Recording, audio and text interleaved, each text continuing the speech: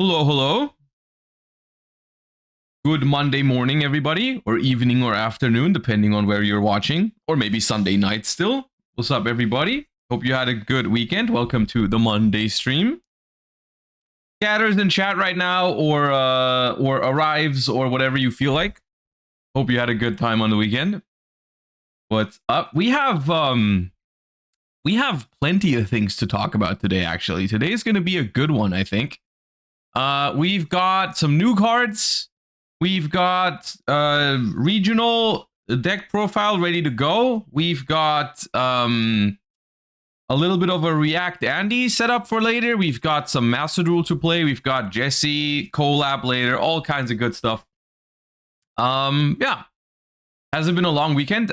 It's been a long weekend. It's been Saturday was of course the day I went to the regional, which I did all right at. Not as good as I was hoping to, but like not awful either. I lost the last round to finish 6-3, which isn't like a horrible result. It's not what I was hoping for, but it was okay. It was a long day though. But we'll talk about that more later. 5 a.m. here. Oh, that's early. That is early. Shout outs to you for checking in so early. Davidson, thank you for the 18 months. And Ugly Brazo, thank you for the 4 months. Miso Tezu, thank you for the 23 months during the starting soon screen. Appreciate all of you. Ryan JW, thank you for the full year of support. Why don't we hop in and warm up before we talk about all the things we're going to talk about today? Let us begin. Let's get going. Good morning, peeps. Wait, how early is it for you? I'm doing good, Nilmi. How are you?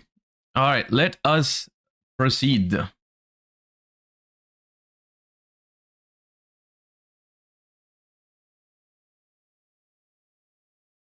Are we kicking it off with a Blackwing? Really? Is it a Blackwing? No, it's not a Blackwing. That's not a Blackwing. I think that's a trap. Is that a trap card? Yeah, that's a trap card. That is something. Painful Escape. No, it's something Escape, isn't it? No. Next to be lost. Oh, next to be lost. Okay. Well, I've just yapped for 40 seconds about this card, apparently. Ooh, I've seen this one. But I don't know what it's called.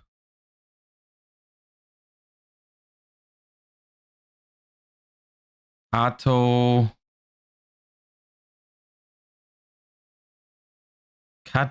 Pass. All right.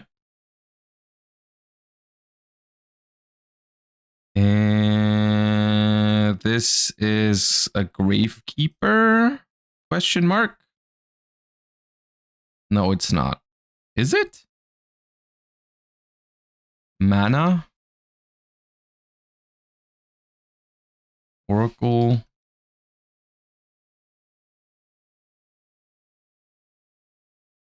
Okay, not familiar with that card.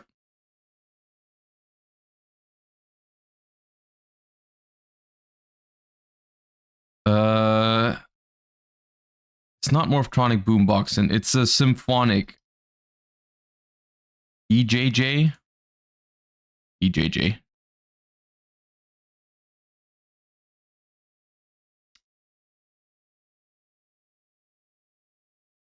That is a generator. Generator, something with S? Or not S? Vala? Vala. Yeah.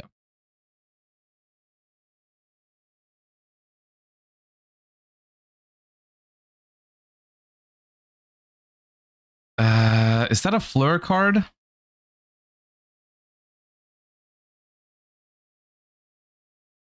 Sorcerer to Fleur? Sorcier? Oh.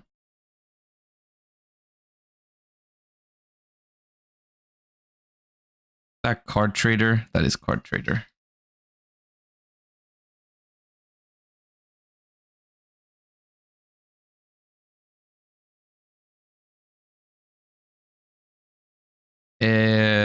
Metaltron?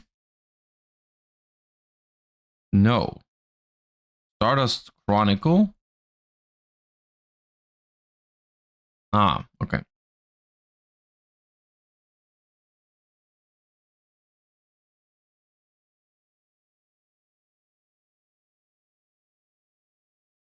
Ooh, I've seen this.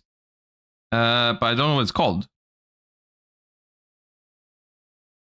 Oh, the pendulum. Okay. Yeah, yeah, yeah.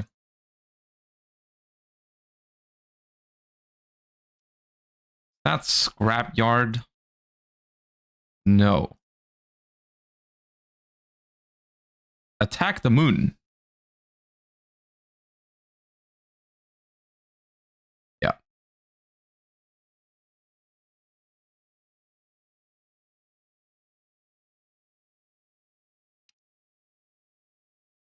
Oh, I know you. Yeah. The thingy. Armed dragon. Yeah. Armed dragon, protector dragon, whatever. Yeah, that one.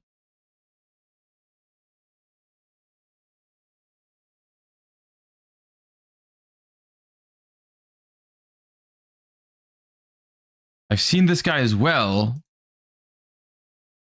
That's just Merlin. Yeah. We are doing criminally bad so far.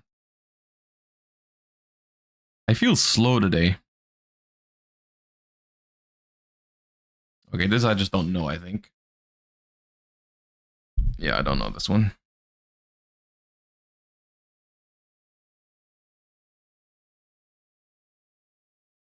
Ooh, that's like infestation.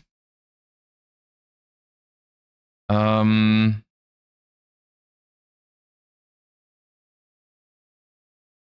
yeah.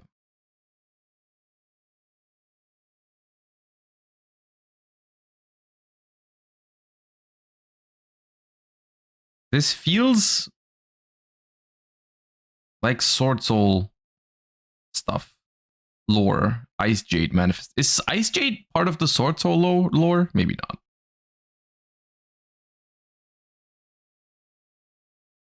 That's Sprite.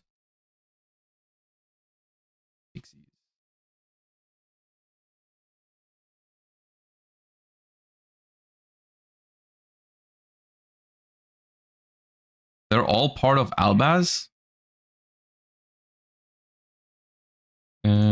Extravailer. Wait, Sword Soul is part of the branded lore?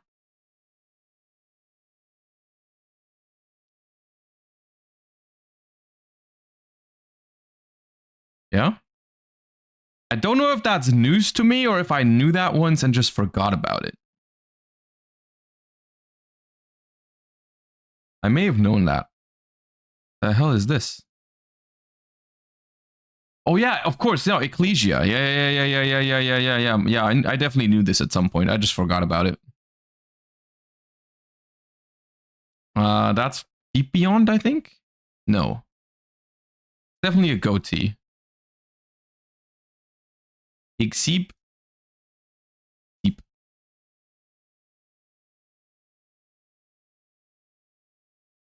Korkimeru Draigo.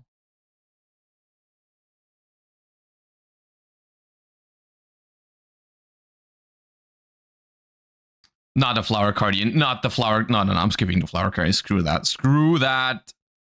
Nope. Nope.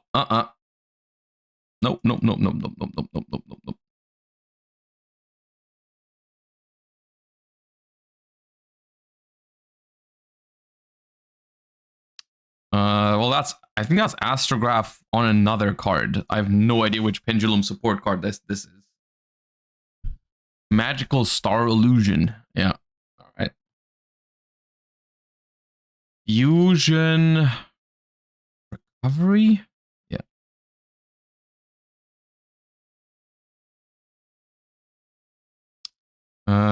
Micro Cell.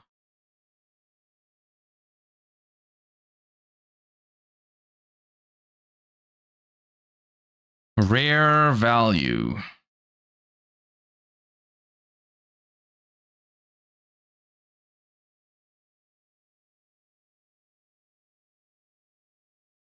What is this? No idea.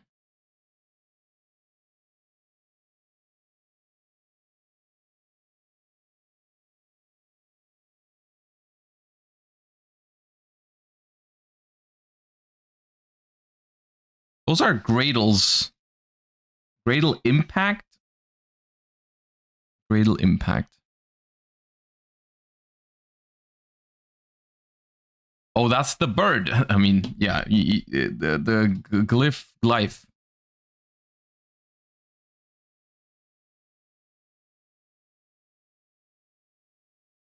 That is a butterfly. No, it's a moth. I lied. I don't know what this is called. Queen butterfly. Wait, is it a butterfly or a moth now? Oh my god.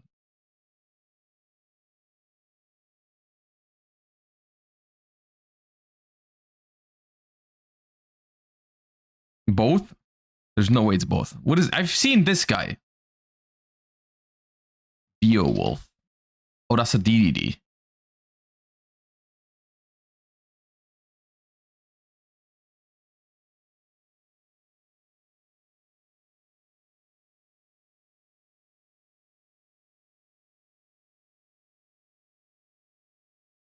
Another... Stop giving me DDDs. I don't know those.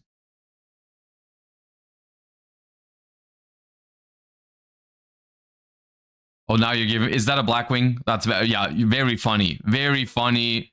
Yeah. Haha.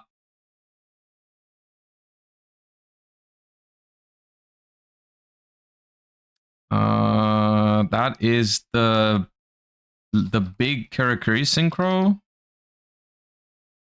I think the new... They made a level 9. The Raibu, is that the one? Yeah.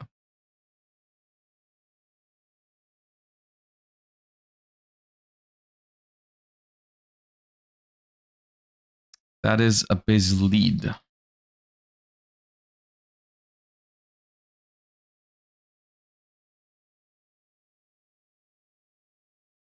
That is some sort of insect. I don't know.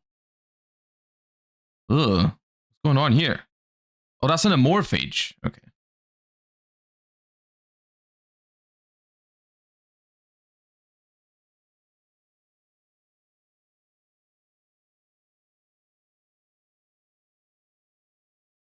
Oh, who Megalol?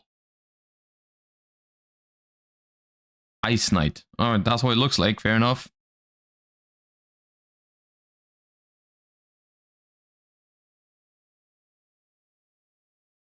Vendred? You look Vendredy. Surely you're a Vendred. Battlelord? Battlelord.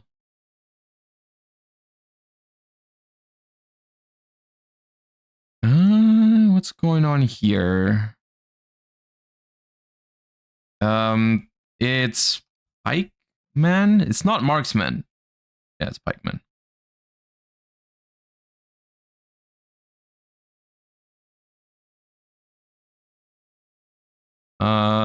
Something Chronicle. Spell Chronicle? Yeah.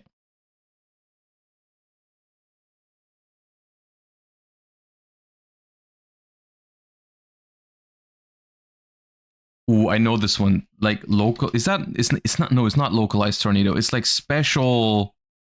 Hurricane. That's the word I was looking for. Not tornado. Yeah.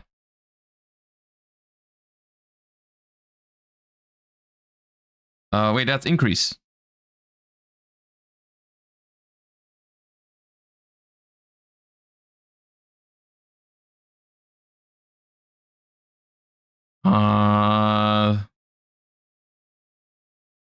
Charger? Battery charger? Nope. Power adapter? Nope. Adapter. Power up adapter. Let's go.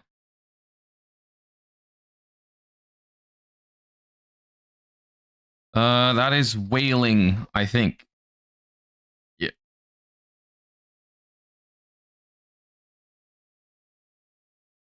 That feels familiar. That is Stygian security? Yeah.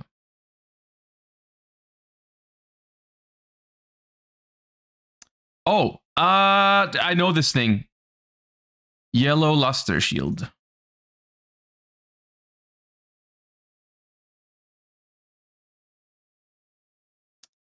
That is the transmigration tachyon thingy. Yeah. Duel Links card.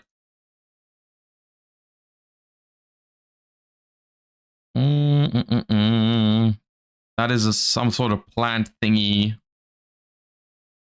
Something fig. First fig. Yeah.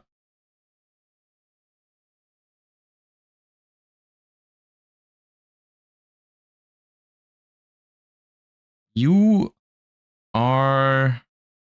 I don't know, it's a spell trap. That's Arcanite Magician, but it's like, yeah. Come on, we can get 700 at least. If we believe real hard.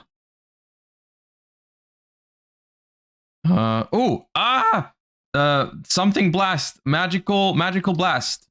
Yeah.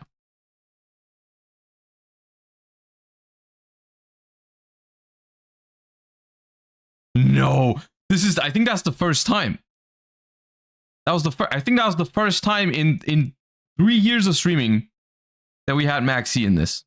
Was it? Maybe we've had it before. I don't know what this is. Evo Miracle. Come on. Come on. One more card. One more card. What is this? A Ghost Trick. Is that a Ghost Trick? Ghost Trick. Okay, I can't type. All right. I don't want to talk about it. I do not want to talk about it. Was that a Ghost Trick?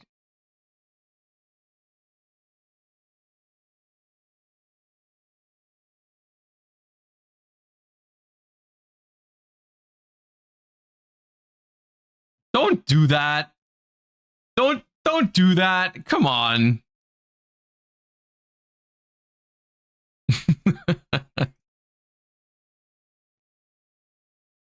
Don't do that either. Yes, I know you would have done better. I know you would have done better. All right, we're looking for... Let's try a Link 4. Let's try Firewall Dragon. We are looking for a Link 4 indeed. Link 4, not dark, not light. Bigger than Amble Whale. 2600. Link 4. Link 4, 2600. Wind, Water, Marincess. Link 4, any of those got 2600? Marincess, Great Bubble Reef. Not it either. Okay. I guess those are cybers. Okay, Earth or Wind? Link 4, Earth or Wind? 2600 attack. Well, I can get this. Link 4. What's a Link 4 Wind monster? Well, Appaloosa, but that's not 2600. Bengalancer? What's Bengalancer? Bengalancer's an Earth? No, that's a light monster. Yeah, it's not a light monster. Saryuja is not 2600. Also, Saryuja, it's 2021 or up. Oh, the Ritual Beast is 2600, right? Rairautari? Yeah. All right. There we go.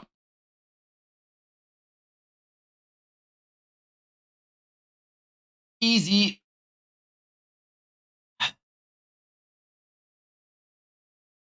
All right, let's play a game of higher or lower, just because I'm feeling like it, and then we get started.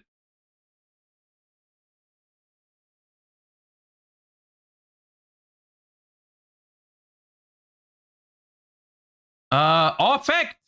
Thank you for the 20 community gift subs. Appreciate that. Thank you so much. What a great start of the day. Appreciate that. Very kind. Enjoy your subs, guys. Or dodged in chat if you dodged it. I appreciate that a lot. Thank you. Okay. Let's play a round of higher lower. We've got Herald of Mirage Lights. Okay, dual drives later. That was an easy one. Rindbrum is earlier. 23, that's Giga early. 2007, that's gotta be later. 24, earlier.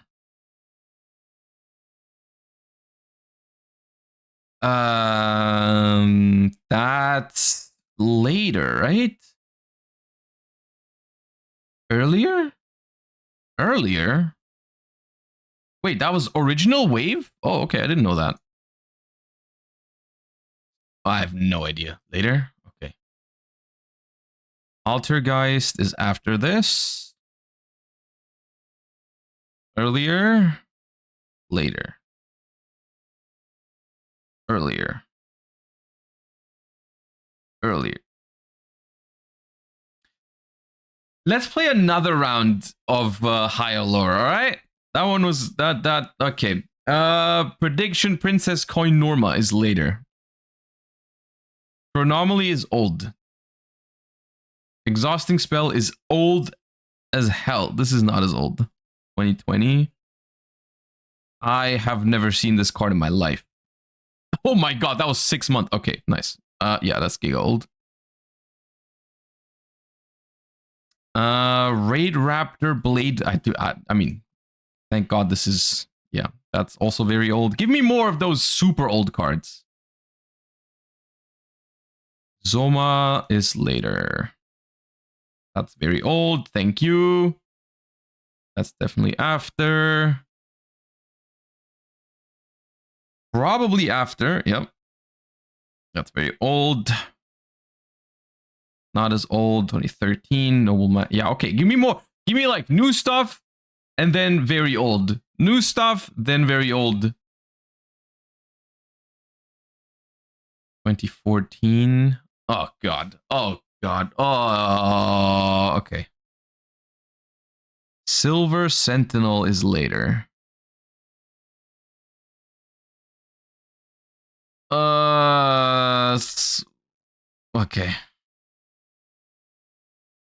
2009. I've never seen this card in my life. Okay. Noble Knight Brothers. 2014. Very old.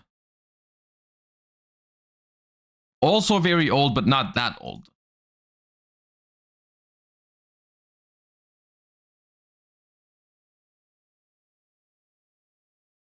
Oh god, I think these are from around the same time. I think this one is slightly older. Yeah.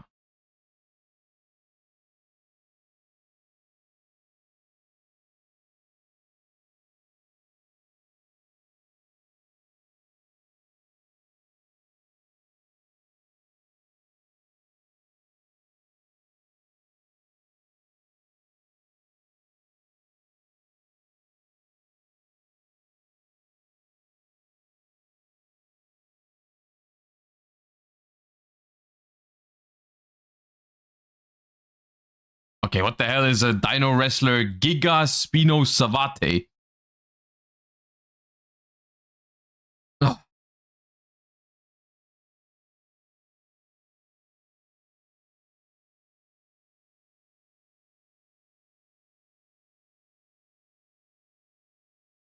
No, what the hell is Acrobatic Magician? And this is like... this, I don't know. I'm guessing. Oh, they're the same day!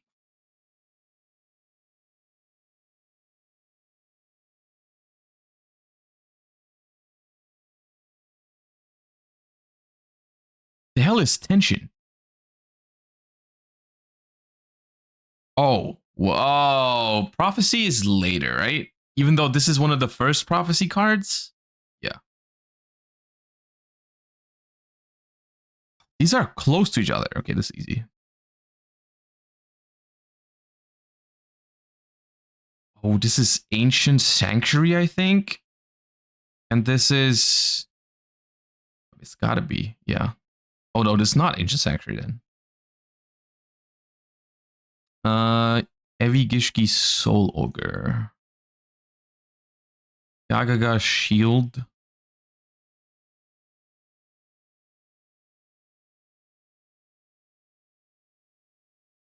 No!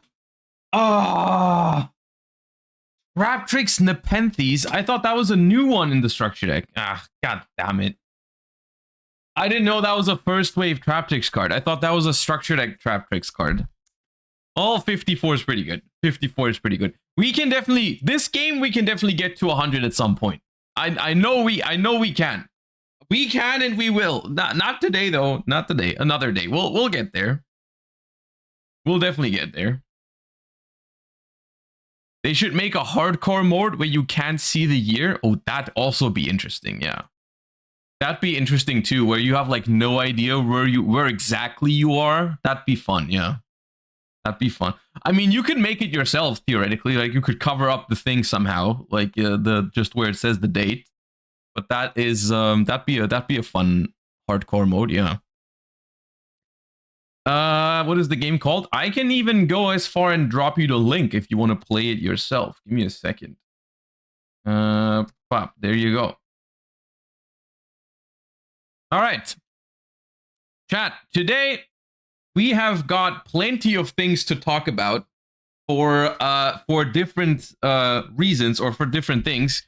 It's going to be exciting. We have a couple of news that I want to go over first regarding, we've got a first look at the first 3 archetypes in the next deck building pack, like the next pack after crossover breakers, like Ryziel, Malice, Yugioh.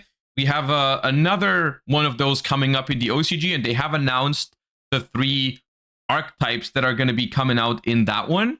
Then we've got Supreme Darkness full openings came out on Friday, so we now know exactly which cards they imported from the OCG, and we also know the world premiere cards now, the TCG exclusives. We know all of those, so I want to go over those today, as well as we've got some new cards for Alliance Insight that they have announced. Once we're done with that, what we're gonna do is we have a discussion to have, or a little bit of a react. It's been a while since we've reacted to anything really, but there's a little bit of a topic going on over on Twitter. I saw this morning, and people have suggested it in my Discord server that I would react to it or give my take on it. So we're going to do that today as well. Then we have a little bit of a regional report / deck profile of the Fiendsmith Ryziel deck I played at the regional over the course of the weekend, or on Saturday rather, which the patrons already had access to the list. I posted it early on Patreon and gave people a chance to ask some questions, but I'm still going to record a deck profile for it today.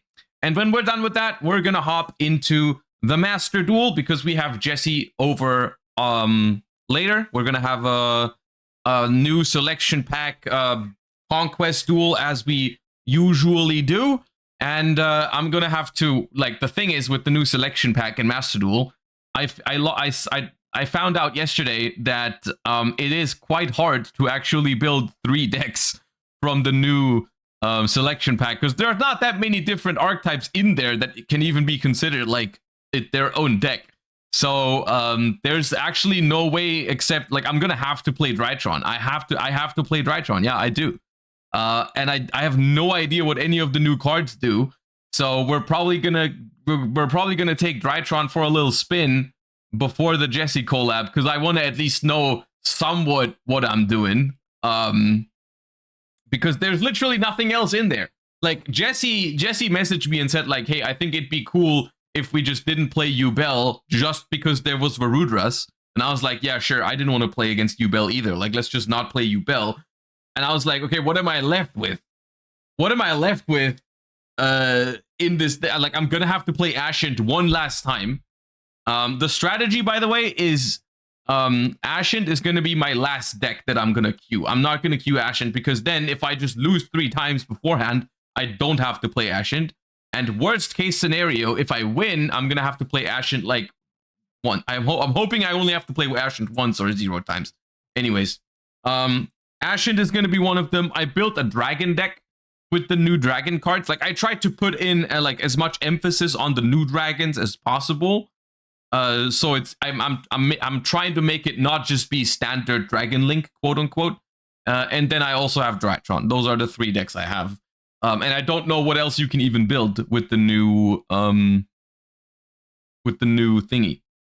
Yeah, so that being said, let us hop into these things one by one, and let's go in chronological order in terms of when these cards are going to come out, which means that first things first, we're going to take a look at important imports from Supreme Darkness, as well as the TCG exclusives. Now, we've got Detonating Karibo, which I'm going to enhance here. It's not the clearest image, but I do remember this card not being that great. If a Karibo monster card is on the field, you can special summon this card from your hand. When your opponent activates a monster effect on the field, quick effect, negate, equip this card to that monster with the following effect. The equipped monster's effects are negated. Yeah, so it's Karibo support. It's not the best card in the world. It's not the worst card in the world, but it's kind of like whatever. We've got Otonari Thunder. The thing about the imports is that I have read these at some point. If you control 2 or more Thunder monster and this card is in your hand or graveyard, you can special summon this card but banish it when it leaves the field. You can target an Xyz monster you control, attach 2 level 4 Light Thunder monsters from hand, face up, field, and their graveyard to it as material, including this card you control. You can only use each effect of Otonari Thunder once per turn. Also not an awful card, because in theory, it's a free level 4 body that you can get from your graveyard if you have Thunder monsters on the board. I don't know exactly where you're going to play this card, but it itself is not a terrible card. So now we're going to have it. I don't see any applications for it as of now, but it is what it is. It's not a terrible card. We've got Performapal Sky Magician Girl, which is if you control a continuous spell, you can special summon this card from your hand. If this card is special summoned from the hand, you can send a level 4 lowest light spellcaster from your deck to the graveyard. If this face-up card leaves the field, you can target a spell trap on the field destroyed. You can only use each effect once per turn. This is a good card that I think I've read in combination with other new Performapal cards, but I don't think all of them are here, which is kind of awkward. Isn't there more Performapal support than just this one? Because there were multiple Pendulum cards at some point, like Performapals, but I don't know. This is a good card. This is a good card. This card is specifically good in the OCG and in Master Duel because they still have Fairy Tail Snow. Actually, I'm not 100% sure the OCG still has Fairy Tail Snow. I know Master Duel has Fairy Tail Snow, which is one of the best targets for this card to send. But even without Fairy Tail Snow, there is good targets for this, like for 4 mages, right? Which is probably what it's meant to be played with, the Perform Mage cards. This is a good card. So having this around for when we get the other Performapal, Perform Mage support, then this might be a relevant card at some point. It's pretty good. And then this one. This is probably the biggest of them all. Let me enhance on Magista's Chorozo, which is a level 4 spellcaster fusion tuner. Its materials are a fusion, synchro, exceed, or link monster plus a spellcaster monster.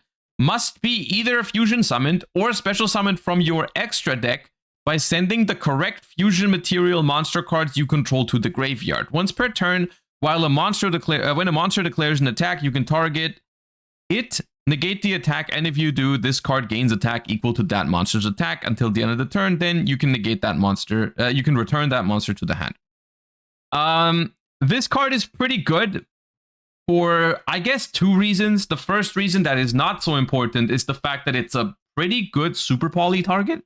Like, basically any extra deck monster plus a spellcaster is something that could come up eventually. It's not bad, especially because what you get out of it is a level 4 tuner, which is pretty relevant for certain decks. You know, being able to just super poly into a tuner is good.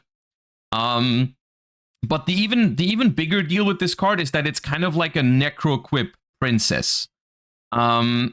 Because the way this card works is you can summon it by sending the correct fusion material monster cards you control to the graveyard, which means that you can use monsters that are equipped to other monsters as material, because that is essentially how this works. This means you can summon this in, I mean, it's meant to be in Megistus. That's why it has this sort of treat to it. That's what it's meant to be used for. In the sense that, like, Megistus is a deck that easily equips like their extra deck monsters to their main deck monsters, which are, I think most of them are spellcasters, if not all. So you can, like, if you have a spellcaster that's equipped with something from the extra deck, you can immediately summon this thing. But of course, it is rather generic in the use of its materials, so that you can, like, use it in other decks as well. For example, you could theoretically use this card in Centurion, right? You could use this card in Centurion, because if you have a Primera in your spell and trap zone, that is a spellcaster monster that you could send to the graveyard to summon this card if you ever wanted to, right? But that would, in theory, enable Centurion to have access to another free tuner if you can have, like, for example, this card makes Talents a lot better in Centurion because you can just steal an extra deck monster and then just turn it into a tuner if you want to do that. Like, if you have a Centurion Primera in your spell trap zone, you can, like, Talents, take your whatever and turn it into a tuner. But also, there's other random applications. You could use this card in Fiendsmith decks, for example. If you have a Fiendsmith monster that's equipped with Requiem, and then you have a spellcaster monster on the field, for example, like you have normal summon Effect Veiler, because that's the only monster you have. You can turn the Effect Veiler and the Requiem into this, and then that's a level 4 tuner Dark. So together with your Engraver, that makes any level 10 synchro, but also it makes Light and Dark Chaos Angel. So, like, this card, it's not super broken, but it has applications. I doubt that Fiendsmith decks are gonna have the extra deck space for this, but that is something you can do with it. Are we sure it works like that? We are sure it works like that, yes. And it works like that specifically because it mentions the term monster cards. That is the difference. Once again, that is the same thing as with other cards that work the same way, like Necroquip Princess. A monster in your spell trap zone is no longer a monster, but it is still a monster card, if that makes sense. I know it's complicated, but it is like a monster. It's still a monster card that is currently just also a continuous spell. But yeah. It's difficult. It's difficult. It's hard to explain, but it does work like that because of the specifics of the card. Like, it says monster card, and that's why. Yeah, that's why the Centurion trap can also ban. Yeah, the Centurion traps. Let me bring up something. Let me bring up something as a comparison. Centurion Phalanx. Centurion Phalanx reads: target a face-up monster card on the field, banish it, and if you do, during the next standby phase, special summon that banished monster to its owner's field. This card, even though it doesn't actually come up very often, but this card can banish you could banish a Centurion Primera from your spell trap zone with this. You could also banish your opponent's Requiem that is equipped to their Engraver if you wanted to. You obviously, most of the time, you would rather banish the Engraver on the field, but you could. In theory, you could do that with Phalanx. So yeah, that's the difference between... If this card just says target a face-up monster on the field, then you couldn't target the ones in the spell trap zone, because those are not monsters, but they are monster cards. All right. So overall, honestly, this is the 4 imports. 2 of them are pretty good, I think. And, like, even though they don't have immediate impact, they're good cards to have in the TCG for whenever their other support comes out. But here's the even more interesting part. These are the cards that are completely new in this pack. I mean, all of these cards we've seen before. I've reacted to these at some point, probably like weeks or months in the past. But we've known these cards exist. These ones are completely new. So Dark Necromancer, I'm going to skip over because this one was already announced by them 2 weeks ago or something. We have looked at this one. But we've got some more. We've got Volcarion, the Rotting Phoenix, which is more zombie support. And this one is a zombie tuner level 4. If you control a zombie monster, you can special summon this card from your hand. During your main phase, you can return this card from the field to the hand. Then you can special summon a zombie monster from your hand. You can only use each effect of Volcarion, the Rotting Phoenix, once per turn. I think this is a pretty good card. Even though it's not like crazy broken or one card combo on its own or anything like that, that's a pretty good zombie tuner extender. Like being able to just summon this thing from your hand as a level 4 tuner without any further restriction other than playing a zombie deck is pretty good. Also, you can even use this card to get out other, like this doesn't even, like, if it only had the first effect, right? If it only had its first effect, it would be just an extender and nothing else.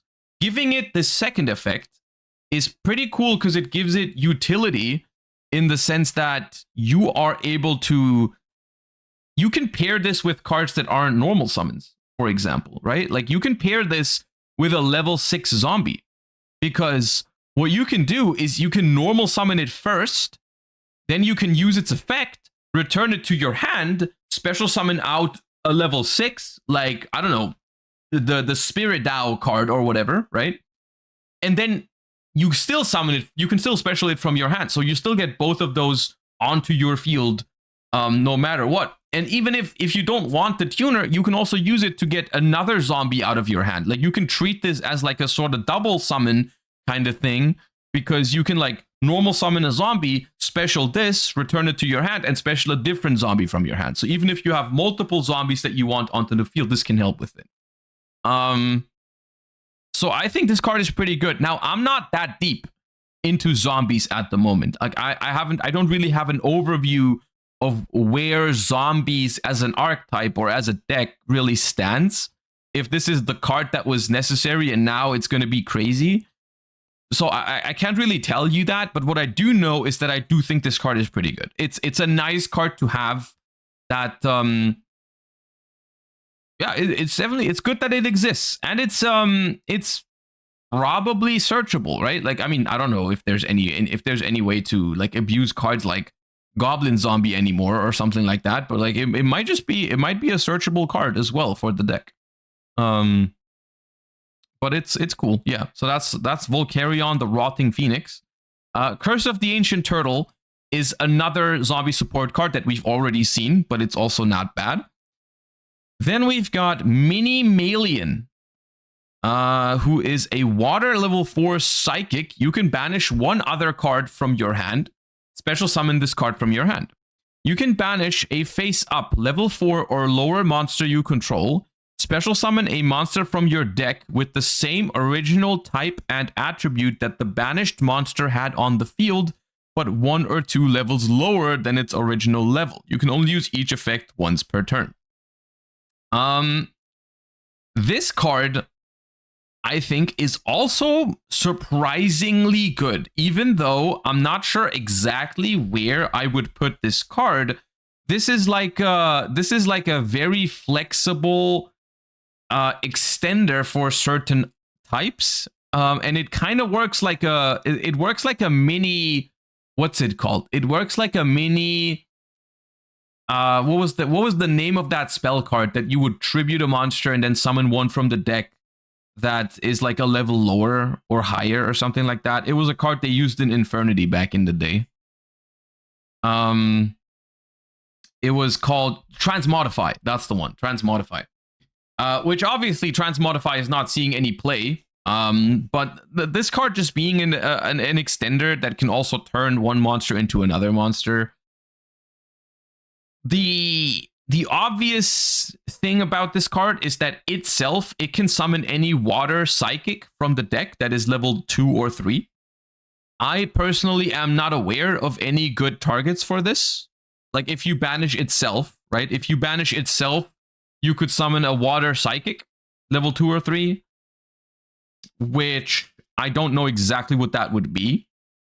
Mutants. Okay, maybe. There's mutants and the blue super quantal. Okay, doesn't seem like the most broken targets, but at least there are some. But obviously you can also banish other things to summon whatever, right? Like if your normal summon gets negated, you can special summon this and then summon one from the deck that has the same type and attribute, just 1 or 2 levels lower. Yeah, people are doing Ibli in Malice with this. I don't think that's what this card is going to be used for in the long run. In theory, you're right. That's possible. I don't think this is the type of thing that Malice needs. But there's applications for this card. And that's what I mean.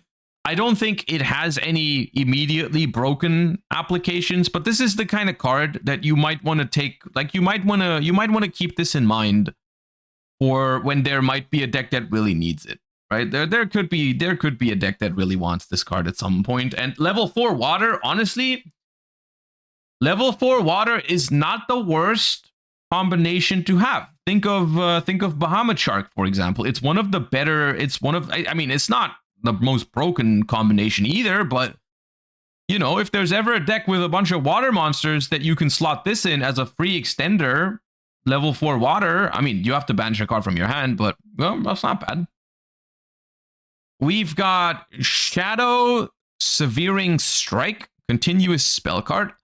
If a card is banished from the hand or field to activate a monster effect, except during the damage step, you can apply one of the following effects based on one of the card types banished.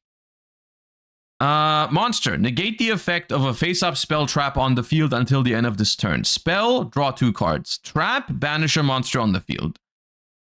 If this card is banished to activate a monster effect, you can add one of your other banished cards to your hand. You can only use each effect once per turn. Okay. Just so we clarify how this card works. This requires you to banish a card from your hand to activate a monster effect, meaning that you have to banish it as cost.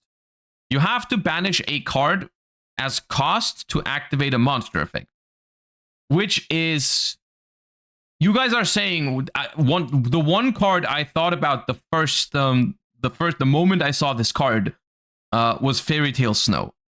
With Fairy Tale Snow, this card goes crazy because if you like banish, you can banish a spell and a trap to draw 2 cards and banish a monster as a quick effect on your opponent's turn, which would be pretty nice. This card's interesting. I think this card is interesting. Once again, I cannot think of an immediate application for this card because I'm struggling to even think of many monsters that have like, hey, banish a card from your hand or field as activation requirement. The new Diabellstar that banishes a spell and a trap is insane. I mean, the thing is, hold up. I know which one you're referring to. Let me quickly bring it up.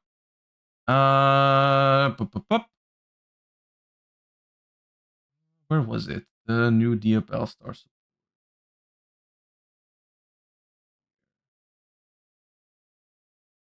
You're referring to this card, right? You're referring to this card. Banish a spell and a trap from your hand and or graveyard. Special summon this card from your hand or graveyard. Like, yes, in theory that works. The problem is, I mean, not problem. It's just this is a kind of card. The way I'm looking at this card is I'm looking at this card in a similar fashion to another card that is also in theory a pretty good card, and I've tried using it before, but it's never been to great success. And that is a card like Pinpoint Landing, which is a card that says every time when you special summon a monster from your hand, you get to draw a card, and that is just something you can repeat over and over for great card advantage in the long term. But the problem with this kind of card is that it doesn't do anything on its own, right? This is the kind of card that not only is it relatively specific in what you can play it in, because not many decks have cards or monsters that banish spell traps or monsters for cost from your hand. but it also doesn't even like give you a play or something like that. So I do think there is great potential theoretically in this card, but I don't exactly see a home for it right now. And I'm not sure exactly if it would ever be played because it's very passive. It doesn't do anything on its own unless you draw it with combinations that already play the game. But it is not a bad card. The coolest thing about this card is that it has two parts, right? Like it's the first part, if you're banishing a different card, then it has those effects. Or you can also banish itself to retrieve any of your banished cards. That's, I think, cool. The fact that it has those two effects to it. I like this card. I think it's a cool card conceptually. I just can't think of where to put it. You know what I mean? But if they ever make an archetype where like most of their monsters banish for cost, I could see it. I could see it if there's a deck where everything banishes for cost. Wow. Could work. Could work. And then we've got DD Post, which is a continuous trap card. Monsters you control gain 300 attack for each card type, monster, spell, or trap among your banished cards. Once per turn, during the main phase, you can banish a card from your hand or graveyard. Then you can shuffle one of your banished cards into the deck. If this card is banished, you can place it face up on your field. You can only use this effect of DD Post once per turn.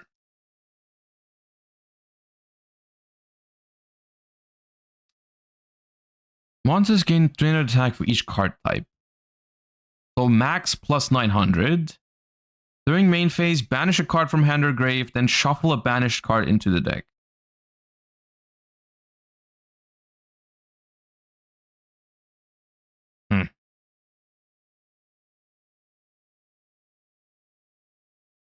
Those three cards are all mutant free agents. Is mutant one of those decks that like banishes things for cost?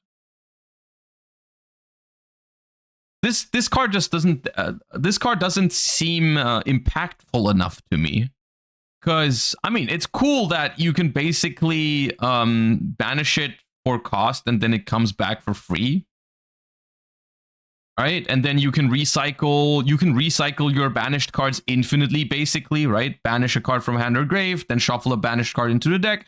You can basically never run out of things in a deck that you would play this card in, which is, I mean, that's cool. Sounds cool in a grindy game, but then like it just doesn't do anything, right? Like not really. Even 10 years ago, I'm not sure where you play this, but I guess. Yeah, like Dragon Rulers, right? You like banish a Dragon Ruler from your graveyard to recycle your other banished Dragon Rulers, that kind of thing. Yeah, I could see it. I could see it in those kind of decks. Yeah, sure. In a very, very, very slow game of Yu-Gi-Oh, this card could be considered. I don't think we are in that state right now, though. And we might never be there again. And then we've got Beast of Talvar, the Sword Summit. So we got a Beast of Talvar retrain. Level 7 Dark Fiend effect monster. This card is always treated as an Archfiend card. If you control no monsters, you can special summon this card from your hand. The first time this card would be destroyed by an opponent's card effect each turn, it is not destroyed. Neither player can target other monsters with equip spell cards or effects. Okay, so this is just a terrible Kashtira monster, basically. This is like... Yeah. This is like... this card is worse than if you just would play Kashtira Ogre in a deck without any search target for it. Like, you'd rather summon Kashtira Ogre with no targets than summoning this. All right, cool. We've got Ripple Bird, a rank 1 wind monster. 2 level 1 monsters, a winged beast. Normally this would be scary because it's a winged beast rank 1, so it allows you to go Featherstorm, but that already exists for level 1, right? There's already level 1s that enable Featherstorm, so it's not a big deal. You can detach a material from this card, then target a monster on the field, change its battle position. While all monsters you control are in attack position, they gain 500 attack. While all monsters you control are in defense position, your opponent cannot declare an attack. I think this card is deceptively good, actually, because... So for two reasons. One reason I've heard is that this card is actually quite good in Mimighouls, which I don't know that much about, but I could see it because it's a rank 1 that can flip up your opponent's Mimighouls, which is fair, I guess. The other thing that's also cool is that it's just a cool utility thing. Like in a deck, I mean, there aren't many decks I can think of right now that play rank 1s at the moment, but it's like being able to summon this in attack position, if everything is in attack, that's a lot of damage for a rank 1. That's a lot of damage for a rank 1 because it boosts everything by 500. So if you have 4 monsters and you summon this thing in attack position, it's basically boosting. But if it boosts 4 monsters by 500, that basically means it's doing 3,000 damage as a rank 1, which is a lot for just overlaying 2 level 1 bodies, right? And it also has the added utility in a deck that doesn't have any link monsters. Sometimes you put all of these in defense mode.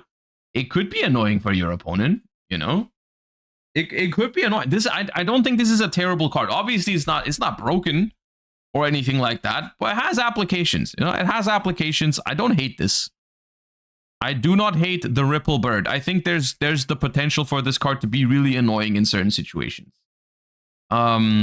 Even though it's not going to be like a staple in a lot of decks or anything like that, but I could see this being a thing sometimes. We've got the Toil of the Normal trap card. Apply these effects in sequence based on the number of normal monsters with different names in your graveyard. Skip over any that don't apply. All right, so you're gonna have to play a bunch of normals and get them to the graveyard for this card to be good. 1. This turn, normal monsters you control gain 800 attack. 2. Negate the effects of 1 effect monster on the field until the end of this turn. 3. This turn, normal monsters you control cannot be destroyed by card effects. 4. Shuffle an effect monster on the field into the deck. 5. Add 1 Toil of the Normal from your deck to your hand. You can only activate once per turn. Yeah. This is not going to be good. I can't think of a deck that can use this card. I mean, with Primite around the corner, having 1 or 2 normals in your deck could be realistic. The problem is, for having 2 monsters in the graveyard, this card is essentially just an imperm. This card, I would consider this card a good trap card at the point where you have 4 vanillas in your graveyard, which at the point where you have 4 vanillas in your graveyard, you have other problems. Right? You have other problems if you have 4 vanillas in your graveyard. And the problem is probably that those vanillas are in your deck. And that's an issue. But being able to non-target negate and non-target shuffle a monster into the deck would be a good card. However, yeah. Even if it's set in your deck, it would be bad. That's an interesting thought experiment. Do you guys think if this card said in your deck, it'd be playable? No, right? There's no way. There's no way I'm playing a trap card that is like negate an effect on the field and shuffle a monster at the cost of having to play 4 vanillas in your deck. Exodia would play it. Yeah, but I still wouldn't play Exodia because of it. Like, yeah, if you're playing Exodia, this would work and it would be okay, but like...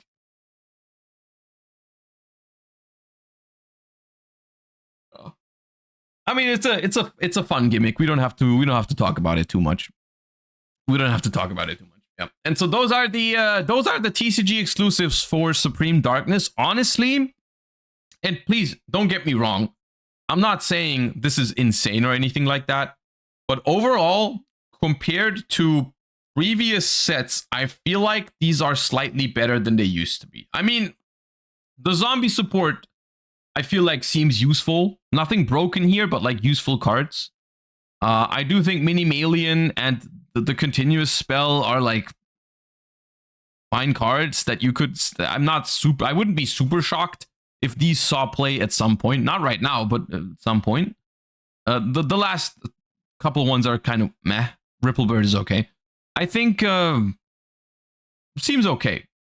Nothing crazy here, but like above average for world premiere cards, which is a pretty low bar, but eh. All right. Let's move on one set further into the future. We have Red Eyes Metal Claw Dragon. Alliance Insight card. Level 7 with Red Eyes stats, 24/2000, Dark Dragon effect monster. You can only use the first and second effect of this card's name each once per turn. You can send one of your set cards to the graveyard, special summon this card from your hand. If this card is... King Boo, thank you for the 30 months. If this card is normal or special summon and you have max Metal Morph on your field or in your graveyard, you can add a Metal Morph trap from your deck or graveyard to your hand. You can activate Metal Morph traps the turn they are set.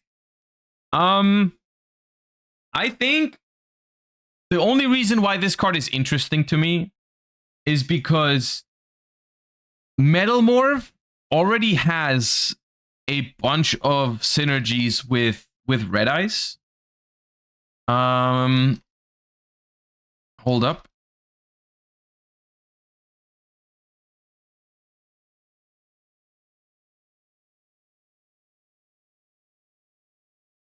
The Metal Morph archetype, like randomly, one of its best cards is this guy, the Red Eyes Black Full Metal Dragon, which was in Rage of the Abyss.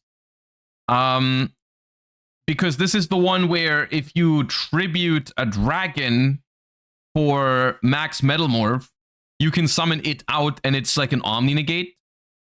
And it also just like if you summon it with max Metal Morph, it becomes like untargetable. And this card has seen play in like Bestial decks. Because those cards being a Red Eyes card also makes it so that you can like summon them with Red Eyes, whatever the baby is called. I always forget. Red Eyes, it's not Red Eyes Baby Dragon. It's just Black Metal Dragon, I think. Right? Yeah, Black Metal Dragon. Being able, like, in Metal Morph, in the TCG, if you drawing this card actually goes kind of hard. Because you like summon it, you link one, you search Red Eyes Darkness Metal Dragon, you summon this out from the graveyard again with Red Eyes Darkness Metal Dragon, then you link it off, you search Red Eyes Black Full Metal Dragon, and that sets up a Omni Negate on your opponent's turn. Like, drawing this card is actually really good. It's like, this one card is like seals plus an Omni Negate in these sort of bestial control decks. And you could, if you have more combo potential, you could even Pisty it later to get another search, yeah. So this being a Red Eyes card, I feel like would matter. I don't hate it. The problem with this entire concept is that I feel like you don't have enough access to this card. I think if they ever make a card for Red Eyes that gives you better access to Black Metal Dragon, I think that's when Red Eyes could become a meta relevant deck.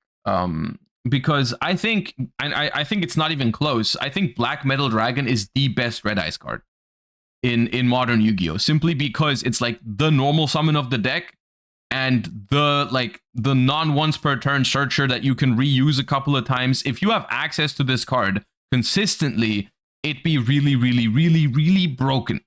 So if they ever give Red Eyes, like, because they keep giving Red Eyes more search targets for Black Metal Dragon, but they don't give them more ways to access Black Metal Dragon, is the thing.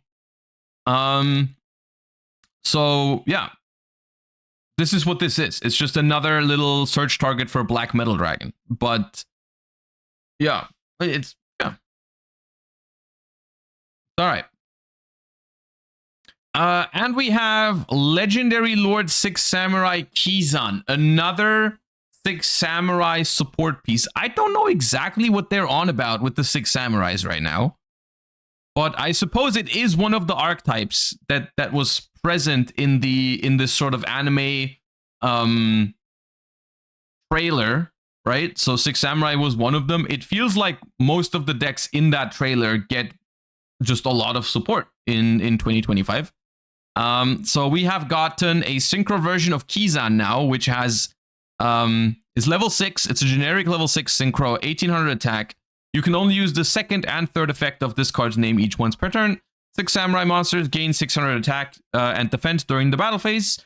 During your main phase, quick effect, you can banish a 6 strike card from your graveyard, then target a card on the field, destroy it. If you control 2 or more 6 samurai monsters, you can special summon this card from your graveyard. Seems like a good card. I am not sure how many 6 strike cards the Six Samurai deck is going to play, because I did forget, I will admit, I did forget which cards that we looked at were 6 strike cards. Yeah.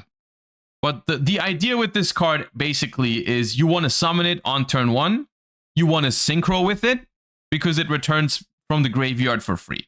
So it's like a synchro climbing tool, which isn't bad. But it's also nothing crazy. It just adds a pop to your end board, basically, if you keep it around. Right? That's what this does. I'm not sure exactly if that's good or not for Six Samurai. The pop is always live. That'd be an interesting concept or context to know, rather. If is there a 6 strike card that they search in their combo for free? Is that something is that the case? Like when you have when you do a normal 6 samurai combo, will you always have a 6 strike in your graveyard? Yes. Okay. That makes this card significantly better.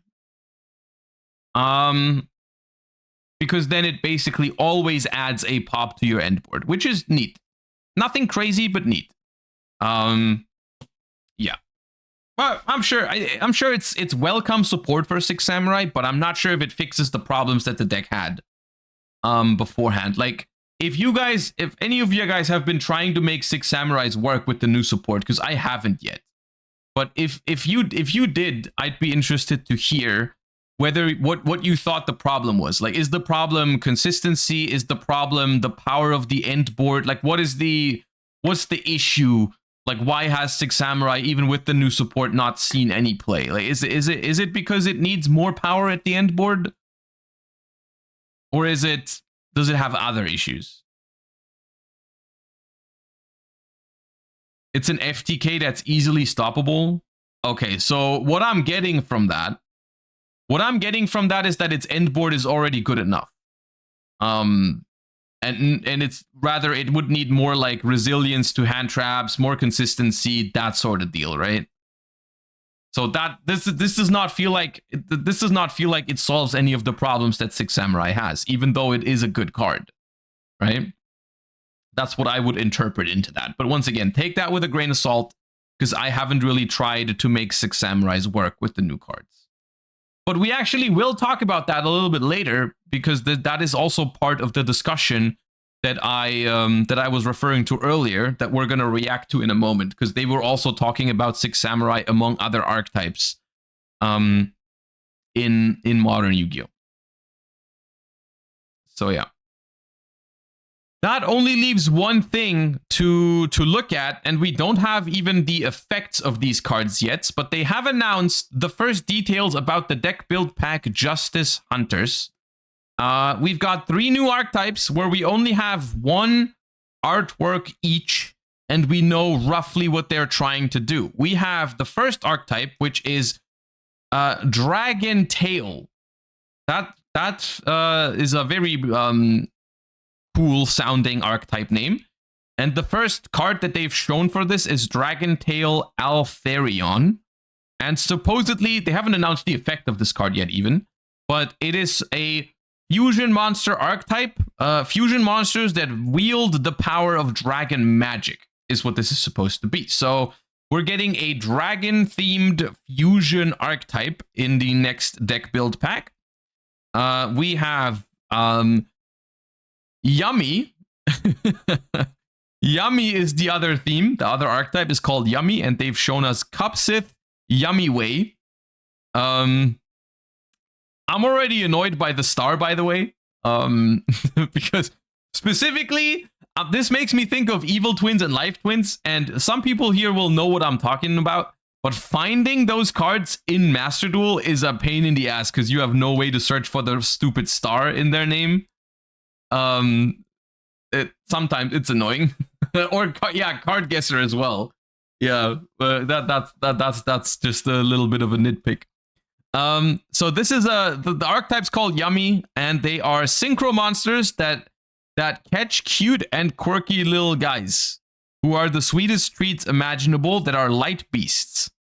This is in some shape or form interesting because this makes me think it has something to do. I mean, it's a synchro based archetype, and it also has something to do with light beasts, which if you remembered, that was also a bunch of the Ancient Fairy Dragon support stuff was also light beast and synchro themed. And that's interesting because those cards were already not bad. And if this archetype is synchro based and has synergy with light beasts, we might have something there. We might have something there if these cards are good and synergize with the Ancient Fairy Dragon support. That could be interesting. The artworks seem cool, kind of funny little guys. It gives me Melfi vibes in some ways, but then like also a little more, you know, with some technology mixed in, some space stuff, whatever. Kind of cool. And then we have K9. K9, where they've announced K9 17 Ripper. Xyz monsters that strike down evil and villainy that spreads in the darkest shadows. All right. I suppose we just can't go one of these deck build packs without some sort of a waifu archetype, I guess. Remains to be seen whether these are good or not. Yeah. Looks like Dinomorphia. I've seen people compare the artwork to Dinomorphia or Zodiac, which I could see the similarities to those archetypes. But it obviously is not those archetypes. It is a new archetype. All right. And that is the details we have about the new deck build pack Justice Hunters, which is about to release in the OCG in probably a couple of weeks. I don't know the exact date, but yeah. We're definitely gonna stay up to date and look at these cards full effects once we get there. I do think it is unlikely for now that the decks are going to be as powerful as Ryziel and Malice right out of the gate. They could be, of course, but it seems to be more of a Ryziel and Malice. To me, they feel like an outlier in terms of power level from the deck build pack. Usually, I don't want to build up too many expectations because most of the time these archetypes become good eventually. But they like right out of the pack, they usually need more support. But we'll have to wait and see what happens with these three archetypes. Yeah. Yeah, and that is all of the news we've got for that happened over the weekend. Gabier, thank you for the 13 months. Appreciate that. Drunk Octopus wants to fight. Thank you for the 13 months. And Leo Ganda, thank you for the 21 months as well. Appreciate the support. Next up, before we go into the regional deck profile, I have a discussion. It's been a while since we've even reacted to anything or have taken part in any sort of discourse about the Yu-Gi-Oh! Trading card game here. So I saw a little bit of a discussion over on Twitter this morning, and people have also suggested it in my Discord or said they wanted my opinion on it. I haven't watched the video yet, but I've seen bits and pieces of the discussion, and I think it is interesting. The video I'm referring to is by APS Amplifier, who they often, or Paul specifically, often brings up interesting points about Yu-Gi-Oh! So it's called The Loss of the Mid-Core Yu-Gi-Oh! Player, which just from the name, I already have an idea of what we're talking about. But the discussion on Twitter also took a little bit of a different turn as well.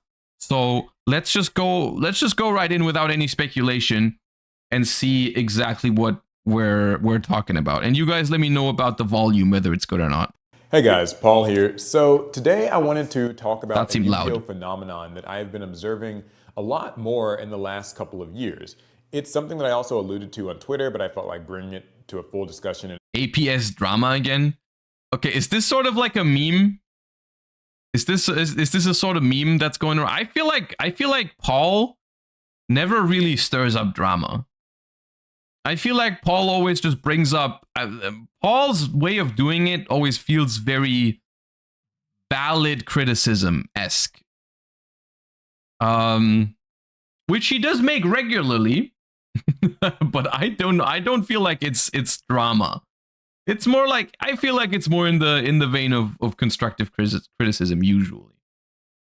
A video would be a really good thing. So basically, it's the sort of loss of the mid-core Yu-Gi-Oh! Player. And what I mean by that is this. So competitive Yu-Gi-Oh! Right now actually feels like it has kind of hit a bit of a fever pitch. Like, people seem to be really enjoying, grinding the competitive YCS scene more now than ever.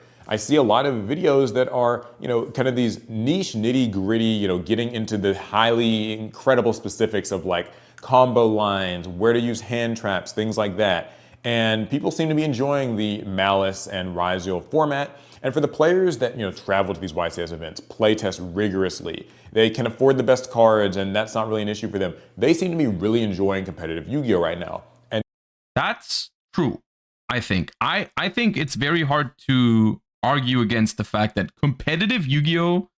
is doing well right now. Competitive Yu-Gi-Oh! Is doing well. Numbers are great. And the format also, I'm enjoying it. I do see myself as a competitive Yu-Gi-Oh! Player, and I am very much enjoying Ryziel and Malice format. And those are the kind of things that I feel like it's easy to forget, though, that is not the entirety of the Yu-Gi-Oh! Community, of course. Like the 2,000 people, the 3,000 people that decide to travel to a YCS event is not, you're not getting the full picture, right, of the Yu-Gi-Oh! Community that way. But I mean, you do get a fair share, the competitive players.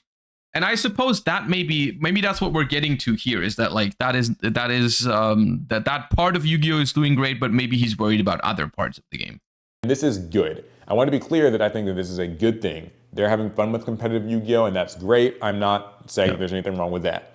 On the other end, you've also got a lot of people who recently have been embracing older formats. Things like GOAT and Edison format come to mind. Some people also like to play Toss or, Hat format as well.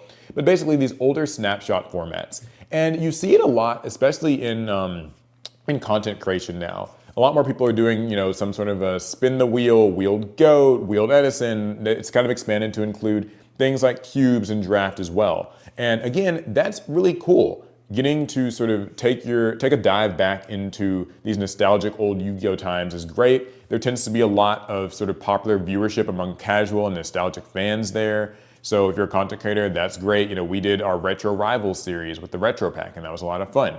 And you see a lot of content from that end of the spectrum as well. But what it feels like there isn't a lot of is a lot of interest and sort of almost maybe support for the mid-core Yu-Gi-Oh! Player, I call it. What is the mid-core Yu-Gi-Oh! Player exactly? Well, basically, this is this player who, they've played Yu-Gi-Oh! For a really long time. They play at locals most weeks. They've been to a few regionals, and they do want to win, but they also kind of want to win with their favorites. They get enthusiastic or excited about anime decks or just some of their favorite decks getting new support. And even if their favorite deck isn't like super duper YCS level viable, they still want to do the best that they can with it. And they want to find content about that. They want to find places to play those decks. And what I'm basically finding is happening is that these players have been sort of neglected a little bit. and are now migrating to other card games or just quitting Yu-Gi-Oh in some cases. I'm trying to wrap my head around the argument because, I mean, yeah, that's definitely a thing that exists, right? Like there is, so basically what we're talking about is there's people that enjoy grinding Yu-Gi-Oh at a high competitive level, which are the people that have like, they don't have an issue with, or are fortunate enough to be able to afford the expensive cards. And so they are taking part in like the competitive Yu-Gi-Oh space, and they're not trying to play a deck because they just like it. They're trying to play a deck because they're trying to win. They're trying to travel to big tournaments and so on and so forth, which is a very, that's something that is enjoyable for them to do, and they are enjoying it, and there's enough of them so that we still have a lot of very big tournaments out there. So that kind of space is fine. And then we've also got what I think we've referred to it as like a more casual environment for Yu-Gi-Oh to play in, where you don't really care what the current like meta decks are or how expensive Molcharmi Fuvolos is or whatever, right? You're just like trying to have fun by playing like your favorite Time Wizard format, or you're watching content creators do like drafts and all that kind of stuff, which I also agree with. There's a lot of fun to be had in Yu-Gi-Oh outside of just the competitive space, which is something that I've been dealing with that as well in terms of content creation, because I don't only enjoy Yu-Gi-Oh in the competitive sense. I also enjoy a lot of these other things, which is it's been difficult for me to explore different directions in content creation, because it feels like you're always you're building up a community or a viewership for one thing. It feels hard to switch sometimes. Like, for example, we played Edison on stream last week, which I thought was really fun, and I had a blast. But that stream did have a couple hundred viewers less than what I usually have, which is understandable, because normally people come here to watch, like, competitive Master Duel or whatever, right? Which is fine. But that space definitely exists, right? And there's a lot of fun to be had with Yu-Gi-Oh in different ways. What I'm not getting just yet is what the mid-core, like, who exactly is mid-core and why are they having a problem? Like, is the argument that it's like, because I'm sure there's always been people like this, right? There's always been people who have like pet decks or favorite archetypes, and they're trying to make them work, and they don't want to or don't have the finances to afford like a new meta deck every other month or every other set, which is completely fair enough. Those are, we're losing those right now, I guess, is the argument. I do think there's a point to be made, that, I mean, I could see it happening. I don't have the numbers behind it, but I do think for those, I thought that there was going to be, or that there is going to be more of a emphasis on the financial aspect of Yu-Gi-Oh. That's what I thought when I read the title, and I'm going to continue watching in a second. I just want to, before I forget what I was going to say, I think there's an argument to be made that, like, if you're very casual about Yu-Gi-Oh, you don't really have an issue with Yu-Gi-Oh being expensive, right? Because, like, if you're just trying to play your favorite retro format, or you're trying to draft with friends or whatever, right? You don't have to care how expensive a meta deck is and how expensive it is to keep up with the game. On the other hand, if you're super deep into Yu-Gi-Oh, like you're a hardcore Yu-Gi-Oh player, hardcore competitive Yu-Gi-Oh player, you're like so invested into the game that you probably also don't have an issue with investing, because I mean, most hobbies cost money, and if you're super deep into Yu-Gi-Oh, you're just going to pick up like a new deck for the next thing, and that it feels kind of natural. Like, it doesn't always feel great, at least from my perspective, to pick up Molcharmies for the next format or something like that, because it is a lot of money. But if someone is as invested into the game as I am, for example, it feels like that's just a natural thing to do. I don't question it every single time a new staple card comes out. I'm not going back to like, oh, should I really pick this up or not? I'm like, yes, I see myself as a hardcore competitive Yu-Gi-Oh player, so yes, I'm going to pick up like the new stuff. That's just how it is. I could see for some people who are like right in the middle, like they care about Yu-Gi-Oh, they would like to compete, but they're not quite hardcore enough to where they don't question the amount of money a card costs. You know what I mean?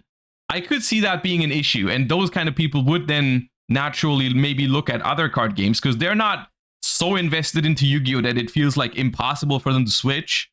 So like they see like, hey, at this other card game I could get a more competitive deck for like maybe the same or less money, right?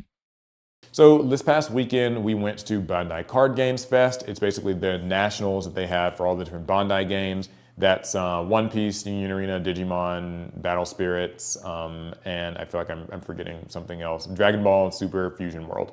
And so basically, like a lot of the people that we met there were really big fans, and that was cool. And they would oftentimes tell us, you know, hey, I'm a really big fan of you guys. I don't like play Yu-Gi-Oh anymore, but I still watch your content. And that's a nice compliment to hear, but it is a little bit worrying because it means that these are players who in some way or another got burned from Yu-Gi-Oh or just disinterested, and they migrated to a card game that they maybe feel better suits their needs. So what are these needs exactly? I do get that too, by the way. I don't know exactly how often, but I've definitely had comments of people saying like, oh, I don't even play Yu-Gi-Oh, but I just enjoy watching your content or hanging out in your streams, which I do appreciate that. You know, I do think it's a nice thing to say. But sometimes I do wonder, like, why that's the case. You know, like I'm thinking, like, hey, why are people watching Yu-Gi-Oh content but not actively playing? Well, I go to a lot of conventions as it happens, and I go to them almost, I'd say, like more than I go to YCS events now. I go to, you know, your New York Comic Cons, your Anime Expos, DreamCon, stuff like that. I like meeting fans and just other like card game players at these events and talking to them and getting kind of their real lived experiences with Yu-Gi-Oh or whatever else. Like, why did they quit Yu-Gi-Oh? Like, why do they, you know, enjoy my content sometimes, but still like they don't really enjoy playing Yu-Gi-Oh? And some of the reasons that I oftentimes hear are things like getting priced out of the game, the power curve of the game, just kind of leaving their favorite decks behind. Maybe they quit because of pendulums or link monsters, or, you know, it's just something to do with Konami, right? There's a bunch of different things people will say about that. And I think that all those reasons are fairly valid to varying degrees. Like, this is gonna, of course, you know, from person to person, people quit at different times for different reasons. I'm not saying it always falls into one of those four categories. It could be other reasons why somebody might quit. But I think that what Yu-Gi-Oh seems to kind of have really lost at the end of the day, this is just in my opinion, you can weigh in, is it's just lost the middle ground. It feels like we are no longer, there's no longer space for the player who just wants to play. Here's an example I've been giving, Six Samurai. They recently got support in Rage of the Abyss. And it was some pretty cool support cards, right? A couple new synchros and like other things like that. And they're even going to be getting more support cards in the next couple sets. But the thing is, Six Samurai don't fit into either of the camps that I described earlier. So basically, you know, Six Sams aren't really going to be beating Malice and Ryziel. I know that you can optimistically speak and say like, oh, well, maybe the perfect Six Samurai player can do it. Sure, cool. But I think that for the average player, that it's kind of accepted and known that like Six Sams aren't going to be winning the next YCS. Also, though, Six Sams can't be played in Edison format, right? These new Six Samurai cards. So if you're sort of this mid-core player and you're excited about the new support for Six Samurai, or maybe recently Madolche or something like that, what do? Right? Like, it feels. So,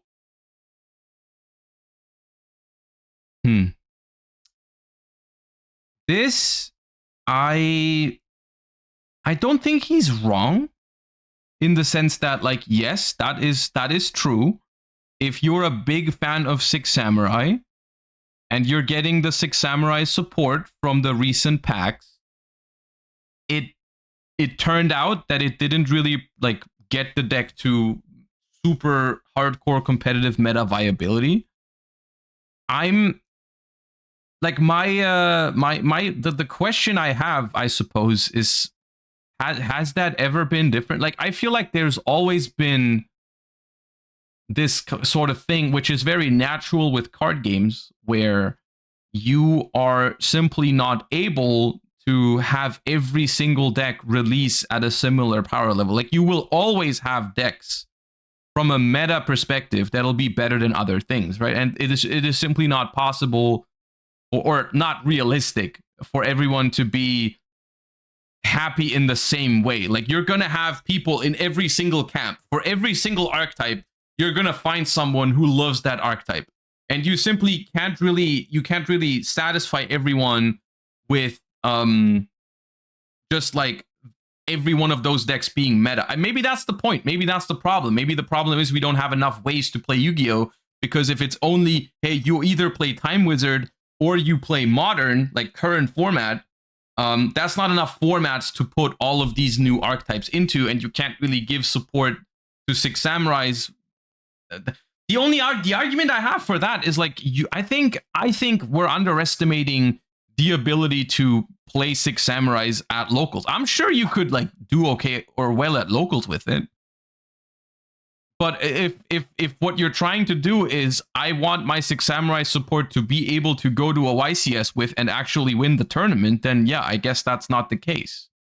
But that is just not something you can satisfy with for every single archetype, right?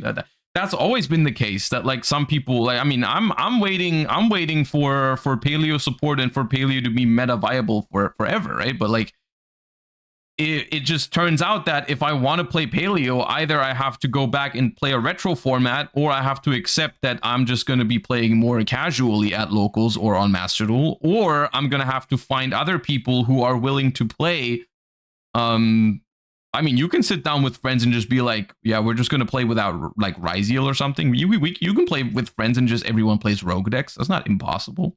But there's no official tournament thingy that supports this, I guess. Feels like less and less content is being made around these decks. Like, you don't really see as many deck profiles. There's not really as much enthusiasm for these cards when they come out. A lot of times when people are buying Rage of the Abyss, they're looking for the most expensive cards, right? They're looking to pull a Dominus Impulse or a Molcharmi Fualos, you know, the expensive secret rare. And like, I think back and I feel like Yu-Gi-Oh's kind of always been this way to some degree. Yes. Like, there's always been an expensive $100 secret rare card. So then I think, okay, what's changed now? What's different? And I think what it is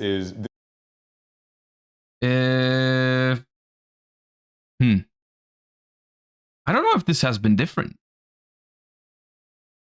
I don't remember anyone messing around with the archetypes that weren't considered very good back in the day. Like, I'm thinking like, hey, even as early as, I don't know, 2011, 2012, 2013, like, no one was messing around with some, I don't know, Battling Boxers or Heroic Challenge or whatever they're called. I'm probably not even remembering them in the right time frame, because there wasn't much hype surrounding those archetypes either. Of course, some people did, but those people still exist. There's still people out there. Like, if you go ahead and you want to go into Six Samurai, you can probably go to YouTube and go Yu-Gi-Oh! Six Samurai deck profile. You will find people who tried, right? Yu-Gi-Oh! Six Samurai deck. Okay, that doesn't count. That does not count. But like, there's other. You know, you've got people looking into Six Samurai for the new format, right? Postal Alliance Insight, you know, like that. The new Six Samurai Kizan was announced yesterday, and there's already replays for this new combo. Like, people are doing that. It's not like no one is doing that. And I feel like it's at a level. I don't feel like that level of commitment that people have to those sort of underdog rogue decks that are getting support where we know it's not going to be tier 1. I don't feel like that's been less than usual. This sort of weird late stage Yu-Gi-Oh! I almost want to call it. That was actually a video I wanted to make as well, which is like, people aren't really opening packs to just get cards and trade them. They're opening packs specifically to get the cards they need. There's a lot more, you know, information and knowledge out there. So like, decks are optimized out the gate. Oftentimes we kind of know what the best stuff is going to be. Yes. And also there's less trading because people are not as interested in buying sealed product and opening it and then like maybe trading some of the ultra rare Mermail or Six Samurai cards or Shark cards that they pulled in Rage the Abyss. They just want to get their... There is less trading. I haven't really thought about it too much, but my personal interpretation of why people trade less these days is simply because the infrastructure for getting your cards online is just so much better these days than it used to be back in the day. Like, yeah, when I grew up, there wasn't a simple way like Card Market or TCG Player where you could just go and find any card for probably the best price online and just get it shipped to your house incredibly fast. And that's why I would used to be like, hey, I would really like that card, but if I'm not gonna be like I don't know, go on eBay and wait a couple of days for an auction to finish or something like that, I would just go ahead and I would go to locals and look for them, right? That would happen, right? But like these days, I feel like that's a general problem with like, I mean, or a general thing rather. I don't know if it's necessarily a problem in this particular case, but this is just an internet thing, right? Like it is just more there's more convenient options than waiting for your next locals to find a specific card. Wallows get their impulse and they will buy it if they need to, or if they are interested in building those other decks I mentioned, they'll just buy the singles for that online. And so there's sort of less trading going on. And like I said, the content kind of seems to be skewing more towards the hyper casual nostalgic end of things. So what do you do when you are just a mid-core Yu-Gi-Oh player interested in these sort of middle of the road decks and there's nothing there for you? See, I don't think that's true. I don't agree with that. I don't think there's nothing there for you. There's a lot of decks, maybe not every single one of them, but there is a lot of these sort of middle ground decks that aren't top tier, but also not bad, that you can find a ton of people online that have been looking into those decks. And like there's infinite Discord servers as well for all kinds of different decks where people are getting together and trying to lab it out. Because at the end of the day, that's what you have to do, right? Like 100%, I guarantee you can win locals with 6 samurais. You can. Of course, you're gonna have to put in work for it, and it's an uphill battle because you're playing a rogue deck. But there's nothing like inherently bad about that. There's always been rogue decks in Yu-Gi-Oh! And decks that you would have to work harder with in order to win. And for some of them, they might even be so bad that it would be almost impossible to win a bigger tournament with it, because they just turned out not that great. And of course, over time, there's going to be more of those decks because we're releasing more archetypes, and some of them are not going to be good. But at the end of the day, that's trading card games for you, and that is also something you're going to experience in other trading card games. At least in every single other card game that I've played, there are decks that are harder to win with, and there are decks that you're not going to find as many resources online as other. Like there's a difference, right? Like for the most popular deck, you're going to find more resources than for rogue decks, but you're still going to find some.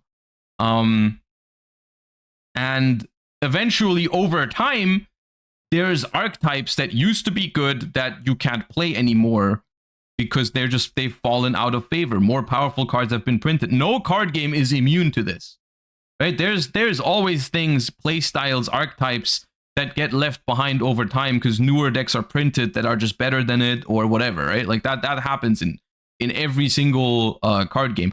Of course, you could argue that like something like I'm thinking of like Magic the Gathering right now, where there's a bunch of different formats, where maybe if you really like a certain play style, you have a higher chance of being able to play it in Magic because there's like 8 different formats that you can play in, and you just choose the one where your deck is good in, maybe. I don't know exactly how it works. I'm not an active Magic player. But then again, I also hear from Magic players a lot that sort of thing can also be intimidating to new players when they see like, hey, which format am I even playing in? This tournament that I'm going to, what exactly is legal? What is not legal? What exactly am I doing? What can I play? What can't I play? That has pros and cons, right?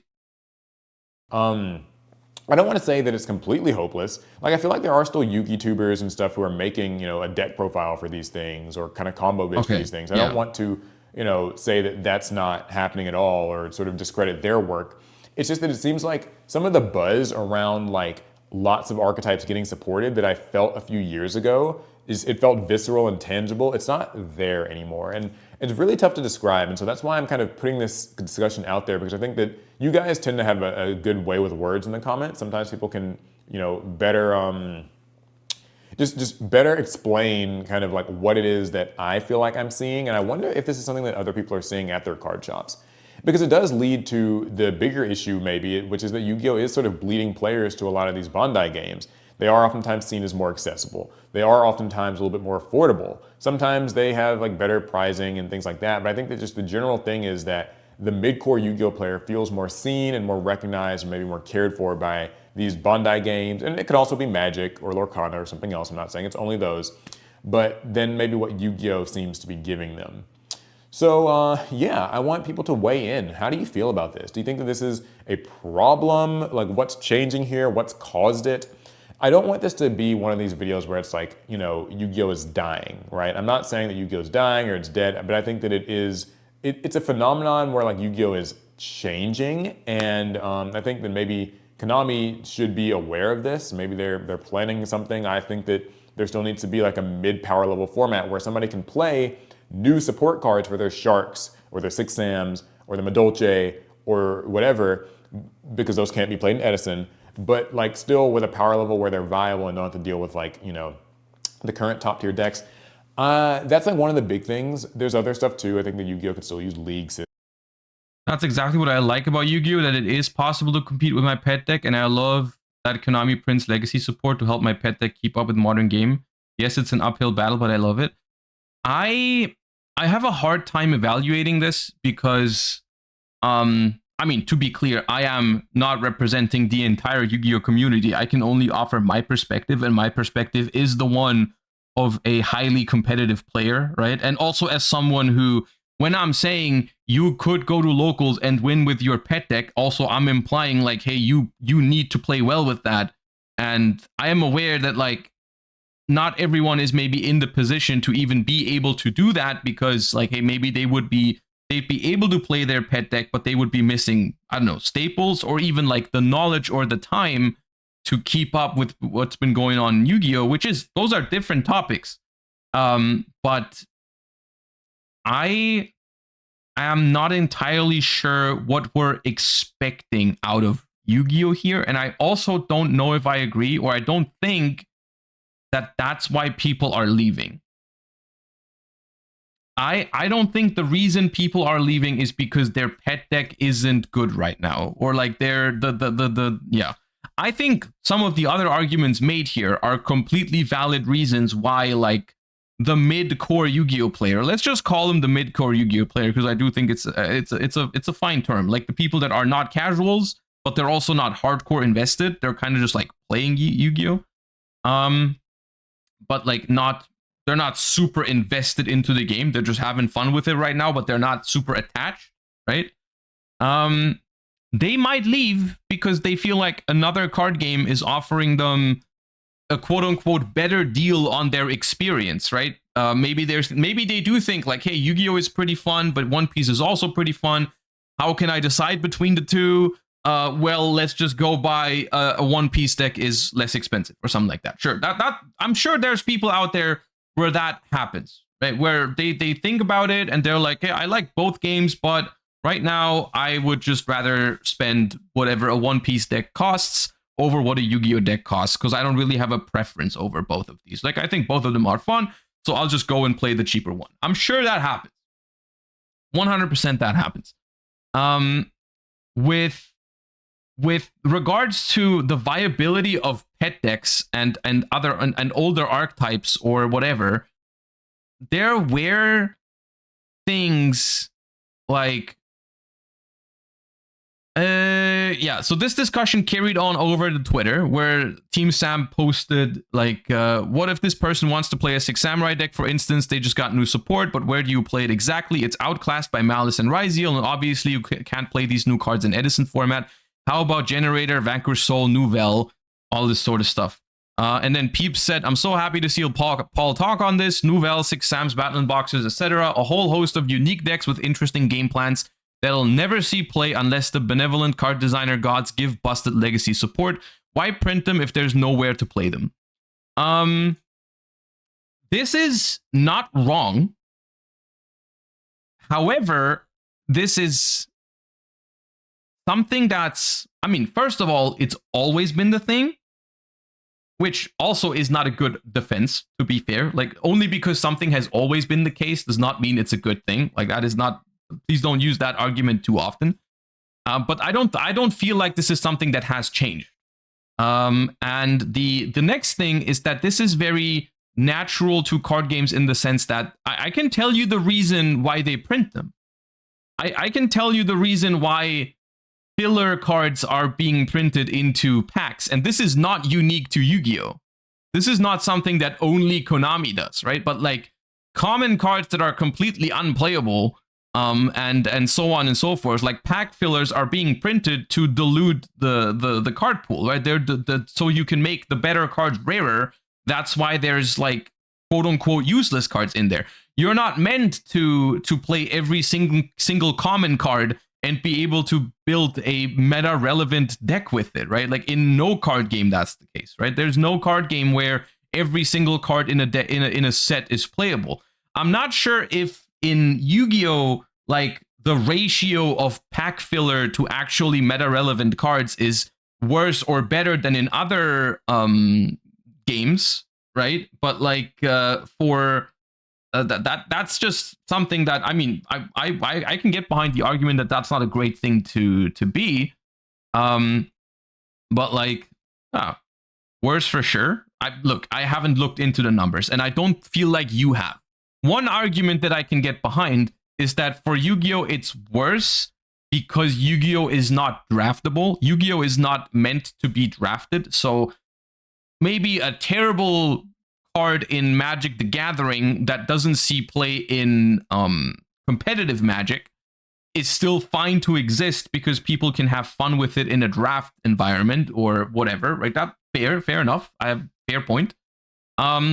But that's not really what we're talking about here, right? Like we're not talking about like, hey, we wish Yu-Gi-Oh had a draft format, because that wouldn't even work with the 6 Samurai cards either, right? Like it's legacy support. Even if you were to draft with that sort of set, you wouldn't be really playing with those cards.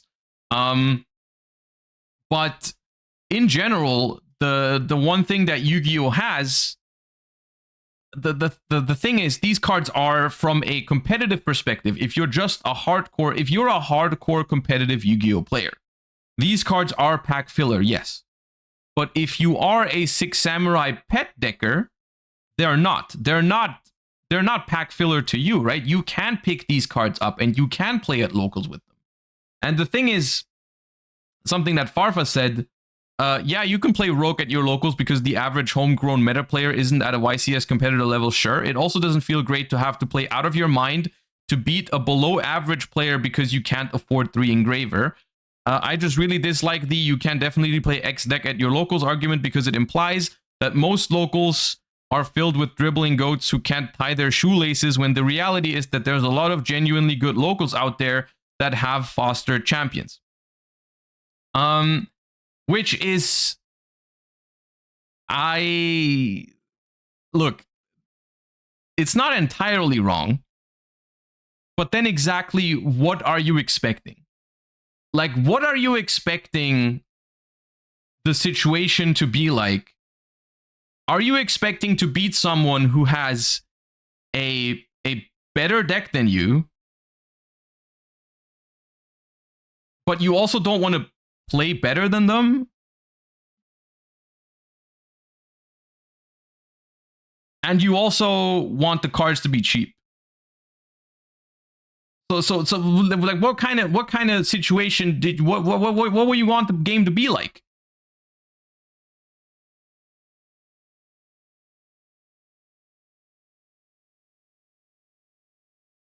If you're a pet decker with like, isn't like a genuine question, but isn't this sort of like part of being the fun of being a pet decker?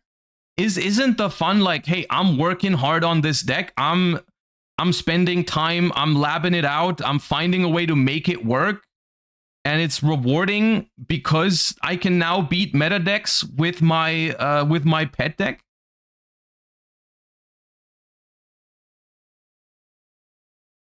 Because if you're just like, I'm trying to imagine a world where this isn't a problem, right? Where you can just pick up any deck in Yu-Gi-Oh, you go to locals and you can win with it against better players while playing worse than them.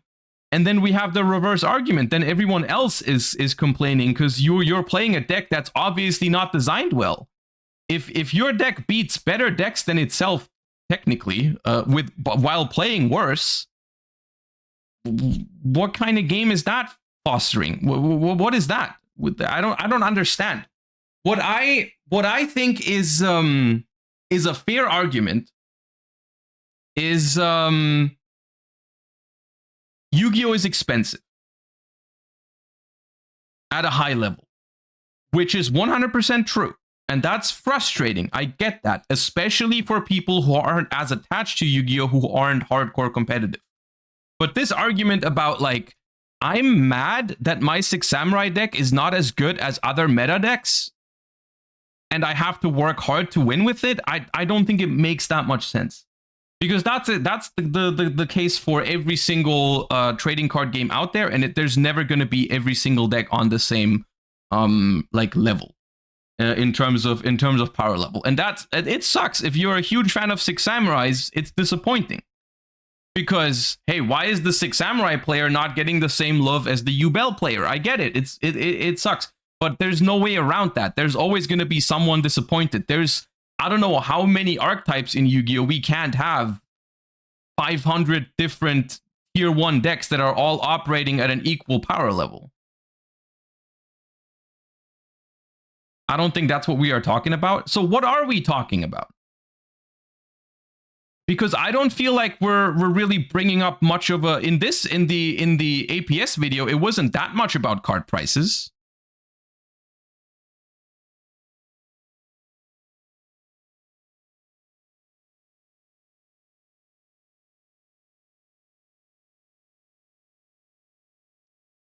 Then there was this response. Yu-Gi-Oh! 1000% has an alternative format problem where Konami refuses to make and support an alternative format to the main game using the cards from the main game. On the subject of card design, of cards not being able to be used, I think this is a symptom of Konami over-tuning the decks they want to sell. Most of the meta decks of recent take all or most of the slices of the balanced design pie. Sam's Yubel lists from his YCS win actually has all 6 elements. I think they can still make meta decks, but just not give them everything. So this is a chart that I don't know if they made it or if it's I haven't seen it before.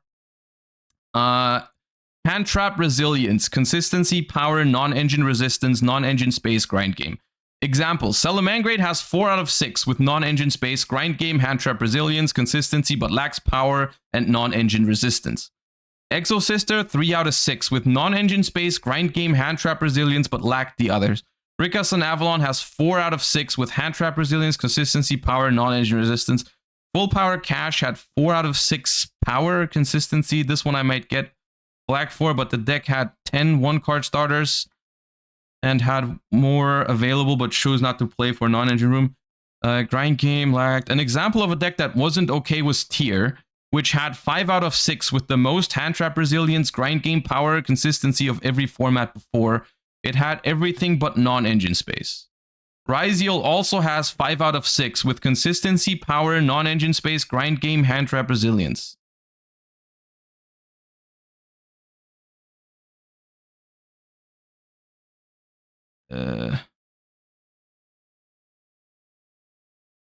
So, okay, we're walking down this road of, okay, fair enough. Card design has gone in a direction. I don't like this system that we're using here, but we'll get into that. The points are still the points they make in text form are still valid, is the thing. This system of evaluating a deck has significant flaws and I don't think should really be used, because for a start, these things on this makes it seem like a deck either has this or it doesn't, which is something that people, when they quickly refer to a deck, they often do this sort of thing. But in reality, this is just not true. Like these things, consistency is not a 1 or 0 switch. There's no like number where you can say like, oh yeah, now this deck's consistent, and then you go one card below, and now it's not consistent anymore. All of these things are, it's more like a spectrum. Every single one of these things. A deck is not either powerful or not powerful, or a deck is not either has a grind game or doesn't have a grind game. It's more like you got to look into it way more deeper than that. Which is also why, in theory, it would be completely possible to make a deck that has all of these things, but just not to like a crazy amount. Like they could definitely make a fair deck that just does everything kind of well, but isn't too crazy at anything. And that probably wouldn't be a problem either, right? Like if there's just a deck that's like, I don't know, I'm looking at a deck that maybe is a little bit of everything, which is something like maybe Marincess would fall into that category, right? Where it kind of has a little bit of everything, but not enough of any of these things to be considered a top meta deck. Just as a brief example that I just thought of. I haven't really thought about it too much for like the best possible example, but you can definitely find decks that do 4, 5, 6 of these things relatively well, but nothing too crazy. And that's just because these things are not just something you have or don't have. There's levels to it. And I think it becomes especially apparent in their own examples. In their own examples, I think it's very apparent why this isn't a good thing to evaluate decks by, because on their scale, with their measurements, Tearlaments and Ryziel have the same score. At that point, I don't even think I have to go much deeper into why it's not a great comparison tool. If your thing of evaluating decks, like overall power level, gives Ryziel the same score as Tearlaments. And this is something where I do think that a lot of these things are stuff that Konami has done in terms of in order to power creep things. They have created very specific resiliences to certain things, like for example, a very, very important card that you will notice certain decks just have random resilience to for it's kind of arbitrary, and I do get why that's frustrating, is something like Nibiru, right? That you will find a lot of meta decks these days are just defined by their ability to play around Nibiru, and some of them just have it. They just have it for no real reason other than, hey, it's just printed on these cards that they're not weak to Nibiru. It's basically a design tool that they use in order to make certain decks good and not make other decks too crazy. Is like, you look at something, I think one of the most obvious examples, even though it is like 2 years old, is Sprites, right? Gigantic Sprite essentially just read, summon me before 5, and you're not going to get Nibiru because your opponent also is locked out of anything that isn't level 2. Right? Which is something that otherwise, if Sprite didn't have this, they might have had a much harder time playing around Nibiru. Of course, they still had Sprite Red. They arguably didn't even need that sort of thing on Nibiru because they could have always searched Sprite Red before 5 summons, but they didn't have to, right? They didn't have to do that. They could just summon Gigantic Sprite and like summon Carrot or something to be safe from Imperm as well, for example. But that was a thing that Sprites did. Ryziel has that too, because Ryziel has this very specific combo line that if your opponent only has Nibiru, can search the Ryziel cross before 5 summons and set it up. Like we've talked about this in the past, why Ryziel can play around Nibiru and other decks can't do it as well, right? Now, this is certainly something that I can see people being frustrated with, especially if your pet deck is something that just loses to Nibiru, right? You would look at this other archetype and be like, hey, why does Sprite get such an easy answer to Nibiru, but my Salamangreat deck doesn't? Or my whatever deck you're playing, whatever your deck you're playing, maybe you have a weakness to Nibiru, maybe you have a weakness to whatever. The thing about all of this is, once again, that is a quote-unquote necessary evil in card and game design, where they cannot design every deck equally, and they also cannot, they have to make it that way. They have to give. If we are all playing very popular staple cards like Nibiru, like Ash Blossom, like Imperm or whatever, what are they gonna do? Just design a bunch of decks that all suck into those cards, so like no one is able to play through hand traps? Or are they just designing every single archetype? Once again, this is just not something that's possible. They just can't make every single deck the same deck, right? Of course, they're not doing a perfect job at power creep. That's not my argument. That is 100% not my argument. Please don't pretend like that's what I'm saying. Certain decks definitely do way too much of these things. And if in a vacuum, I even agree with this idea. I've said it in the past. Like certain decks, especially in 2024, have been doing way too much of this sort of thing, right? I have been saying throughout 2024, one of the particular problems I have with one card combos is the fact that these decks that are comboing with one card, if they are too powerful, we have a problem, because you shouldn't get this amount of non-engine space paired with this amount of power from one singular card, which is why in particular Snake Eyes and Yubel were a problem, because they could win the game off of one card. One singular card was enough for them to completely build a board that no deck in the game would really break, but they could still play 18 hand traps or something, right? No one has complained, at least I've never heard someone complain about like Marincess, you know, as like the deck is a problem for Yu-Gi-Oh because it's one card combos and has non-engine space. Like that's not the argument, but they do sometimes make decks that are just like too, they have too much of, their package is just too complete, right? Because it was not only like, hey, Snake Eyes has powerful one card combos and a bunch of non-engine. It's not as simple as that.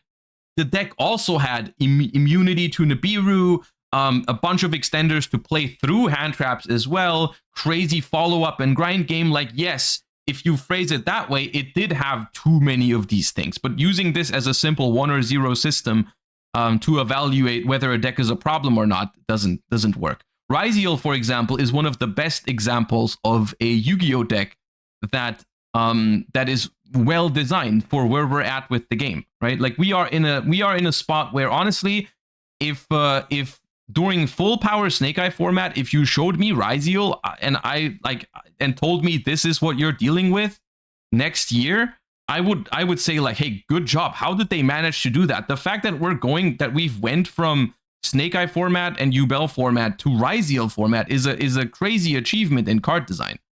The fact that they've like it's like a 180 turnaround because of how different these decks work.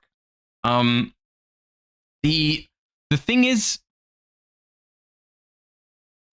there is, I guess, I think there is some truth to this, where like rogue decks are tough to play in Yu-Gi-Oh. Sure. I'm not sure if that's something that can ever change. Like there's always going to be rogue decks that are not as good as meta decks. That is just something that happens. It also happens in every single card game. Every single card game has, like, just so I understand better, I'm sure there's people out here who play more card games than I do, because I've looked into other card games. I've played other card games for sure. But in my perception, every other card game that I've played in the past had rogue decks. And not every card game had a different alternative format where those rogue decks were suddenly super playable, right? Like I've played Runeterra, I've played Hearthstone, I've dabbled in Pokemon a little bit, I've played a little bit of Magic in my life, and I've played Digimon, I know a little bit about One Piece, and to my understanding, all of these games have rogue decks that probably have their fan bases, but they're probably shit on a competitive level or not as good. And they don't have alternative formats where you can just go and play those decks and be completely fine. Is that true or not?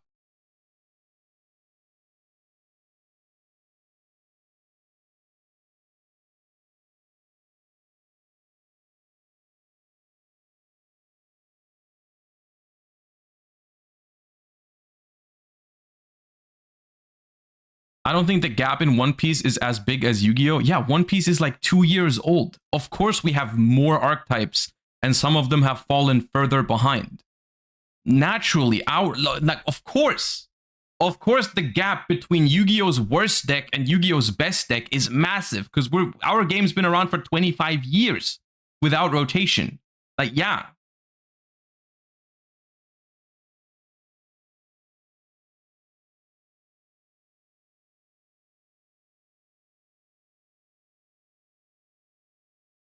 I don't think rogue decks itself are the issue. It's a bit weird to print meta-defining cards and support for old decks with such a difference in power level.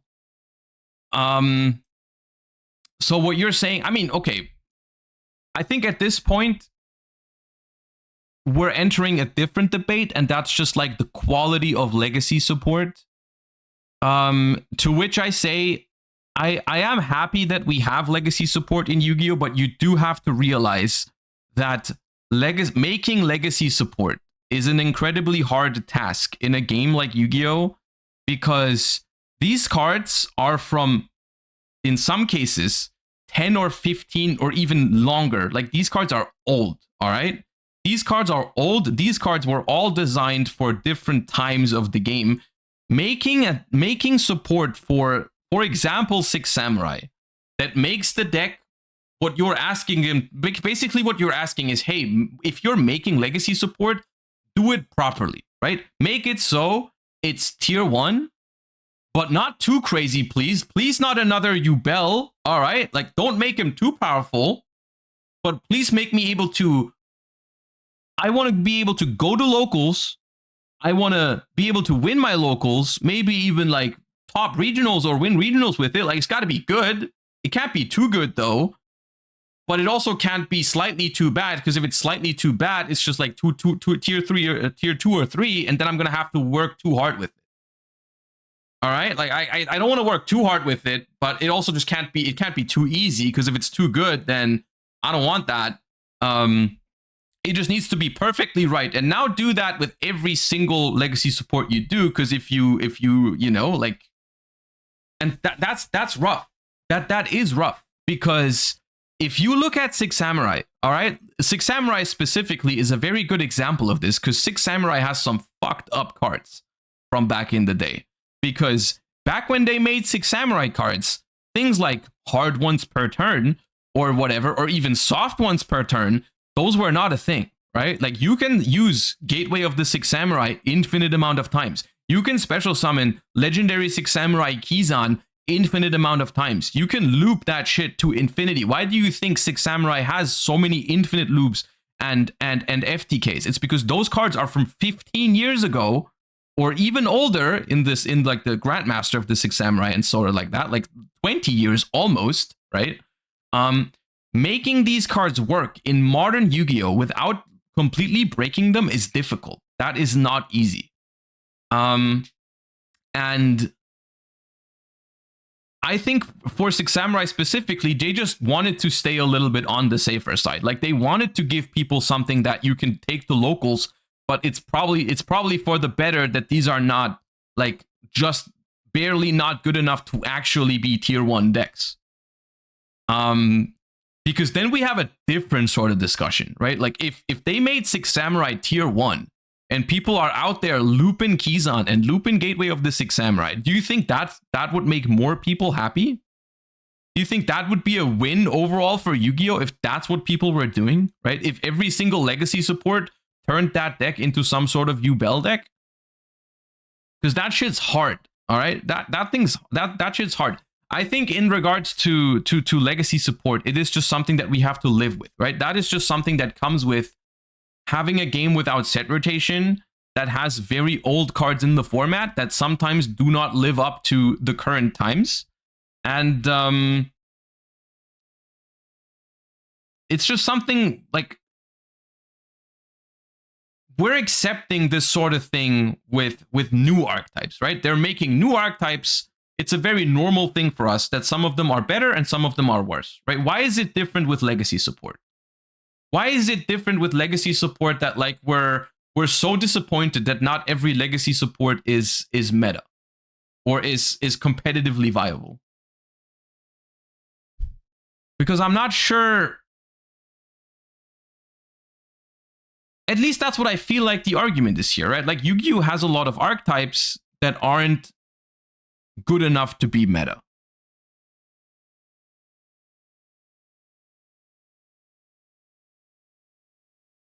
Because Yu-Gi-Oh encourages people to get attached to decks.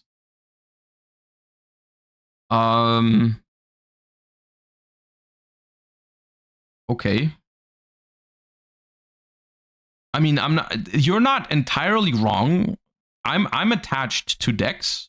I have my favorite Yu-Gi-Oh decks. I don't go about it in the way that I'm like disappointed every single day that they're not making new Paleo support, or that Paleo is not the best deck in every single Yu-Gi-Oh format. I do think that there is a lot of it is up to the way you handle this hobby yourself, right?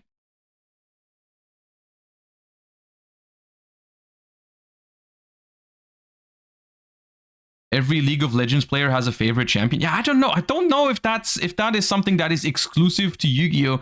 I even think like this is something that's probably true for every single card game, where every single player has like their favorite archetype or their favorite play style or whatever. Like I'm sure if I asked a Magic player, they could tell me like specifically, hey, the way this one deck played the game, that just hit the spot. That's my favorite deck of all time. I wish it was like that again.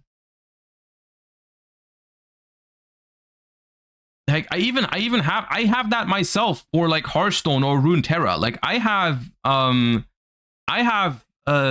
those kind of decks for Hearthstone. Like ain't no Hearthstone deck is ever gonna like do it for me like Grim Patron did in 15 or 16, or Freeze Mage or something like that. Like I'm aware those times are not coming back.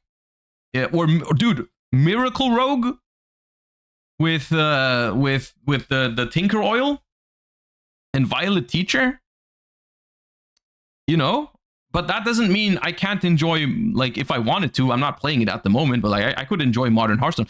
It's just that is very natural. It's very natural, like development in card games. Because I mean, this is a reality check, but like in order for these games to function, they gotta find ways to sell you new cards. They gotta find ways to make new cards and make the old ones, like, you know, like Yu-Gi-Oh doesn't have rotation in theory, but in practice that does need to happen, right? It does need to happen. It's unfortunate, and I get why it's frustrating if your favorite archetype is not really rotated out, but practically it's rotated out because the new cards are just like better, or it just hasn't gotten support in a while. Like, yeah, if you're a big fan of Six Samurai, it's frustrating that the Six Samurai support isn't super meta. I encounter this a lot of times, even with new archetypes, where a new archetype comes out and I try it and I'm like, that's really fun. It's a really fun concept. Vanquish Soul was a great example. Someone brought it up earlier. I think it was Paul. Six Samurai, Vanquish Soul was a deck that I thought was super fun. It kind of like hit one of the spots where what I really like about Yu-Gi-Oh decks, where like a little bit of a lower ceiling, grindy resource loops, you know, like a lot of interaction on the opponent's turn without actually having like omni negates or anything like that. Just like fun little back and forth, bounce your guys, pop some cards, draw an extra card with Heavy Borger here and there. Really fun concept. I enjoyed it a lot. And yes, I was disappointed that deck wasn't better, right? Like that is a thing. I do get that. It's just, I don't think that is unique to Yu-Gi-Oh, and I don't even think that is necessarily a problem, because it kind of has to be that way. The card designers in that sense, they can't make every deck broken and they can't make every deck bad. There's just got to be some better and some worse ones. And in certain times, if a deck releases that you really enjoy and it isn't as good as you were hoping for, I get that's frustrating, but that's not really unusual, or, you know, like that just happens. And it happens in every single game. Like you're gonna have times where a new archetype releases in Magic, or a new thing releases in One Piece or something, and you look at it and you're like, damn, that's cool, I really want to play that, and then it turns out not as good as you were hoping for. Of course, it's natural, but wouldn't it be great to have a format to play those decks that you like with new support, so they can still sell you new cards? Okay. But what would that format look like?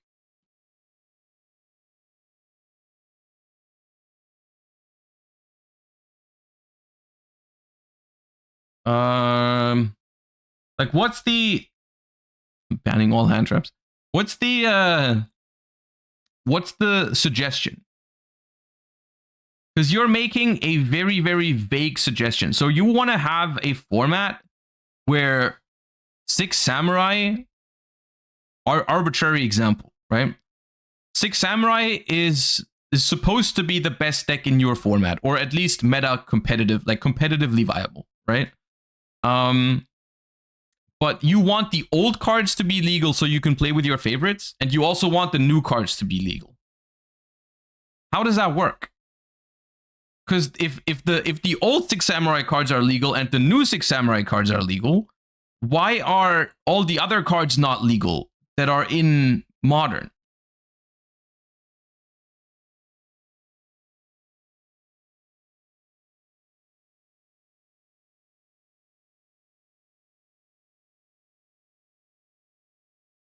And who decides that your 6 Samurai support is in there, but the Yubel Legacy support is not in there, because then your 6 Samurai deck doesn't compete with Yubel either?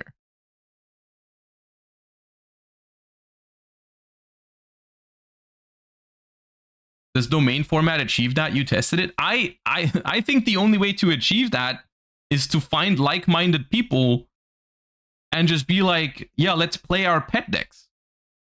Like, there's just like, you're gonna have to do some work yourself, I guess, in that sense. Like, because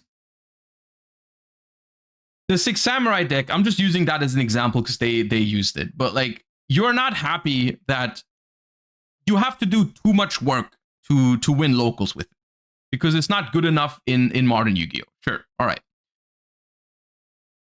But you are also not willing to just play with friends,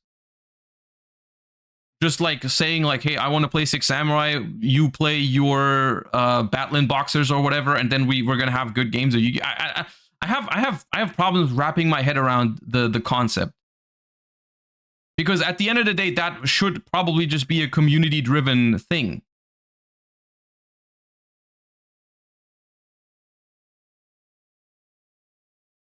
That's Heart of the Underdog. Yeah, and so what exactly is Heart of the Underdog? Heart of the Underdog is just a format where they ban some meta decks, right?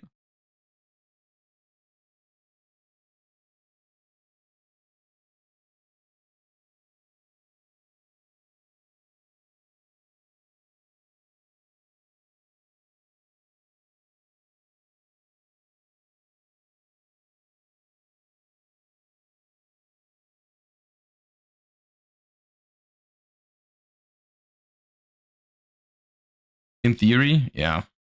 I don't know. I do think a fair argument is that Yu-Gi-Oh has. I think we can all. I think let's try to bring this to a conclusion that hopefully most of us can agree on. All right, like whether that's a problem for modern Yu-Gi-Oh or not aside, I think we can all agree that not every archetype is created equal, all right? Some are more expensive than others, some are more meta viable than others, all right? That is definitely true for Yu-Gi-Oh! And for some people, that creates certain frustrations, whether it is the barrier of entry in order to play or compete, or because they like a certain archetype and it's just not as good as other archetypes. Fine, that creates frustration, which is fair enough. The question at that point is, what would the solution be? Because alternative formats could do that depending on what exactly the format would be. And retro formats, which is they have been adding at least one alternative way to play Yu-Gi-Oh recently, even with official like tournaments and stuff, and that's Time Wizard. The problem with Time Wizard is, or like the criticism with Time Wizard here, is that you cannot play those new cards in Time Wizard. So basically, all of this amounts to we're asking for another alternative format where you can play with the new cards, but it's got like a different sort of power scaling to it. So like the tiers are like a little like either flipped or some is like taken out at the top so that you can play your tier 2, tier 3, tier 4, whatever it is kind of decks in those sort of formats more. And I think to that I say like I can get behind it because I personally do feel like there is a lot of ways to enjoy Yu-Gi-Oh! And I do think in some ways it's even criminal that like Yu-Gi-Oh! Is only, quote unquote, only being played and enjoyed in two different ways. Either competitive, like just advanced Yu-Gi-Oh! Format, or Time Wizard. I do think having more ways to play the game would just be a net positive, especially if it makes people more interested in decks like Six Samurais, because I mean, you know, it's definitely true. You pull these cards in modern booster packs, you're like, what am I going to do with that? Nothing.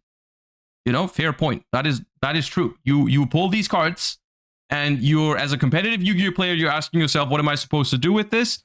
And as a Time Wizard fan or whatever, you're also asking yourself, what am I supposed to do with this?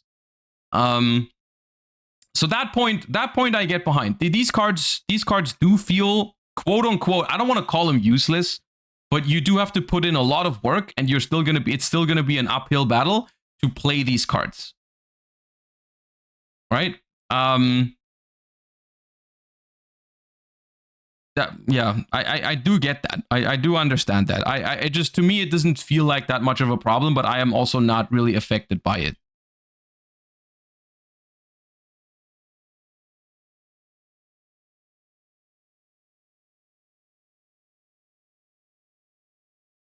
That's the thing. It does. I think for most for these kind of things, it does probably just take some community effort to solve.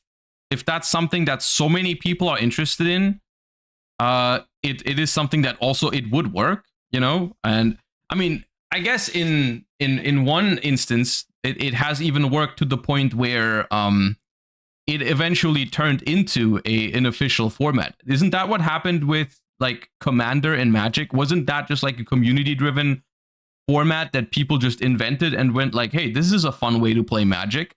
And then people just played that, and it turned into an official format that they now even support at a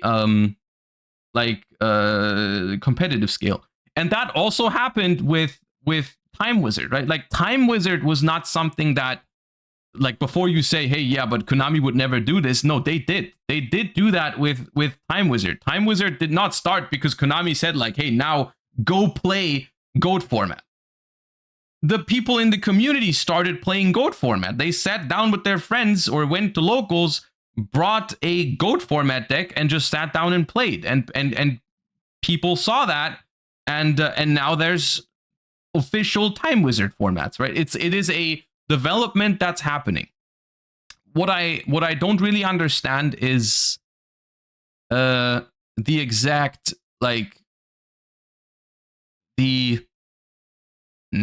guess I do understand the points now that we've talked about it for like an hour or something.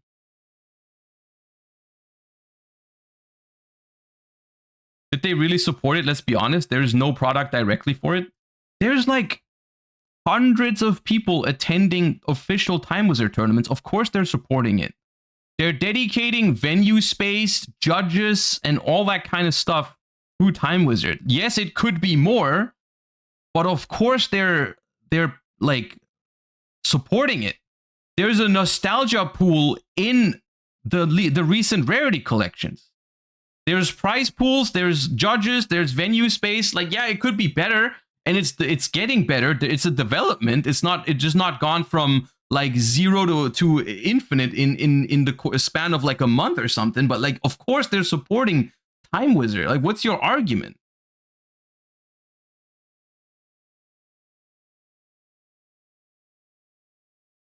They just want a Time Wizard YCS. I want it too. I would love a Time Wizard YCS.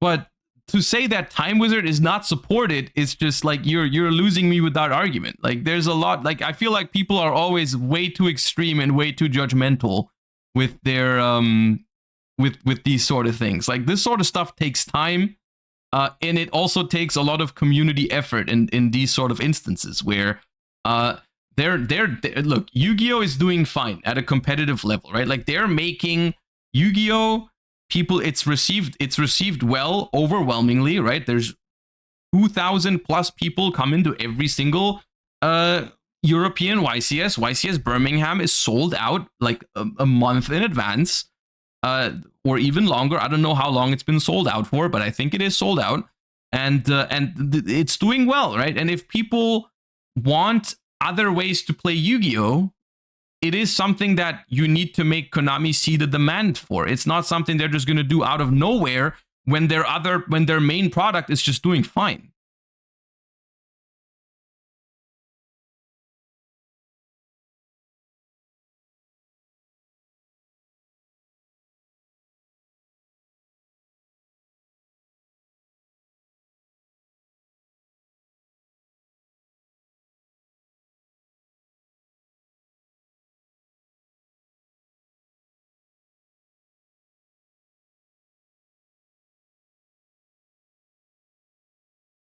Make Smogon, but for Yu-Gi-Oh. I mean, here's the thing. I do think there's more ways to enjoy Yu-Gi-Oh, and I do wish they would support it more, and we could probably hold even more players if they did. Does Josh even know Smogon? No, I know what Smogon is. I know how it works. I do.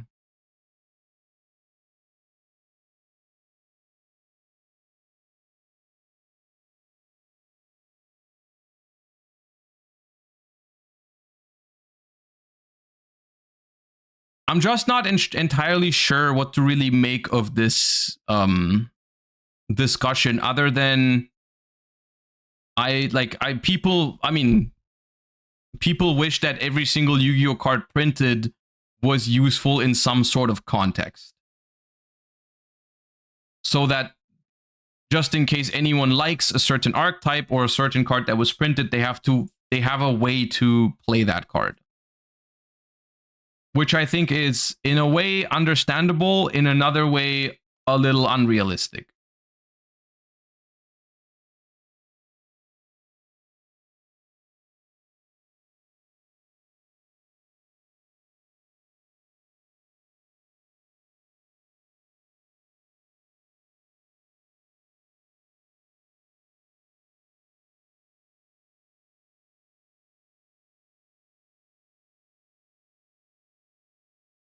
Not 100%, but more than currently. You will oftentimes get an entire set where like one or maybe two cards are actually good, and literally the rest is pack filler.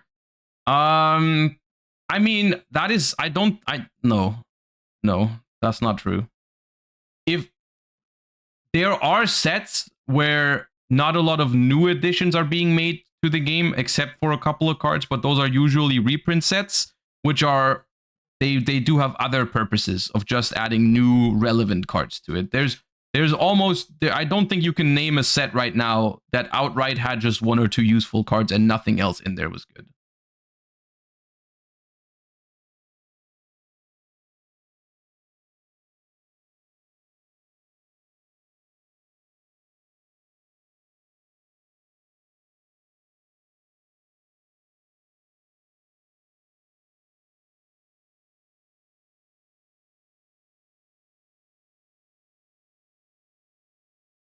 Wasn't Defo kind of like that? Look, I mean, yes, there is bad Yu-Gi-Oh sets out there. There's bad Yu-Gi-Oh sets. That is not the argument I made. But one or two cards is a stretch.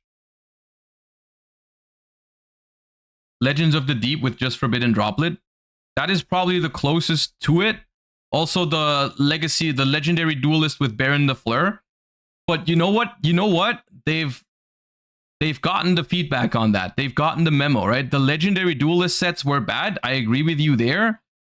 But that is something that's also changed. Like the side sets have improved since then.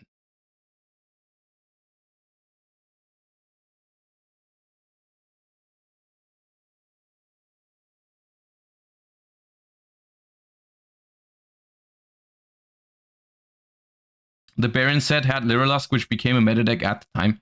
Yeah, I think people just like to exaggerate a lot to get their points through, but I don't think it's a great way of arguing. Like I think if like even for this it's just exaggerated, right? Like you can play 6 Samurai.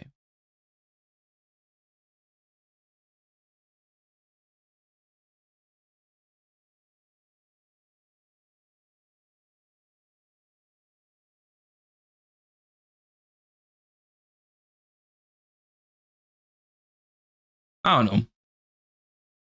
I'm struggling to find more in this discussion other than it just feels like we are warming up some old points that are still relevant and fair enough, but like for example, Farfa's response just boiled down to Yu-Gi-Oh! Expensive, which yes, expensive game, true, but not really what we're talking about right now. And fillers.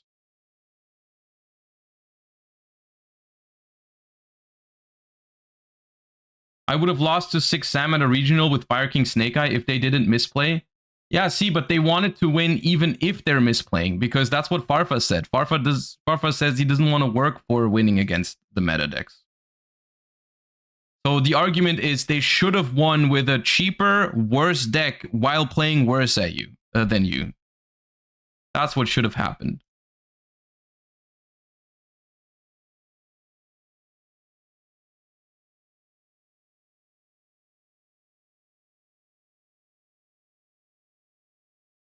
That's not what he's trying to say. I know that's not what he's trying to say. I'm joking. We're basically done.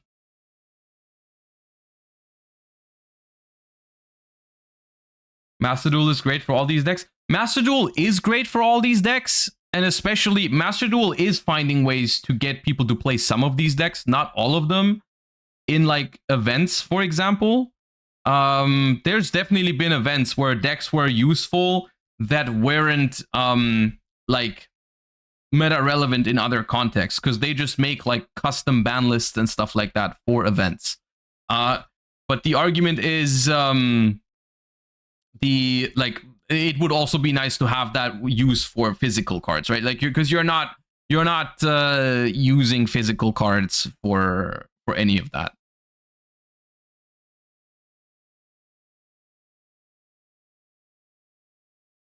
The price is a good argument. OCG doesn't have all these complaints because people can easily change decks and experiencing the game because it's cheaper. I feel like you especially have not made many good points and just yapped a whole lot today. Like the OCG has its very own set of complaints and its very own set of problems.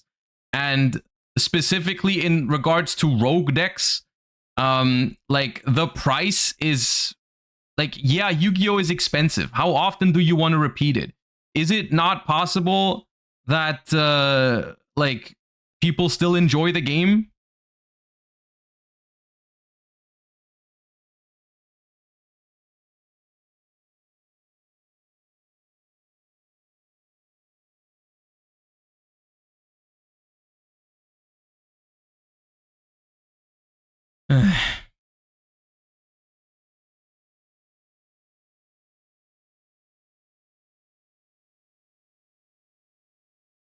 He's not completely wrong, though. I'm not saying it's wrong.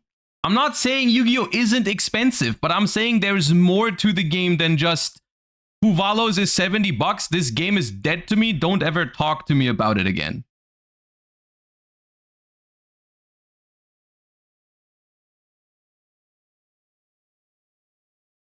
Anyways, let's move on to the regional deck profile, but careful. It's gonna have Engraver in it, all right? So if any of you guys cannot handle the sight of 3 Fiendsmith Engravers, you should probably not watch.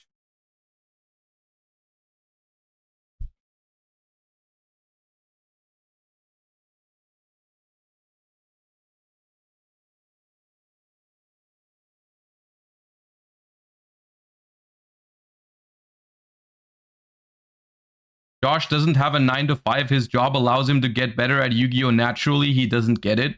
Oh yeah, it's not like I played Yu-Gi-Oh! For like 20 years before I became a streamer. Your argument makes a lot of sense. I don't understand it because I only know Yu-Gi-Oh! Because I'm a streamer. Yeah, that makes sense. That makes a lot of sense.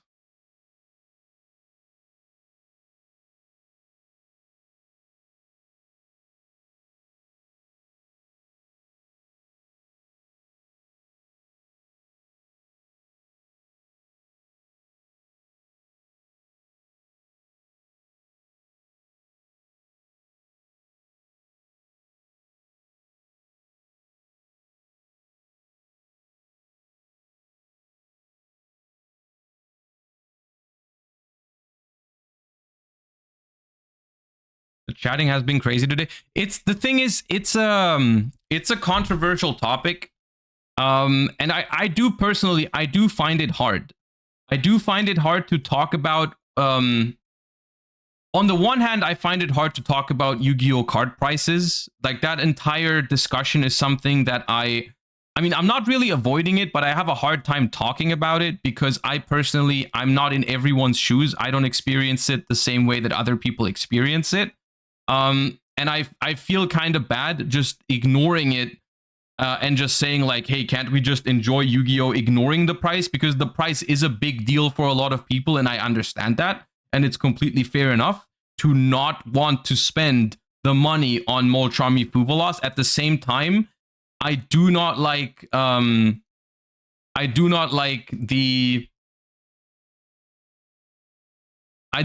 fact that like some people look at Yu-Gi-Oh! Just through that lens and nothing else. If that makes sense. Like I do read the way I look at Yu-Gi-Oh! Is just I look at it through the lens of someone who enjoys the game, and whenever I talk about certain cards or certain aspects of the game, there's always just so much negativity based on just the card price, which is like, on the one hand, a fair argument. On the other hand, it doesn't mean Molchami Fuvalos is terrible for Yu-Gi-Oh! Because it costs $70, right? And that's tough. It's a tough space to be in that I don't really know exactly how to handle yet. Because when I make a video or when I have a discussion about like the Fiendsmith engine being fun to play with, or good for the game because it's very grindy and interactive, or Molchami Fuvalos having positive impact on Yu-Gi-Oh! Because it like slows down decks and so on and so forth, 80%, or I mean, it's probably exaggerated, but it feels like 70 to 80% of the comment section is just going to be like, yeah, maybe you're crazy for calling Fiendsmith a cool card. That thing is $50, or I can't believe you're calling Fuvalos healthy for Yu-Gi-Oh!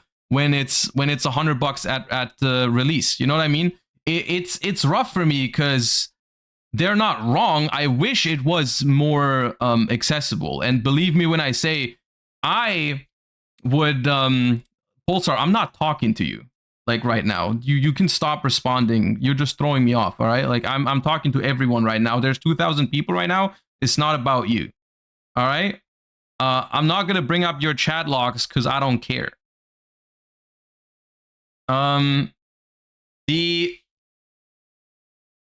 Yeah, I lost my train of thought because they tagged me. It's been very annoying. Yeah, I don't know, where was I?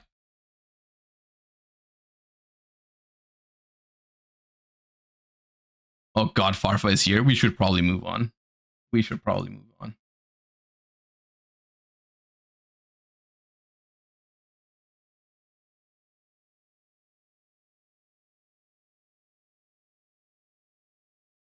You were talking about Fuvalos and engraver pricing. Yeah, I believe me when I say in an ideal world, I would love for everyone to have access to all the Yu-Gi-Oh cards, right? I would love for everyone to be able to have engravers and Fuvaloses. I don't want to win against anyone because they don't have access to the best cards. It's not a good feeling.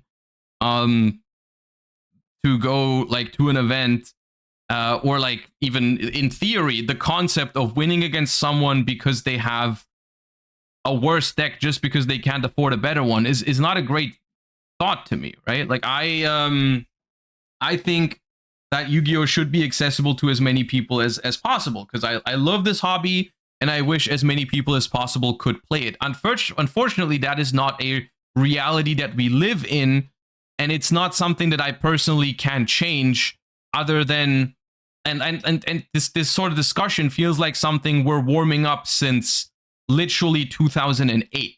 You know, like that is a thing that's Yu-Gi-Oh has been like this forever, and once again, that's not a defense at all.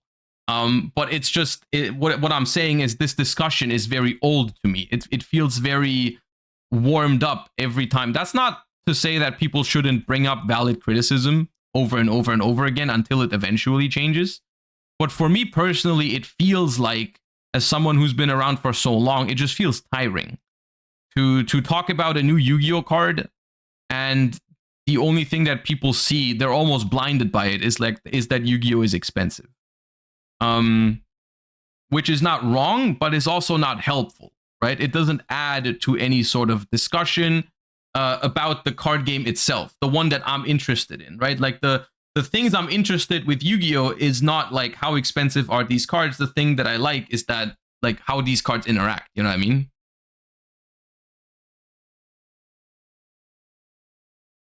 Unironically, my view of this discussion, there's too many cards in a short space of time, so mid decks never really get a chance to thrive. Very few events also make people only play the safe or best decks and never experiment. The release schedule, I do sometimes wish was a little bit slower. I can get behind that. Like I do think sometimes we could just have longer formats or release cards in, like, maybe these sets don't have to have 100 cards or something like that. But yeah, the game being slower would also help some people keep up with it if you are not as invested and you are not like super, like, I guess also mid-core, right? Like you're not a hardcore Yu-Gi-Oh player that keeps up. Like new cards are being printed, you're going to be like looking at the set in advance and being up to date with every single new card that comes out, right? Kind of what I'm doing on stream as well, right? But like also just like if you're taking a break for a couple of months, it's not like 4 sets have come out, rather just maybe 1. But yeah.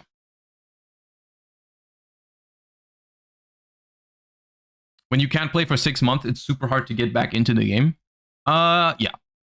Yeah, that is, I mean, I've never tried that. The only thing I can speak of is when I took a break during during the pandemic. It did take a while to get back in, even for someone who's been playing for a very, very long time.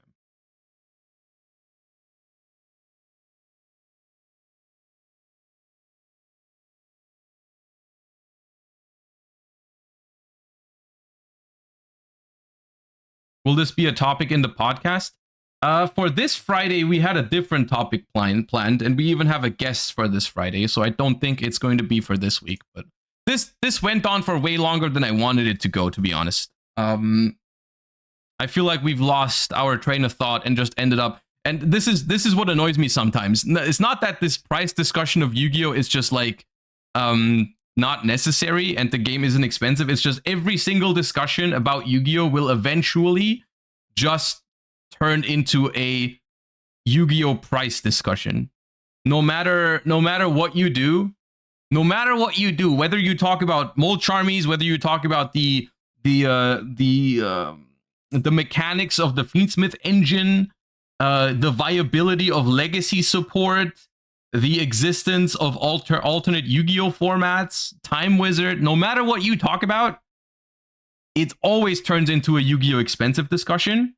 And that is both simultaneously fair enough and annoying, I think, is how I feel about that. Like, and it's hard to convey that information because people are not wrong when they mention it, but it's still not really what I want to talk about right now. You know what I mean?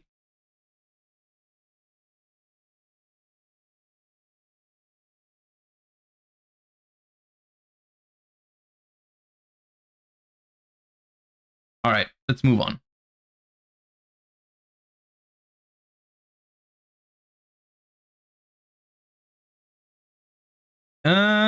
The first thing we're gonna do is talk about that regional I attended on Saturday, where I did grab a ticket because of how fun I felt like the format looked while we were watching the other tournament the week before, which was the regional in Montabaur in Germany, which had over 500 people. It was a pretty big regional, actually, pretty massive. We played 9 rounds, and I brought Fiendsmith Ryziel because I felt like that was the deck that looked the most fun. Let me quickly see if this works. All right. And I did go. I did go to this tournament with a couple of things in mind. Number one being, I do think that Ryziel, even if there is a new set, is going to be a relevant deck for YCS Birmingham. So I did want to get some more understanding of the currently most represented deck in the format, which has a realistic chance of still being the most represented deck for YCS Birmingham. And the other reason is I wanted to go to see if the format actually was as fun as I was expecting it to be, because it really looked like just something I wanted to play. And I am here to report that out of my 9 rounds, a lot of them were very, very fun. Even some of the ones I lost had some very good games in it, because I did end up going 6-3, losing a whopping 6 dice rolls out of 9 rounds, which was kind of frustrating halfway through. I at some point, I think I was 1-5 in dice rolls or something. But overall, the reason why I'm not too discouraged by that, and the reason why I still think it was a good tournament experience and a good format overall, is because the losses I had, I felt like were things that I had rather little control over, which is, it doesn't sound great, but it is actually not a bad sign, because if you're losing a game, that's something that happens in Yu-Gi-Oh! It happens to all of us. Sometimes you lose a game because you're not meant to win it.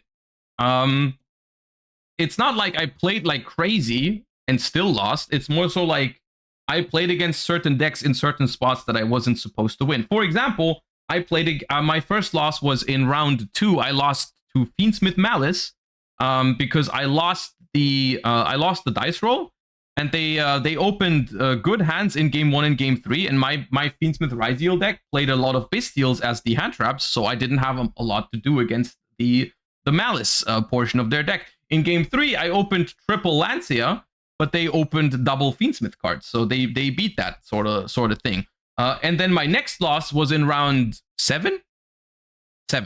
In round 7, I lost to Plants, which is a very European thing to do, because I lost the dice roll naturally. I don't think I've ever won the dice roll against Plants in my life.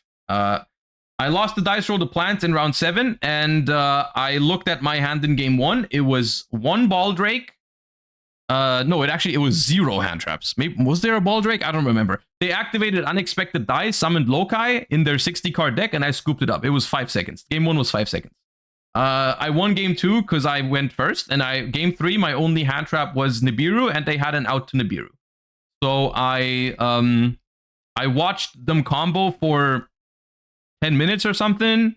My hand was pretty good, so I felt like maybe I could break it, because they also didn't have the perfect combo start in game 3. They started with like one of the Aroma cards, not with Loci or something like that. But then I watched them for 10 minutes or something, and at the end of the combo, they summoned Cactus Bouncer, so I couldn't special summon, which was very cool. And then in round 9, the last round of Swiss, I lost to Lampi, actually. I lost to Lampi because it was close to time, and then I think I would have won the game otherwise, but I lost in time to just like normal summon Pydra and droplet my SP Little Knight to just attack over it for a little bit of damage in game 3, which was very annoying. But it happens. Sometimes that happens. Even though 6-3 is not the best record, I was hoping to do better. The other matches, the ones that I didn't lose, I actually had a lot of fun in, and they were really good games where people also played really well throughout the entire day. It was very enjoyable. And I played Fiendsmith Ryziel with a little bit of a twist that admittedly isn't my own idea. This is a list where I've made changes to it, but the concept has been popularized, I think, a week earlier at the Italian Open by some players. I don't know exactly who invented it, but it did get, I think, second place at the Italian Open.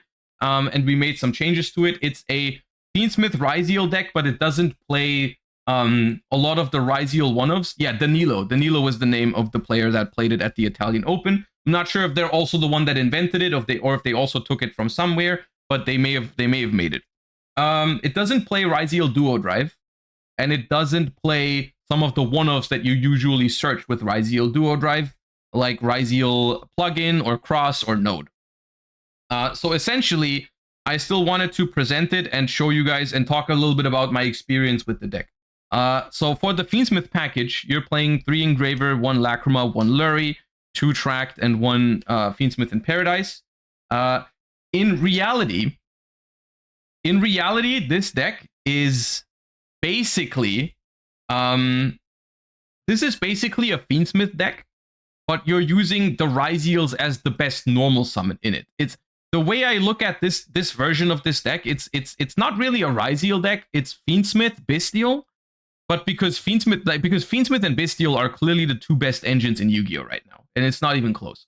Fiendsmith and Bystial, Fiendsmith is the best engine in Yu-Gi-Oh right now. Bystial is just really good against Fiendsmith, and both of those engines are really good at grinding.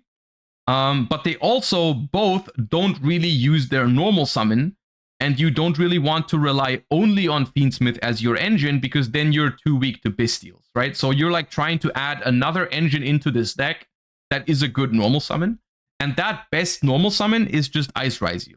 For now. I mean, there could be other ways to play this deck. People have been doing the same thing with Fiendsmith Bystial, and their normal summon is some Tenpai cards, right? Like Pydra and so on and so forth. That's also a deck that's floating around right now. But in this version, essentially, you're trying to use the best normal summon in this deck is Ice Ryziel, because it gives you access to the Fiendsmith combo plus follow-up. It could be, Live Twins, all this kind of stuff. But Fiendsmith plus Bystial plus normal summon is a very good concept. For this one, you're doing Ice Ryziel. I'm doing 3 Sword and 2 X.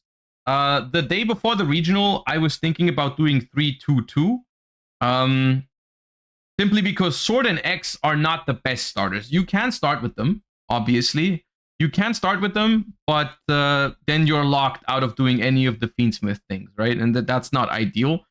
They are very good extenders, though, if your initial stuff gets stopped, and so on and so forth. And specifically in this one, you play 3 Sword Ryziel over 3 X, because X doesn't start your combo if you use anything on your opponent's turn. Basically, if you have a body on the board already, which happens a lot, because you play Bystials, you play Nibiru, and you can see over here Scythe King Phantasme, those sort of cards, you can't X anymore after you do that, right? And if you even if you start with Fiendsmith in your hand, you can do the Fiendsmith stuff and then normal summon Sword, and that's completely fine. But you can't do that with X. So that's why X is like the worst Ryziel in this one to start with. And then there's obviously 3 bonfires for the one that searches Ice. I've searched X Ryziel with this card 0 times. You just search Ice Ryziel with this card every time. So that's the Ryziel portion. And now for the Bystials, these are obviously in this deck because they offer you some sort of grind game. They offer you extra bodies to go into Moon of the Closed Heaven to make to go into the Fiendsmith cards, but they also are here because they counter other Fiendsmith decks the best, right? And it's very popular. In order to enhance the grind game of these guys, I also played Lubellion. The original version of this deck played 3, and Nico also played 3. And Nico won the regional, by the way. Shoutouts to Nico for going 9-0 with a very similar deck, but he did play 3 Lubellions. I only played 1 because we were worried about Lubellion just being a little bit too slow going second. where you'd rather have like more active cards like Effect Veiler and stuff like that I added instead. I still wanted one with Regained, of course, because Regained is a really good card in the grind game, and with Lubellion being at 1, you essentially still have 3 copies of branded Regained, because you could just hard draw it, which honestly in a deck with 7 Bystials isn't that bad to draw Regained. You can draw Lubellion, or you can just draw Magnamute and search the Lubellion in the long run, right? That's why, in order to make some space in the deck, I went down to 1 Lubellion, because I kept the deck 40 cards. I could see going up with Lubellion if you want a better grind game with Regained, and going first, like Lubellion is just a monster, right? Like a lot of the stuff in this format I noticed doesn't actually resolve. Like a lot of hands where you look at it and you're like, yeah, this hand's nice. There's like so much grind game happening right now. Like the amount of games that I played that went to like turn 4, 5, 6, 7, or even longer than that was actually impressive. It's been a while since I've played such long and grindy games that often in a tournament. It was very fun. And this is where these cards really shine. And if you want to put more emphasis on that, you would put more Lubellions. Also, in general, I have posted my list right after the regional. The day after the regional, I posted the list over on my Patreon, where I also gave people the opportunity to ask some more specific questions, and I've been trying to answer them all. If you want to look at the Patreon options, you can check the description down below. But I will still always be posting these deck profiles on YouTube. It's just going to be a little bit earlier on Patreon, and you're going to get the opportunity to ask some questions. But the lists themselves, they're not going to be hidden or behind a paywall or anything like that, just so people know that sort of stuff. But I do plan on posting these lists a little bit faster and answer some questions on Patreon. That's the Bystials and the Fiendsmith, which leaves you with exactly 12 slots for non-engine, which I've chosen to be Nibiru, Ash, Veiler, and Talents. Talents to me in this format right now feels like a no-brainer. I feel like if your deck doesn't have Talents right now, it feels like throwing. This card is so good. This card insane. One of the best cards against Ryziel going second, because Ryziel typically doesn't make an Omni Negate. They can make Desiree if they're playing Fiendsmith, but for the most of the time, you are making Caesar with the Fiendsmith cards and not Desiree when you're going first. And against the board like Desiree Detonator, Talents is just so powerful. Effect Veiler, because you don't need to hand trap Ryziel, but having an out for a potential duo drive, I think, is still very important. And that's why I still wanted to play the Ash and the Effect Veilers. Nibiru is good in this deck because it's one of the few ways you can beat Malice going second in game 1. Because Malice is really hard to stop going second. The reason why it's Veiler over Imperm, which in a format where a lot of people play Triple Tactics Talents, you might think like, hey, why is there Effect Veiler and not Imperm in this deck?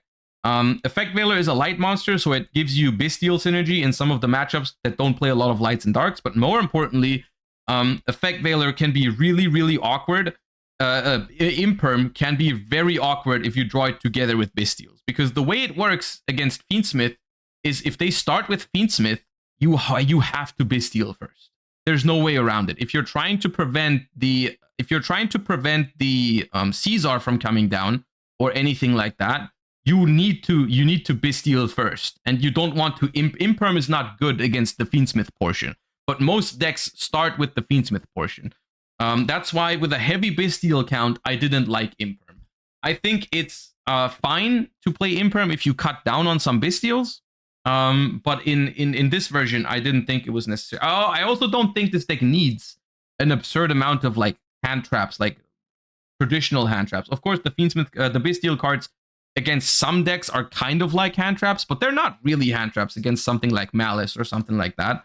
But like in the grand scheme of things, just these 9 generic ones seemed fine to me. There isn't really that many decks right now that you need to hand trap, otherwise you can't win. even the mirror, like if you don't draw a hand trap or like just one Bestial or something like that, it's fine, playable. And that's the 40 card main deck.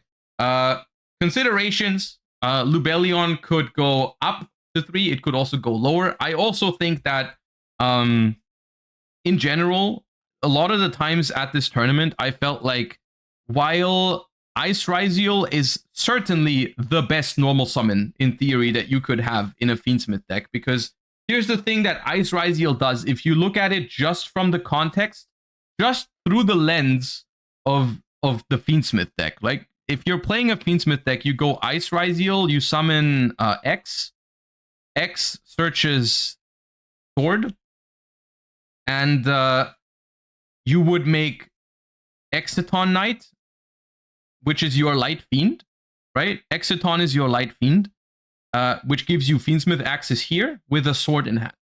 So you go through your Fiendsmith stuff, you summon Sword, and then you have two options. You either go Sword, add another Ice for follow-up, or you go Sword, add the second X, special it to make a detonator at the end of your Fiendsmith combo. So essentially, one Ice gives you a Light Fiend on the board plus a detonator, which is pretty good. Yeah, so that's the main.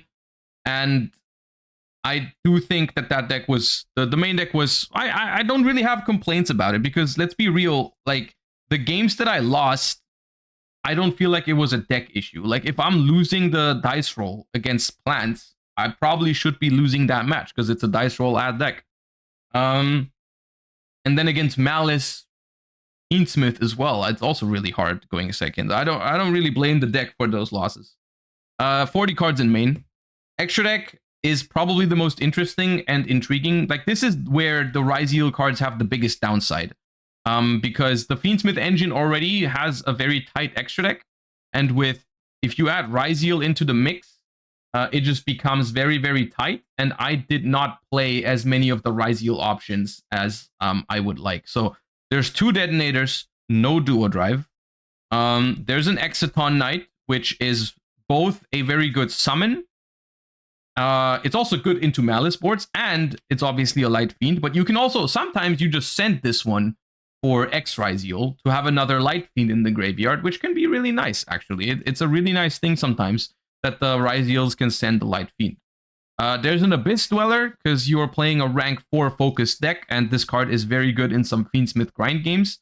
I made Dweller a few times. The most important application for Abyss Dweller is to check this card in Fiendsmith mirrors, because when you summon, let's say you summon Ice and X going second, and they have set up for the trap card in the graveyard, making any rank 4 here that just gets sent by Fiendsmith in Paradise isn't really useful. So you want to make Dweller here, so that even if they chain the trap card to the summon of Dweller, you can still detach from it and prevent the thing that they send from activating. That's why Dweller is really important into boards. If they have access to the Fiendsmith trap card. Then there's a Wave Hiking Caesar and a Typhon. That's it for the Exceeds. You're also going to notice a lack of Aggregator. I did not play Aggregator because I do not plan to start off my turn going second with X Ryziel. Almost never. And I don't think I've done a single time. I don't really start with X Ryziel because that locks you out of everything you're trying to do. And a lot of the time you even have cards like Nibiru on the field or Bestials, to the point where starting with X Ryziel is not only suboptimal, but it also doesn't even work, right? You can't even search. So going second, I actually sided out one X Ryziel a lot because I didn't want to draw this card. I wanted it to be in my deck for Ice Ryziel as a target, and if I draw it, worst case, I can make it work, but I don't really want to. So I didn't play Aggregator, and I don't think I missed it. I don't think I missed Aggregator.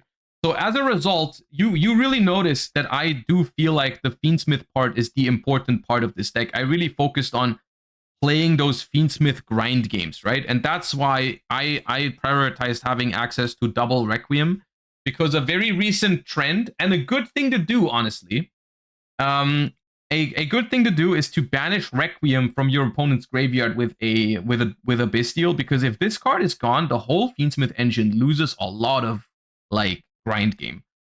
So I played a second one, and this won me a bunch of games where people Bestialed my Requiem in order to stop my grind game from happening, and the second one just is the one that came up here. But I also added a couple of other things. Like, I mean, of course you play Sequence, but I also played Agnum Day, which isn't a staple. I've made this card so much. Maybe it's about like my approach, because I've been playing Fiendsmith for a while now. You know, YCS Bologna, YCS Anaheim. I've always played different variations of Fiendsmith. I feel very comfortable in the Fiendsmith grind games. I try to put as much emphasis as possible on the Fiendsmith cards in my decks. And while there are versions without Agnum Day, I just love this card so much. I think it's so good. I think being able to go Sequence into Desiree and then being able to link your Desiree off to still get the send effect immediately, but then still bring the Desiree back. So you're basically getting both advantages of Desiree immediately, right? You're getting the send and you're getting the negate on the next turn. Plus you're getting in so much damage with this card. Once I've played with Agnum Day, it just feels like I can't go back. So I did love that card. I played it. I summoned it a lot. You play Moon, and I also did play. This is what I cut the aggregator for, which was SP Little Knight. A lot of decks, believe it or not, don't play SP Little Knight right now because of space issues, because you're trying to fit all the Ryzeals, including Duo Drive and Aggregator and stuff like that. Basically, I cut Duo Drive and Aggregator for Agnum Day and SP because I just like these cards so much in the Fiendsmith grind games. So that's the 6 Link monsters I played, and I summoned SP a lot as well. Desiree, Necroquip, and Chaos Angel are all self-explanatory. These cards happen a lot. So to me, this extra deck, honestly, this is the biggest downside with the Ryzeal cards, is that there are 4 cards in this extra deck that you only play because you play Ryzeal as your normal summon, right? And yeah, Ryzeal is a really good normal summon, but I wish I could use these 4 slots for other Fiendsmith utility extra deck cards. You know what I mean? Like, I would love to have like the second Desiree, maybe even go back to the M7 and Zeus package, the things that we played in other variants of Fiendsmith. I miss those whenever I'm past turn 1, 2, 3, and I'm out of Ryzeal cards anyways. I just want to have access to all these other options. But for now, I think the Ryzeals are the best normal summon you can play in Fiendsmith. So for now, the extra deck's gonna be a little tight.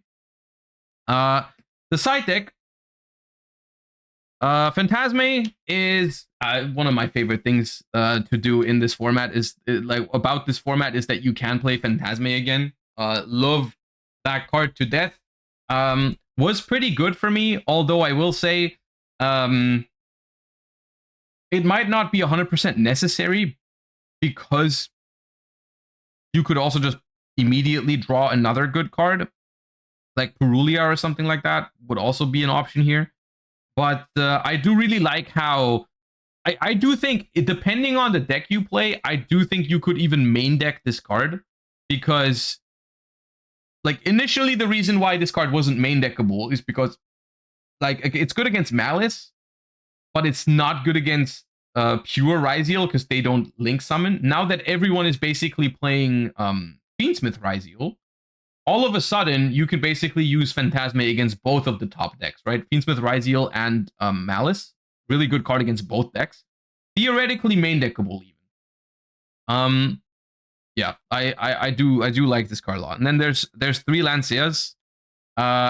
Because quite frankly, the Malice deck is just like I don't want to be too negative about it, but I'm just hoping I only play against Ryzeal decks whenever I'm entering a game in this format. Like, the Ryzeal games are so much more fun than the Malice games, at least from the perspective of the opponent. I do see why playing Malice is fun. But playing against Malice it feels like an uphill battle going second. Going first against Malice is fine. But going second against Malice, like if that deck plays, it's so scary. And that's why we're playing Lance. I didn't put Chaos Hunter in because that feels unnecessarily risky against cards like Talents or Chaos Hunter or something like that. But yeah. 3 more Charmies. We were thinking about main decking this card because it would help going second into something like Malice, which is the one thing I'm scared of with my main deck. Because I'm playing a lot of Bystials, I'm not scared of going second in the mirror. Actually, like in the mirror match for this deck, I felt like the dice roll was completely irrelevant. I don't know if anyone else felt the same way or if what your experience was, but I personally felt like the dice roll in the Ryziel or Ryziel Fiendsmith mirror, that did not decide what the outcome of the game was for the most part. But the Charmies I felt like were good in the side deck because I can only put them into my deck when I know I'm gonna go second. Who is we? The team, Raid and Trade. Obviously, I forgot to say that. Shout outs to Raid and Trade for prepping together as always. We did have some talks. Nico ended up winning the event, which with a similar list, not the exact same, but similar. Shout out. Yeah. Then they also convinced me to play a cowboy, which I never needed. I don't feel like games like even though there's a lot of turns, I never had the issue of running into. I went into time once, which was against Lampy in round 9. That was the only time I got even close to time. But they did scare me into playing the cowboy for it, which I never needed. But I suppose it is an option that you have. I think the bigger problem going into time would even be something that cowboy wouldn't even solve, because I would be scared about going second against Malice in time because they can like gain life points.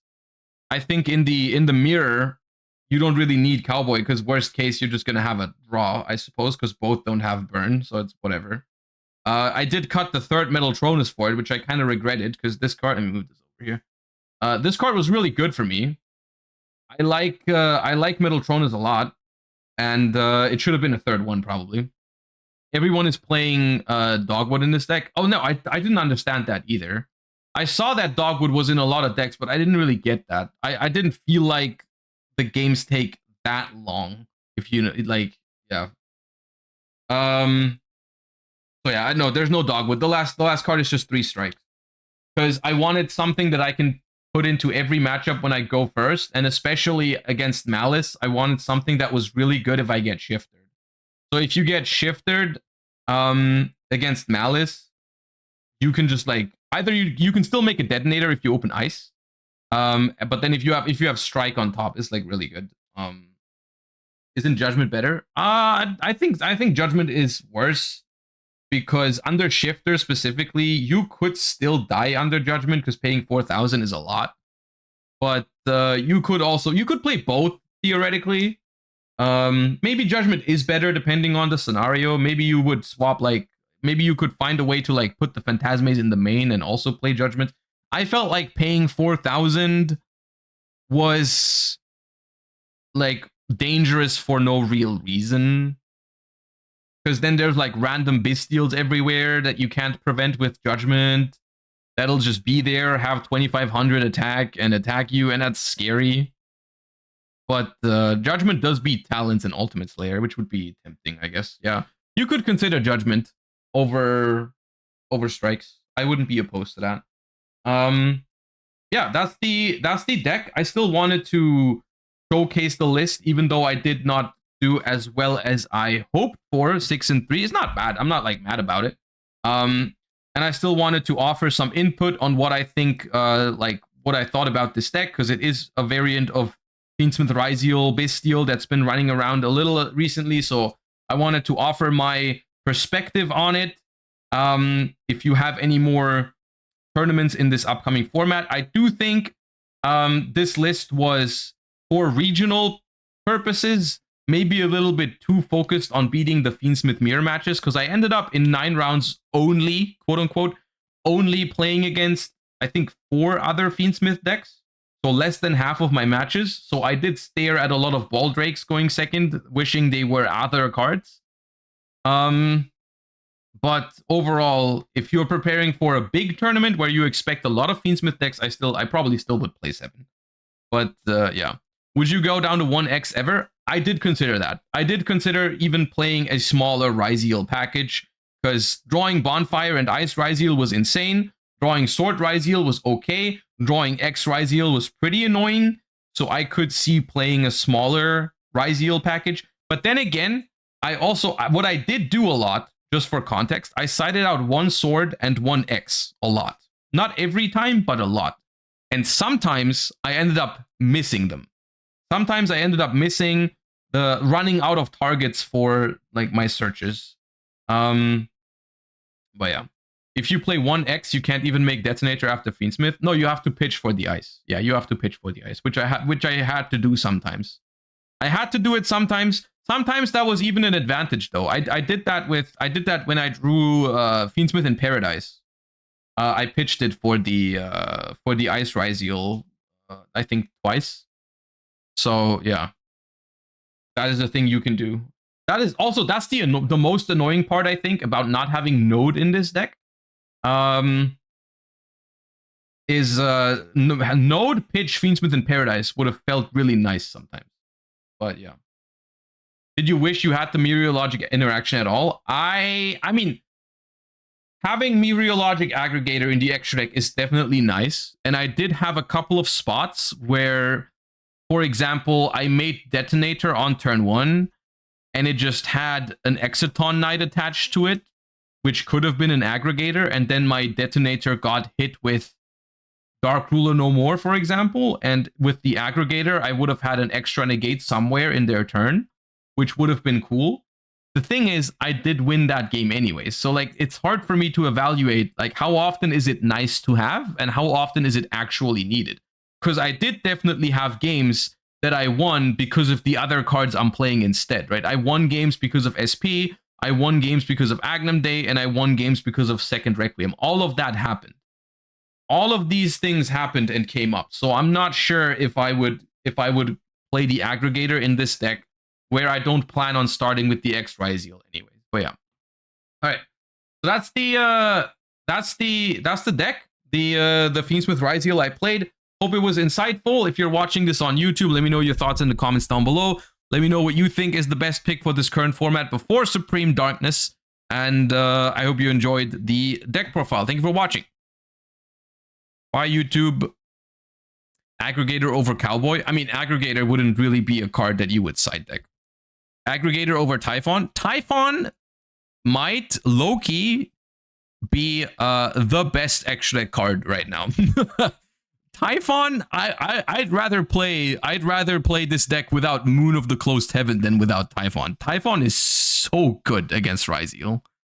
Like the Typhon's existence alone makes Ryziel balanced. Like there's so many times, bro, I go Caesar Detonator, and my opponent makes Typhon, and you attack the Caesar and bounce the Detonate. It's so good. It's so good. Like you need an extra answer to Typhon. The Typhon is such an important balancing factor for Ryziel, I feel like. And it's also, every time I got hit with my opponent's Typhon, it felt so powerful. Not in a bad way. Not in a bad way, but rather in a good way. Like it's an important piece of balancing, because every time it feels like, even if Ryziel gets ahead and makes a board and makes the Detonator, your opponent always has a chance at a comeback, because they can Typhon. It's so good right now. It is so good right now.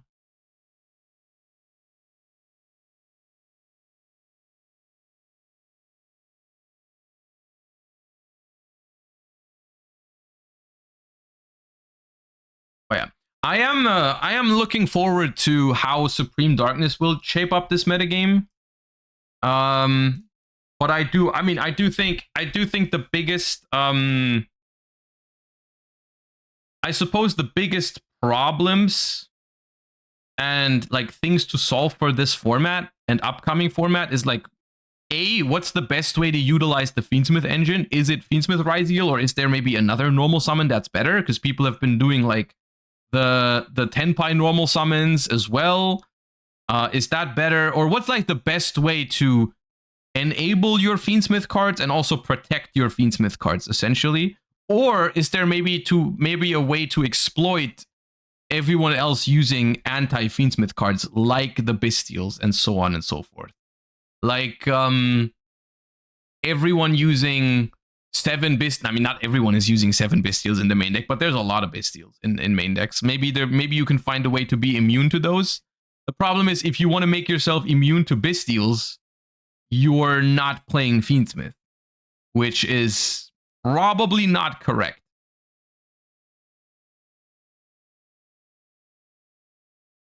Doesn't the new Link 4 put any deck that keeps it to the next turn a huge advantage in a grind game? What? Like you mean like Eclipse Twins? And I'm not gonna use Eclipse Twins on turn 1. Instead, I send it on turn 2 with like X Ryzeal to revive a rank 4. The thing about Eclipse Twins, the thing that I'm wondering about, like okay, no, okay, that's a different thing. But the thing I was wondering about for Eclipse Twins, I think people are overreacting to Eclipse Twins in some ways, because I think it's going to be an interesting balancing factor for this format, because right now, the most played deck and arguably the best deck in the TCG, which is Fiendsmith Ryzeal, I don't think makes that good of a use of Eclipse Twins as it does with, like, in Pure, right? Like, in Pure Ryzeal, Eclipse Twins is really, really powerful. In Fiendsmith Ryzeal, it's good, but it's hard to fit in the Fiendsmith version of the deck. Like, you're going to open yourself up to a lot of other weaknesses if you play Eclipse Twins. It's good in the builds with Duo Drive for sure. No, it is good. It's a good card. If you play Fiendsmith Ryzeal with Duo Drive, you would play Eclipse Twins, but then you won't have a second Requiem, or you won't have room for like a lot of other important things, right? If you look at my extra deck, I'm gonna have to cut 2 cards if I want to play Eclipse and Duo Drive. It would probably have to be like Agnum Day and SP, or like SP and second Requiem, and that opens me up to other things. So it's not strictly better. That's what I'm trying to say. It's not strictly better. It has pros and cons.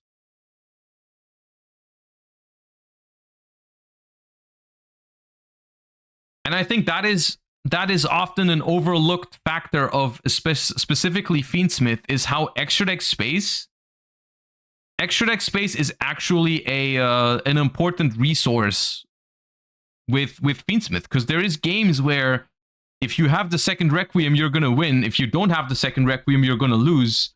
If you have Agnum Day, you're going to win. If you don't have Agnum Day, you're going to lose. And that applies to a lot of cards, and you just can't play all of it.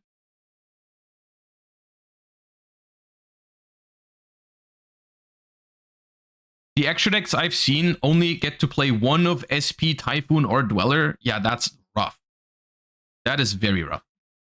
Artsy, thank you for the 5 months. And everyone else who subscribed during my yapping session, appreciate that. Vi, L Pulsar, Graham, Julian, thank you for the subs. Appreciate you guys. All right. Now, enough yapping. We have about, I think, 30, 45 minutes until Jesse Cotton comes on to the stream. And let's look at the decks we're going to use today in our new selection pack, Conquest Duels. I actually noticed, I noticed earlier, it was pretty hard to actually build 3 different decks with new cards, because, like, there isn't all that much new archetypes in here, and we did say beforehand, we're not going to count Bell as a new deck, just because it got Varudras. So it leaves me with no choice, unfortunately, and I say it with a very, very heavy heart. We're going to have to play Ascent today, which is rough. I know. Tough times. We're going to have to play Ascent. I also built Drytron, which is unfortunate because I've been making fun of people that asked me, hey, will you play Drytron? I'm like, no, I would never. But I don't have it. There's no other decks in here. What else am I going to play? I'm going to have to play Drytron today, which is what we're going to learn in a second. We're going to have to do a couple of games with it because I have no idea what's going on. And then the third deck I built was just a dragon deck using Light and Darkness Dragon Lord and the Dark End Evaporation Dragon. I built like a, it's not Dragon Link specifically, I'll show you. But it's, I just called it Dragons. It's something like this. I tried to put a heavier emphasis on the control aspect, and we're trying to do Seal's Pass and maybe an occasional fusion summon with Dark End Evaporation Dragon. It's like a bestial control type of deck. My idea was we're also going to play Molcharmy in it, because when we go first, if we don't have access to Regained, we have we can set up like a Seal's Pass moment or chamber with Tidying and Seals, and then we can, if we use all of our cards, we're gonna have an empty field again. You know what I mean? Like if we go, let's say in a really ideal world, we can go Seals plus Tidying Pass, and then we use Seals to bounce and then Tidying to bounce. We're gonna have an empty board. We can use Molcharmies. There should probably be a Striker Dragon though. I'm just realizing. There should be a Striker Dragon. Let's cut the Zombie Vampire. Yeah. Yeah, so that's the, this should be fun. And then we have Ascend, which I do not wish to talk about. And we're gonna have to learn Drytron. Now, this list, do not judge me for this list because I literally just copied it. We're gonna have to work on it together, which I'm aware that's gonna be a lot of annoying backseating. But I didn't have the time to look into Drytron yet. The only thing I noticed, I took this list from I just found it online, and it didn't use any of the like crazy win conditions of Drytron that it used to play with. Is that a thing? Like, do they not play like Herald of Perfection anymore, or Herald of Ultimateness?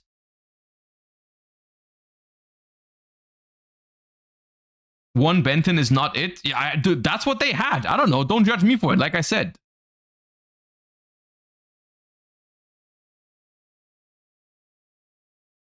New 2 locks you into machines. Okay, let me... maybe that's a good thing to start with, because I do remember all of the old Drytron effects. Drytron New 2 cannot be normal summoned or set. Must be special summoned by a card effect. Xeno, think about it 6 months. If a Drytron card is on the field, you can special summon this card from your hand or graveyard, but banish it when it leaves the field. If this card is special summoned, you can add a Drytron monster from your deck to your hand, except Drytron New 2. You can only use each effect of Drytron New 2 once per turn. Also, you cannot ritual summon the turn you activate either of this card's effect, except machine monsters. So we can only ritual summon this guy right here, which is Drytron Medionis da Draconids. Other Drytron monsters you control cannot be destroyed by your opponent's card effects. Twice per turn, when your opponent activates a monster effect, quick effect, you can banish Drytron monsters from your grave whose total attack equal or exceed the original attack of that monster, and negate the activation if you do destroy it. If this ritual summoned card in its owner's control is destroyed by an opponent's card, you can ritual summon a ritual monster. You can special summon a ritual monster with 4,000 attack from hand or deck. So this is essentially, if we set it up properly, a double monster negate.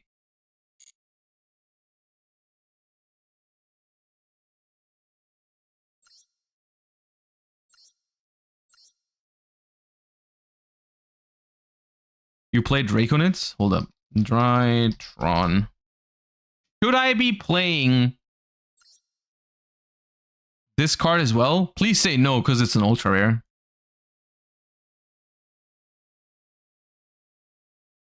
Yes? Shit. You can ritual summon this card. Can't target with monsters.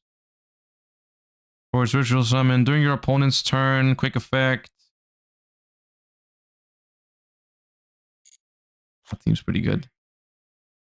Is it really only one Benton?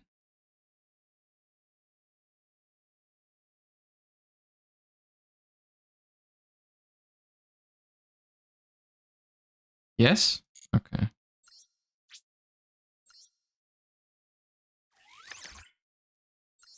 That did not feel good. You can't loop Benton anymore? Oh, because you're not allowed to summon it, right? Is that why it's one? Like, you're just using it as tribute fodder, but like, you can never like summon it? I see.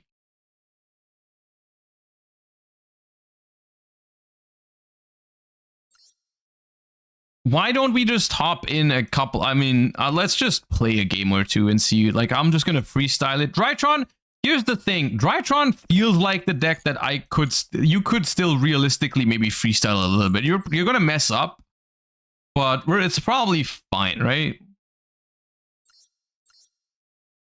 You should play Dynamondo.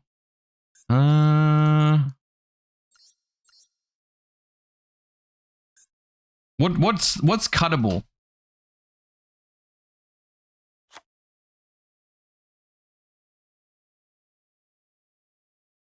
Access code? Nightmare Unicorn? Cut Unicorn.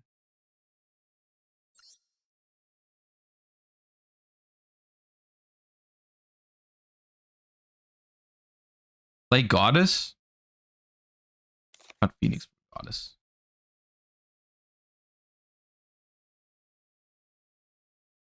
You should play Vanity's Rulers. Maybe I should. I'm just not trying to be cringe right now. Let me see.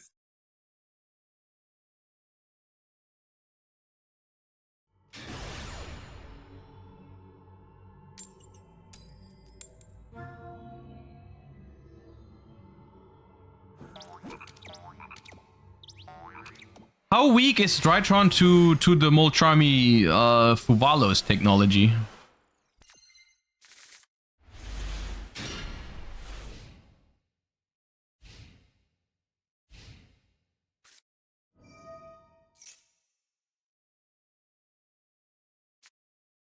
Rulia Rexit? Okay.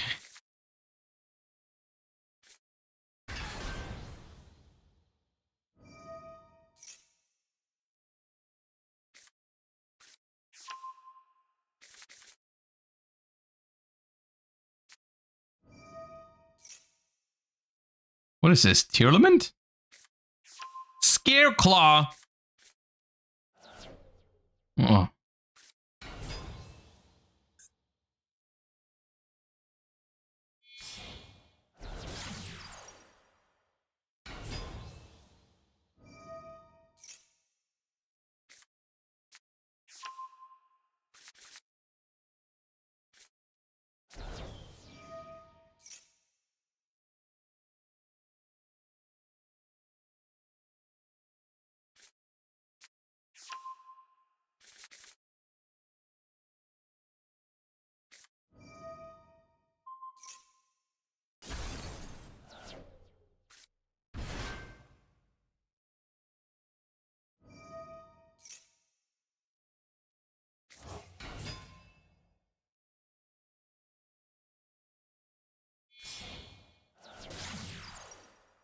This always feels criminal. It feels criminal that they can do that. You know what I mean?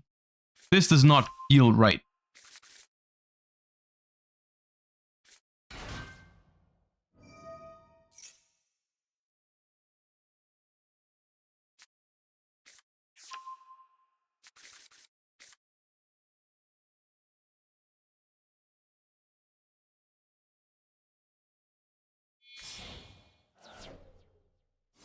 The field is heart once per turn.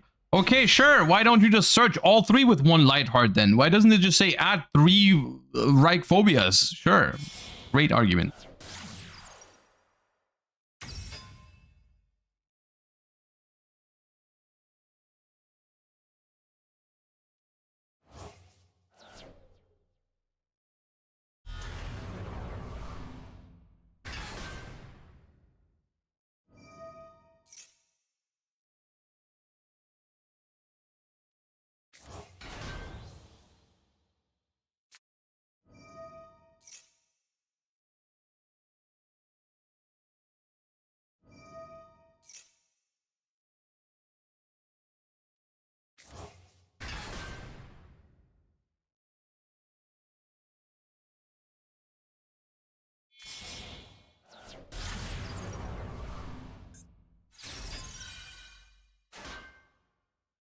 excuse me. I'm trying to learn my Drytron deck.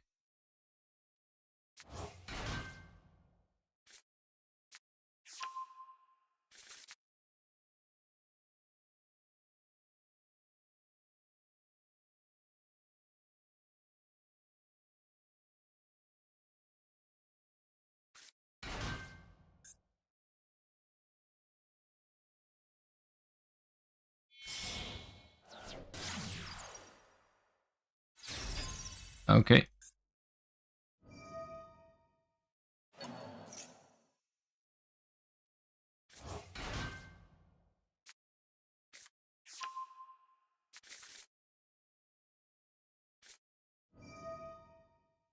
Are you gonna do it again?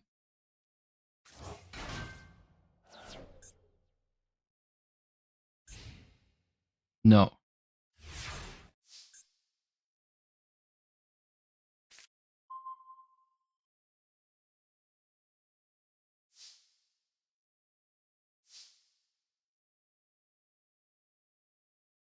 So I'll just...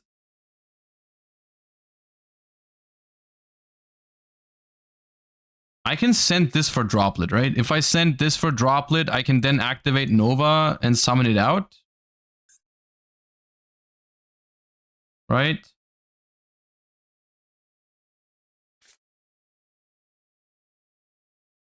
I have to be... Oh, wait. I have to be aware of Birth. If I send... Oh, no. That's actually... That might be a problem. If I go send the new 2 and they banish it with Birth, I might have an issue. I mean, I can also just... I don't have to negate... What... I need to negate the Baron. I don't have to negate the Tri... Do I even need Droplet? Can't I just imperm Baron and start cooking? Why do I care about Tryhard? We can out it later.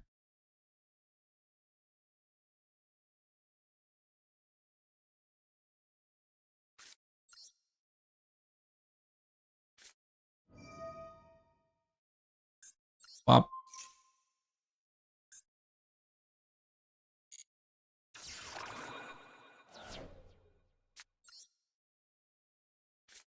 I can still Droplet it if I want to. Uh-huh.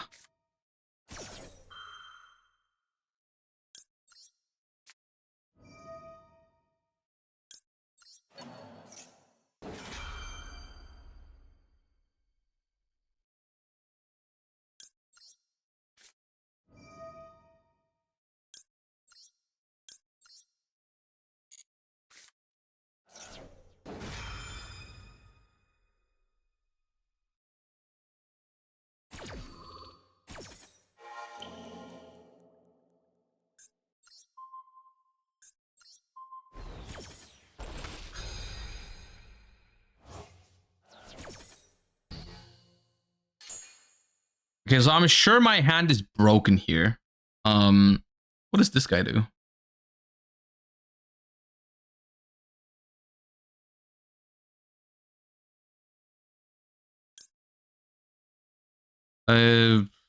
I'll just summon Alpha.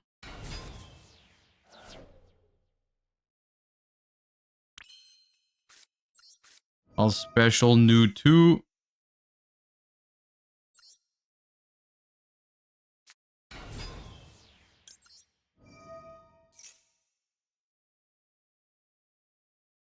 This will add Zeta. So we assemble Alpha Zeta. I'm freestyling. Is there a world? That's not good. I know that. I'm not a Drytron expert, but I do know that's a problem.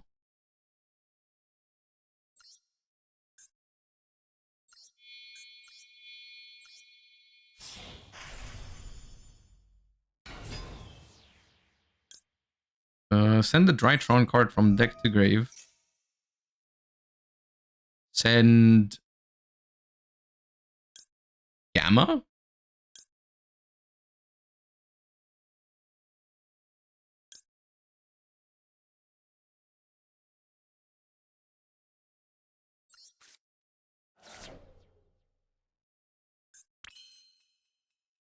And battle. I don't know if there's any crazy things that could happen here, but I think I can just attack this thing.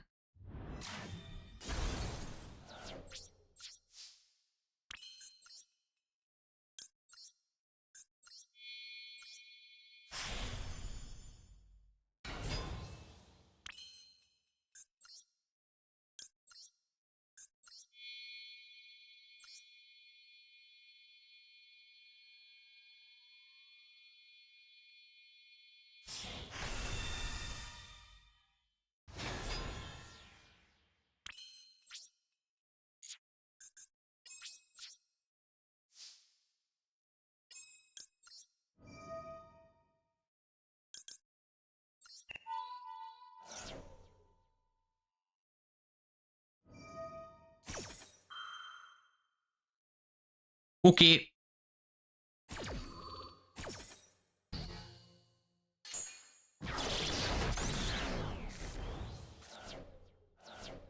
Cinema. All right, well.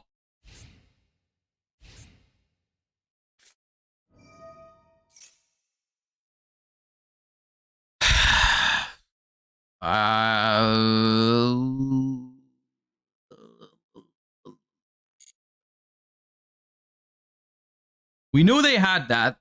I mean, let's just see how good this Zeus can be. Astra.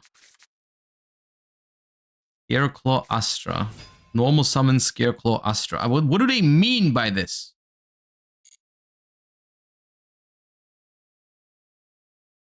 Typhon? I'd be okay getting Typhon. I'm pretty sure my follow-up's pretty good. Special summon. Okay. How dangerous is the Link 2 possibility? I don't think there's anything crazy that can happen here, right? No, not yet. Not yet. Oh. Add a Scareclaw. All right, I'll let him add, and then I'll think about it after.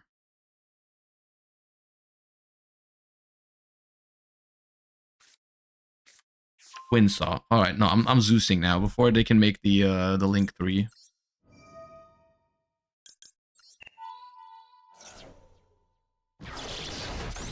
Cinema. Okay, that's probably fine, right?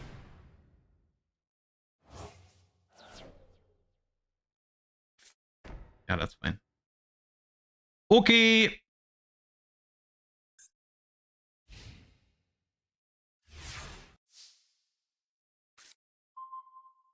All right, now things are happening. Activate Alpha. Tribute Benton. I don't know. Okay, now when I actually get okay, this might be a problem because I'm trying to learn the Drytron lines, but the thing is, like, I don't know if anyone lets me play Drytron. You know what I mean? I feel like they all just leave.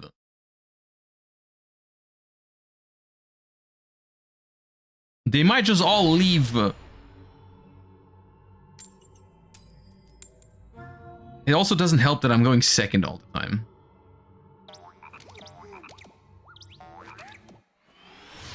Not particularly helpful. Oh, also, regarding my head's good. I know that. Regarding me playing decks that I haven't played before yet, or me trying to learn certain decks or whatever, I am planning to have a we're doing the first iteration of this tomorrow, but I'm currently having my Patreons vote on which kind of decks they would like to see me play. And whatever wins the poll, we play for like a serious ladder session tomorrow. I think currently Centurion is leading. Special summon a Drytron from your deck, destroy it during the end phase. Battle Light Machine. I think I'll start Nova. Probably Nova.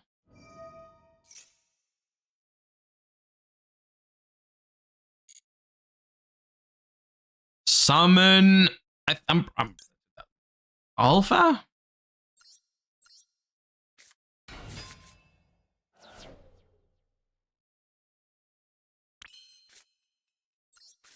Activate this. Do you know? I'm gonna say something positive about Drytron right now. I like the way that they put a restriction on this guy so that you can't summon Herald anymore. Like the way this deck looks even is already so much more. It already looks more based than what I was expecting. Do I go through this guy? Probably. Actually, no, because I've already had the Drytron spell. I don't think I want to go through this.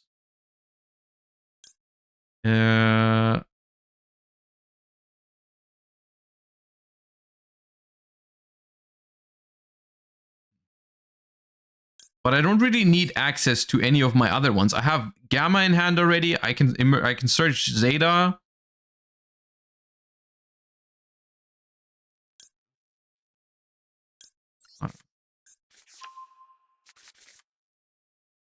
Seven can also add Medionis. Yeah, but doesn't Zeta add Medionis already?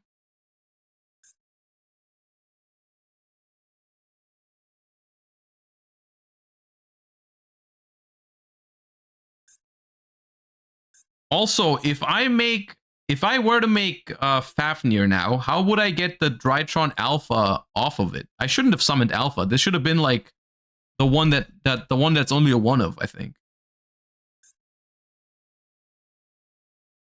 Do you play Fafnir? There is a Fafnir in this deck, yeah.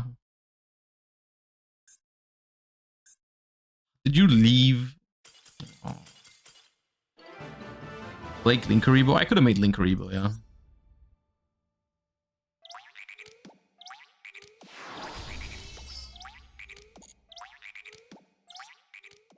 Dual room it is. No, let me... Okay, hold up. So... the first thing I'm trying to do is I'm trying to understand what I want to...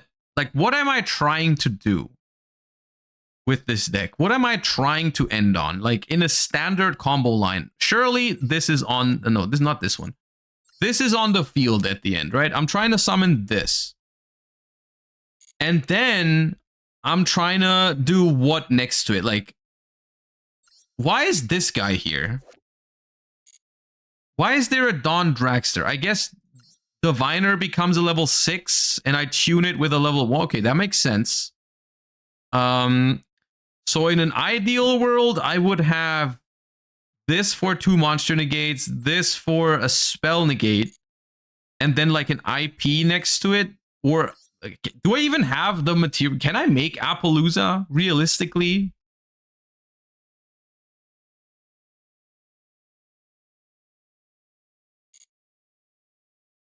Nah? Okay.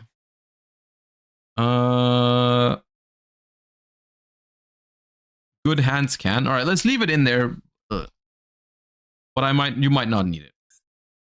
Okay, so how does this ritual summoning thingy work again? I make Fafnir, right? I make Fafnir and then I detach the cost. Tribute machines, total attack equal or exceed the attack of the ritual monster. But then this guy has the effect where you can detach instead, right? When you ritual summon, you can detach a material from this card. When your opponent activates a spell trap while you control a machine ritual. Isn't it kind of good to leave this on the board? Isn't this thing kind of broken? If you can just summon, like, why is this not part of my end board? This is not a machine. It's a machine, right? Ideally, it stays. Yeah, right? But then, how do I afford all these ritual summons? I mean, how many times do I ritual summon? Once? Is it just one?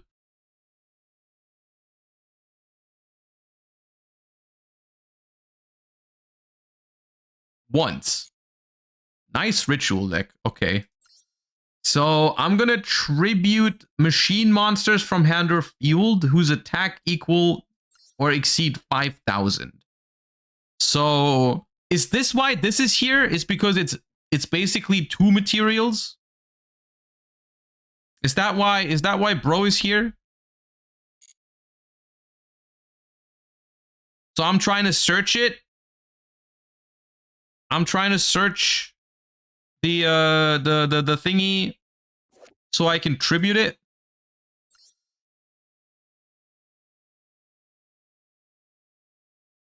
The other one floats into this. It has nothing to do with turn 1 combos. Okay, so I'm not supposed to tribute this.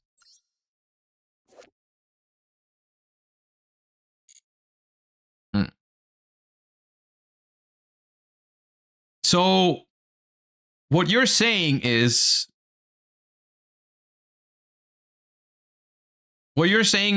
I'm gonna either if I have a really good hand, I can afford to not detach from Fafnir. Instead, I'm just gonna have enough tribute fodder for my 5k like naturally. And if I don't have a crazy hand, I'm gonna be forced to detach my materials, in which case I won't have the spell trap negations on this thing. But I'm just gonna link it off then. Or I summon a second one, I guess. Yeah, okay.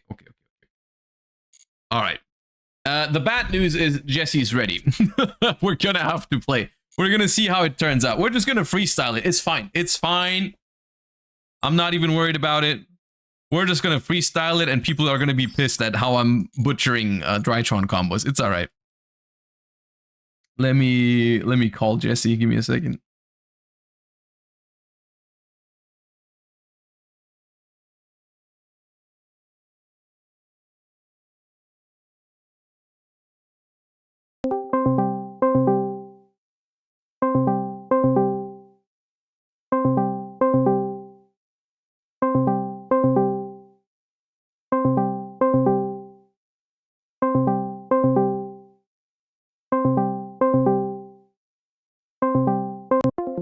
Bro said ready when you are and then left. Okay, he's gonna be back in a second. Hello. All right. Honestly, I'm not too worried about being able to win a game with Drytron. I'm not too worried about it. I am more worried about winning with Ashen. But the good news is that Jesse's gonna have the same problem. I'm 90% sure that we're just gonna have the same decks today. Like, I mean, I don't know about the dragon deck, but I'm pretty sure Jesse's gonna have Ashen and Drytron as well. There's no way. What else is he gonna build with that pack? He has more experience with the deck. Yeah, he probably does. Yeah, you're right. I didn't play Ashen very well last time I played it.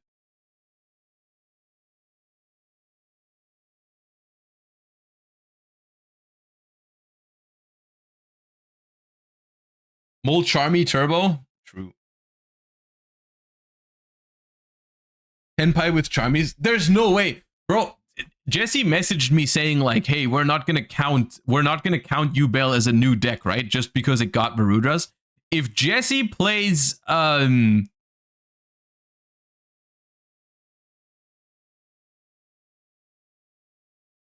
if Jesse just plays Tenpai now, that'd be crazy. We're beefing if that's the case.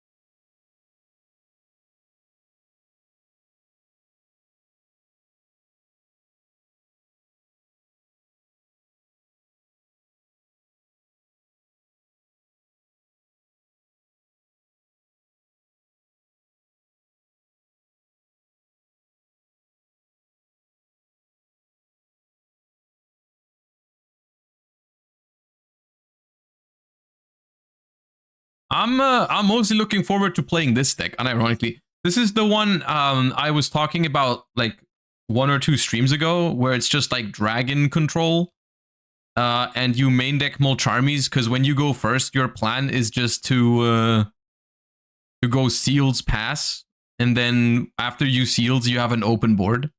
Is it good? I don't know yet. It's probably not crazy, but it sounds fun.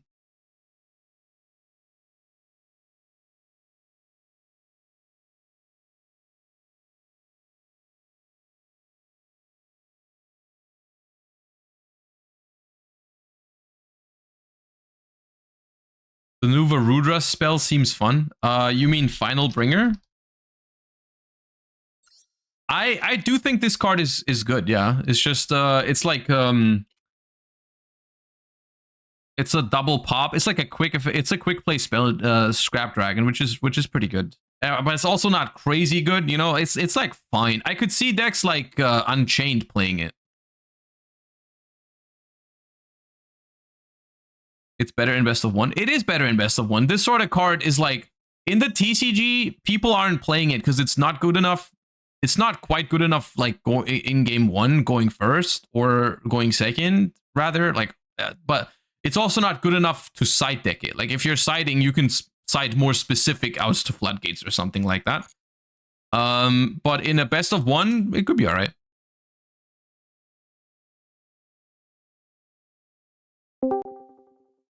Hello, hello. Howdy, how you doing? Doing good. How are you? I'm doing all right. I wonder what kind of decks you've cooked up today out of the immense amount of options. We really don't have much. Yeah, No, we don't. It's just going to be. I was the scraping the bottom of the barrel with my third deck for sure. It's just going to be Ashen, Drytron, and plus whatever you think counts as a deck. Yeah, I played the third deck on my stream on Friday because my or Thursday because my chat requested it, and it was rough. So my expectations unfortunately are very low here. Wait, what was that? I don't think we have the same third deck then, because I mean my third deck isn't crazy or anything like that, but it's not like that bad, I don't think. Well, I guess we'll find out when we play. Yeah. No spoilers, chat. No spoilers. No spoilers. All right, let's get into that duel room. Sounds good. I sent you a room already. Oh. Yeah, there it is. Let me not spoiler it. No more Kessie Jardins. Nope. Failed to enter room. Interesting. There's no one else in here, so try again. It's okay. Enter a room. No, failed to enter room. All right, I guess you make a room and I'll join. I don't know. Wait, no, you haven't sent me anything. The one I copied was the one from last time. Oh, did it not paste? Oh, okay. I just scrolled up to the next like number you said. Yeah, I didn't click paste. My bad. But I also just disbanded the room because I thought it wasn't working. So I'll make a new one. My bad.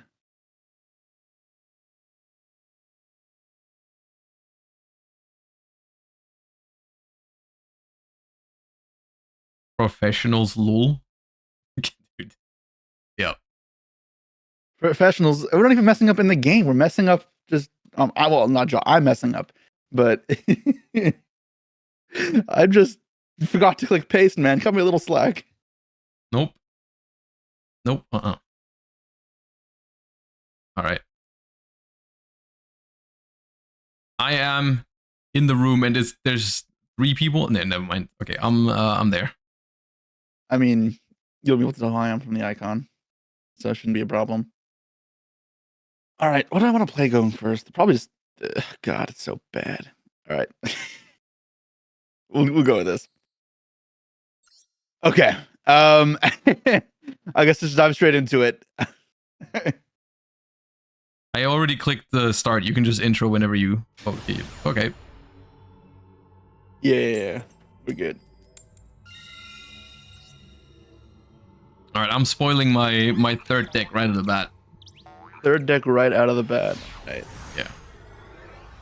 Unless I just brick, in which case you won't see anything. I did not brick. All right, cool. Shit. I guess it doesn't matter for standby or main phase. Oh my god. All right, cool. I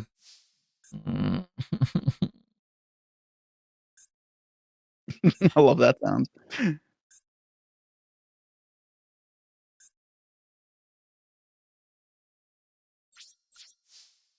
End phase. Don't worry about it. Okay. You'll get to see my third deck as well then. Okay, Horus is new in this pack. I see. All right, cool. No, man, that's not. There weren't enough cards to build a completely third new deck. Oh, I didn't know. I didn't know we were just gonna play Horus like that. Okay, fine, sure. Okay. Settle down. So what's the thing here? Well, I guess I should play around Nib actually. I don't have it. Don't have it.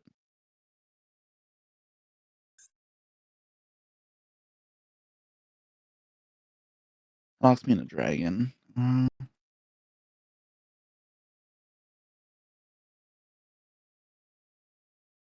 What locks you into dragon? The big Chaz dudes, Dark End and Light End. Ooh, that's what the deck is. Okay. It's Chaz control. I summon Light and Darkness Dragon and Horus monsters. What does Horus have to do with Chaz? It can be tributes fodder for Light and Darkness Dragon. Hmm. I'm actually playing Light and Dark Dragon, like all of it. Well,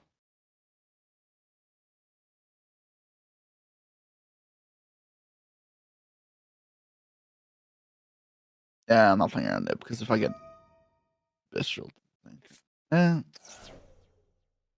just go battle phase here. Oh, you can't even Visceral me.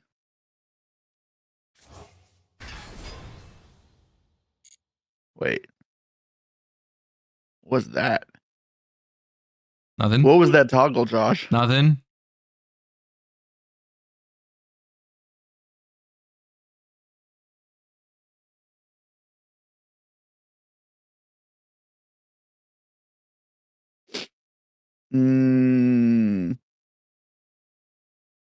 All right, special summon Dark End Evaporation Dragon.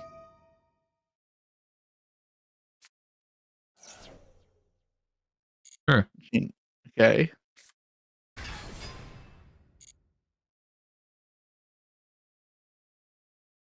Effective use? Is that even good enough? Yeah, they can block the Bistral. Oh wait, Bistral Nib would be hella crazy. Well, neither of those are live right now. They can't be my toggle. Well, no. I mean, like, we'll have to fuse to put it in the grave, right? So, like, Light and Dark Dragon is mandatory, right? The fusion. If I make the fusion, that's summon 5, and Oh, the evaporation would be the that's grave. yeah, I get it. Do I just attack then? I just attack them. What is your toggle? Don't worry about it.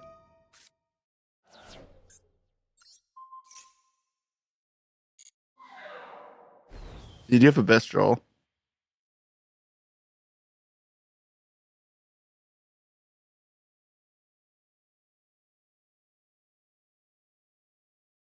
Huh.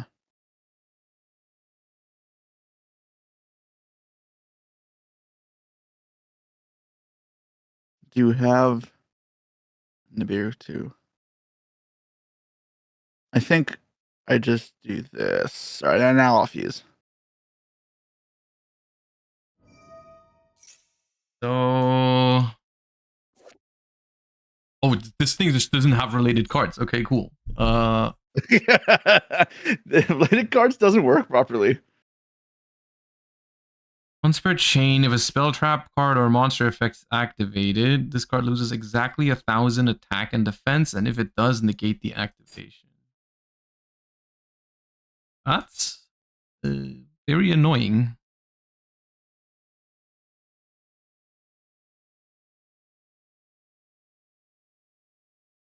Sure.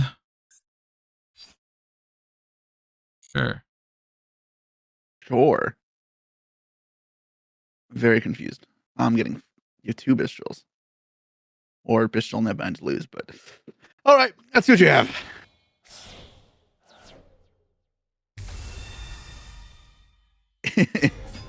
See, new cards. You know what? It's fair enough. My All right, and then this should be game if you have 1 Bistral, but now I get ruined by 2. So only have 1. show me the ropes. You only have 1? All right. Yeah, only-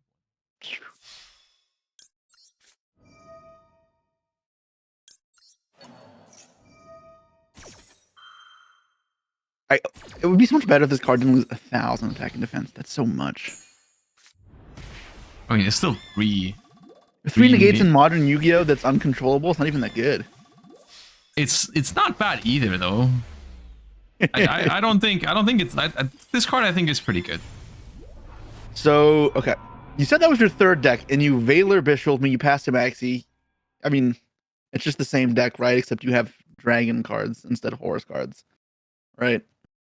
I don't know what else there is. Are you playing like the big dragons?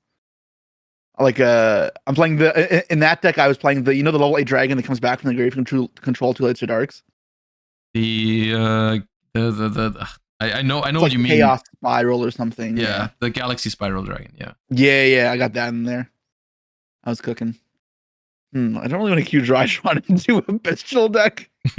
that's why I have all the Bestials in there. Because I knew you were gonna have Drytron. I also have Bestials in that deck as well. Yeah. Yeah, I mean, same thing. I'm like, I try to snipe the Drytron deck. I figured the horses were good because I get to put in the 6 Charmies and Upbrick on them as well. And then show those off. Because those cards kind of aren't that good, I think, in actual meta. Armies? Specifically Perulia, but yeah, they're not the best. Perulia is not gonna see that much play unless you're playing a blind second like Tenpai. But yeah, or your deck. I mean, I think the deck I play just now can play because I'm playing like a billion ways to discard it, but ugh. 49 Well, cards. All right, so we found the Drytron deck, I think. I don't like this. A nice new deck, Josh. It's look. This there's better new end cards. with at least ending Light and Darkest Dragon on the field. There is. I put the fusion stuff in there.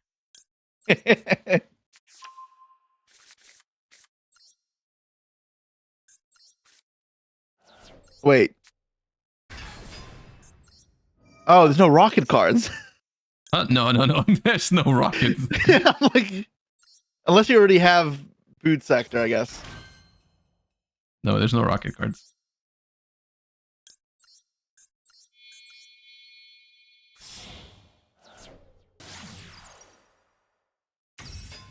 Oh my god. We have achieved end board. This is the dragon. Wait, Red Island at 2? Yes, of course it is. It's gotten errata like 10 years ago. I don't remember, bro. Oh, that was a good draw. Okay. Well, you already know what I'm playing, so let's. I think you can beat this. Let's start comboing. You opened Alpha Benton in 49?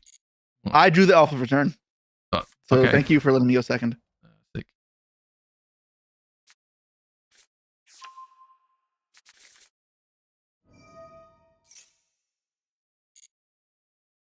Yeah, that resolves. Probably one from my deck.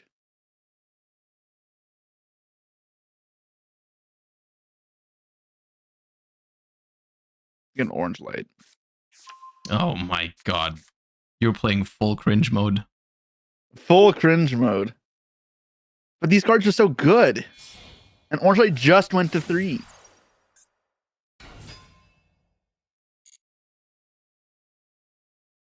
All right, now we go effects. Should be the other Benton. Aren't you having fun? Nope. Let's get this out. And okay.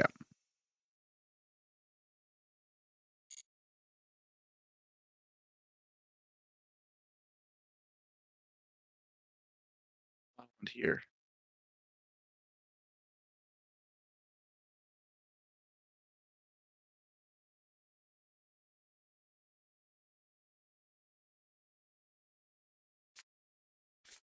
All right.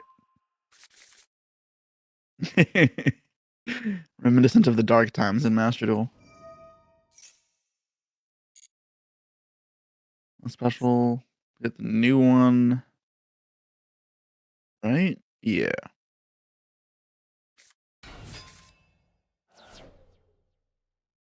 Not the new one. It's new too. What? Oh, God, you're an idiot. Special add an Ursarctic or Drytron spell trap next to hand. Do I want to do that? Is it better than Zeta? It seems pretty good.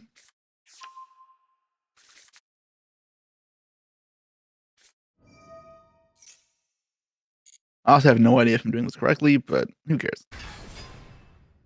I tried to practice Drytron before this duel, but every time I started playing Drytron cards, my opponents just left, so I didn't actually get to practice. That Weird how gimmick that works, huh? feels.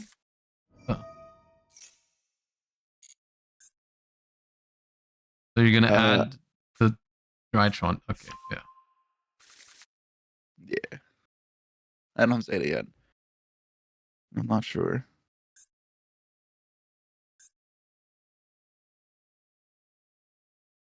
Your plan of not having to play Ascent looks great so far. Yeah, the execution is actually perfect. I'm not gonna have to touch Ascent, which is the You're just gonna get 3-0'd. Well, hey, my next deck is Ashen, so we'll see how you hold up against that.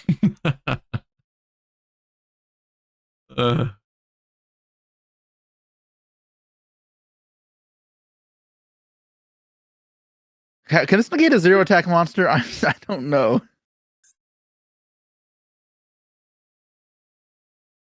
Well, I don't really know if I want to find out.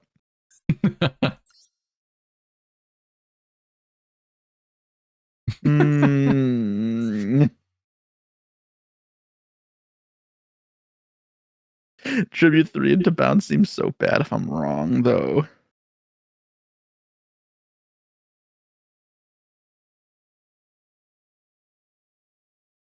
I mean, I'll have the orange light worst case. I'm just gonna get rocked by call by.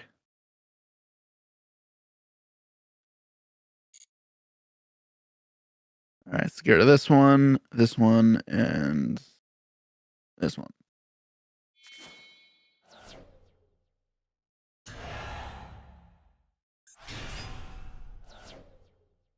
What is this? Oh, the field spell, right? Yeah, I do not care about that.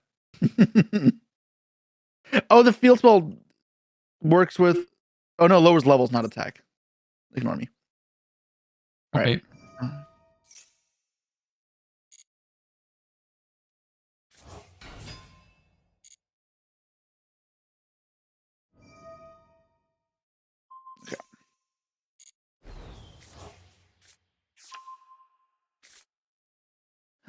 There surely was a way I could kill before. Let's see, you have I mean, Ava, Herald, and the ritual spell right now?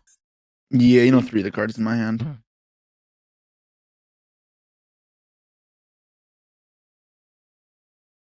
How do you feel about Drytron now with the new cards? Like, from do I enjoy it or from do I think it's good? Both, I guess. So I have always hated this deck. Yeah. In terms of like playing it, just because this feels like one of those cancer combo decks where you just oftentimes not much you can do about it. But in terms of its viability, I think it's like Rogue. It can definitely hold its own and beat tier decks, like the best decks. But going second, it can struggle.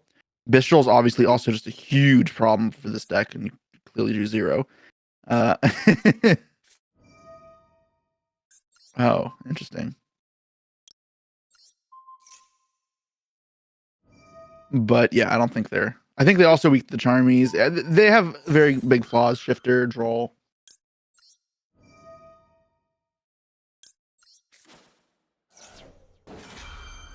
Can I negate this? I can.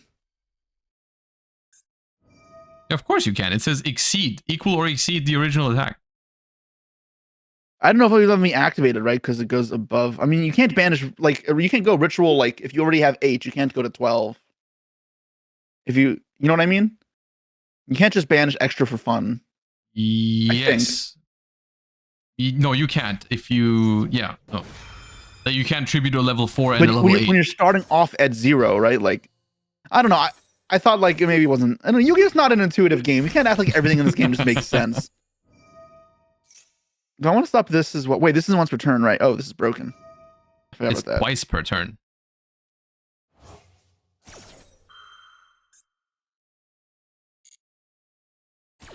Oh, there's a toggle. Oh, you have the trap engrave. Wait, no, you don't have a guy engrave in hand. Don't worry about it.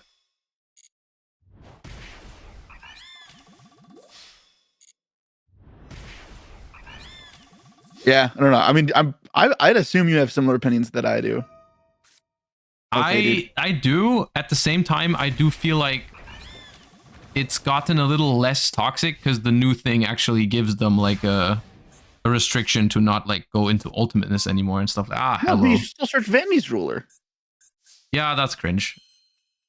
I've played this against this deck in the TCG, and they end on Mirage Light, Vanity's Ruler, the Spell Negate, and the Double Monster Negate. Like, how are you beating Double Monster Negate, Spell Negate, Vanity's Ruler?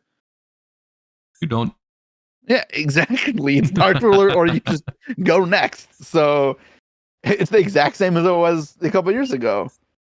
I mean, they could choose not to play it, but that's not really the problem, right?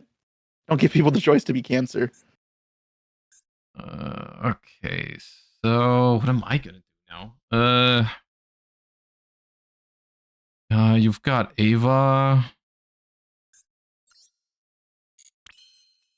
I can't believe this card was ever banned.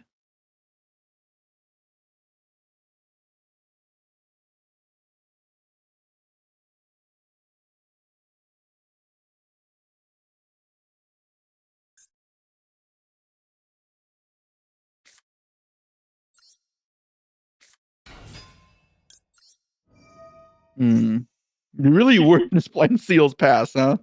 Look, it's got charmies, and the idea is you just like you were able to charm me after you use your shit. It's just you didn't give me a good spot. We had similar ideas. It was charmies and dragons with new stuff. Yeah, it's kind of cool.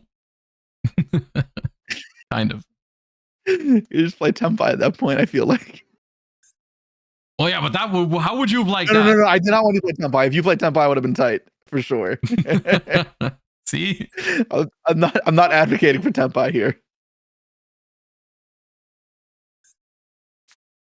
look who I found. Oh, you do that for turn, I guess. Well, if I don't negate this, I lose the thing anyway, so it's a bigger attack one, so use the orange.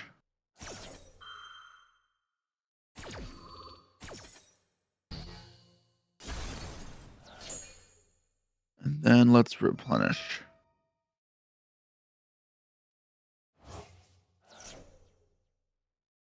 I have to get this one. A nice royal rare. It's not even the Drytron cards themselves anymore. It's just like Ava, Herald. It never was, though. Yeah, no, it never was. Yeah, you're right. I always thought the Drytron cards were really cool and how they played through like the mid-range decks. Like it always felt fun playing versus Zoo and Eldritch because like your deck had a good grind game and you could like actually play multi-turn games pretty well. But it's obviously when you go first and just that's Yu-Gi-Oh. I mean, yep. The one thing I will say is this dragon dude this ritual dude is like really bad in the Typhon. But I don't think Typhon saves you here if you go to just Typhon. Nope.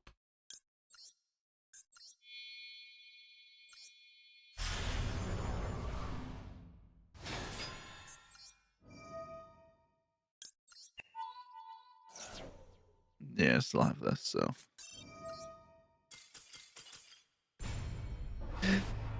Josh, we have to go longer. We need ad revenue. Don't worry, Ashen is still happening.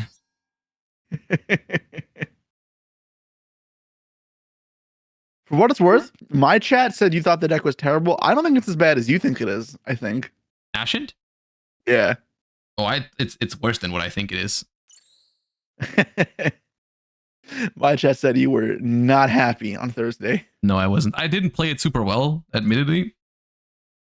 But it still has like it's not even about it being bad, it's more about it being so like anti-synergistic with itself. Like it was so annoying to me.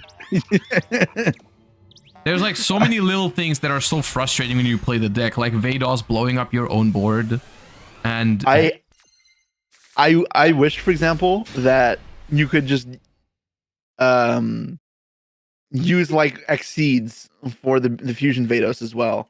Like you just can't fuse with their XYZs if they have XYZs in the field. Also, you can't fuse with Banshee. Like yeah.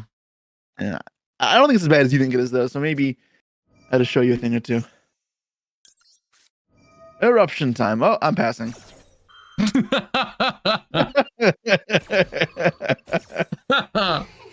think I'm joking? Man. No, I don't think you're joking.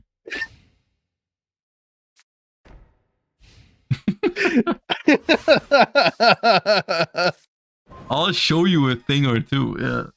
Yeah. You showed me two things. You showed me Awakening of VODs and a set card. Good job. Oh no. Lubellion. How do I ever win a grind game versus Lubellion? Oh man. All right.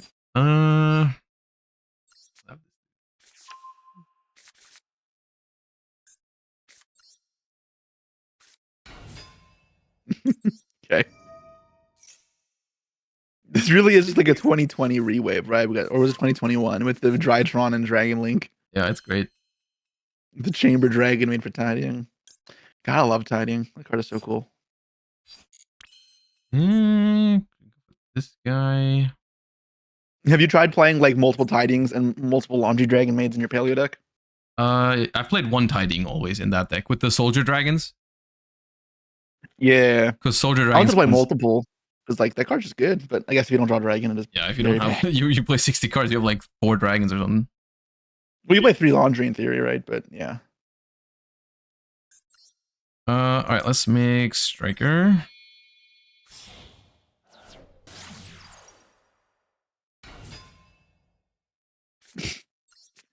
Serenier. I need you to activate Boot Sector Launch. I don't play it. It's not there. It stops me from activating my Mole Charmies, Jesse, when I go first. I want to go Seals with no other cards on the board. Yeah, but you can bounce the field spell with Erratic Seal. Okay, I'm not going to do that. Just to fool us.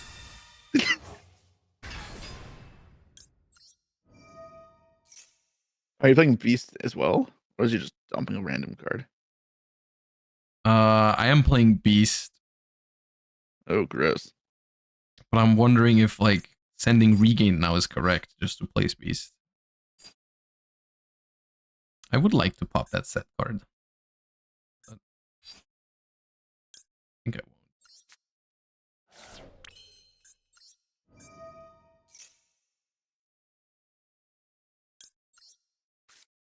I'll always be a Regained gamer. Regained is so good. I get it.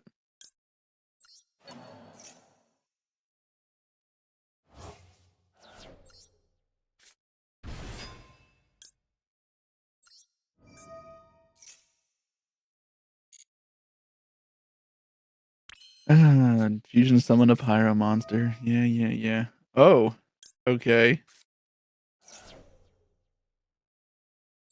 Damn, your turn to do that to me. Well, I actually do have Nibiru. That's fine. Well, yeah, I know, because I can't do anything afterwards.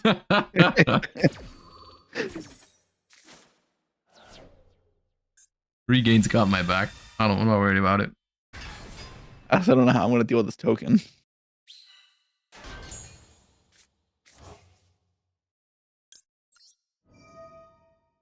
Oh, maybe I'm supposed to fuse and then use the trap for you to negate it and then activate Nibiru. Yeah, I was just gonna attack you. Okay, sure. Bald Drake. There's another one. I got all of them things. Don't worry about it.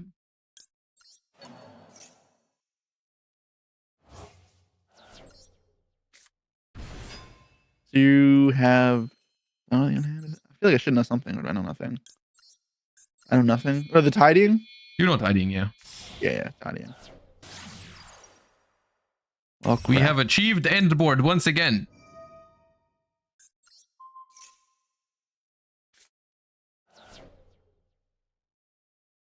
Beep. Okay. Here we go. No, we don't. We don't go. I need to draw Priestess or Bonfire, I think. I don't think it's that bad for me if I draw either of those cards.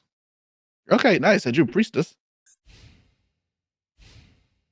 You gotta will the cards into existence, Josh. That's what you gotta do. Haven't we learned anything from Yugi?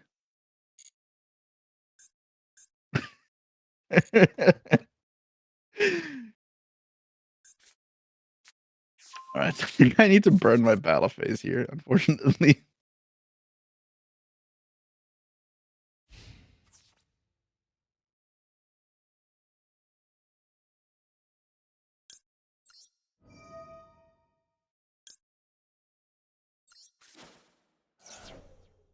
Mm-hmm.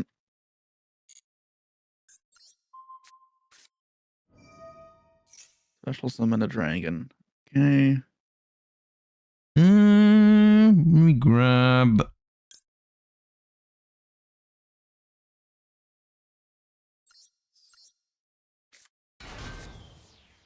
Another chamber. Okay.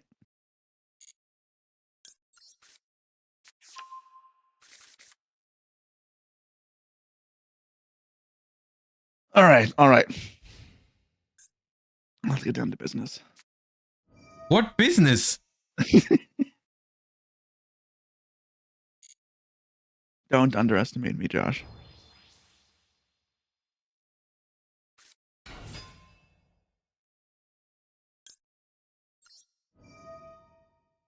Mm-hmm.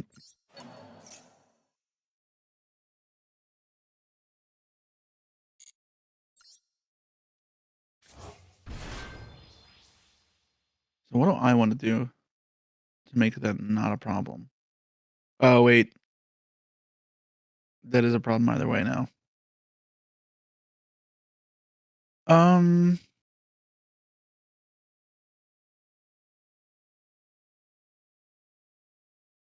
Crap.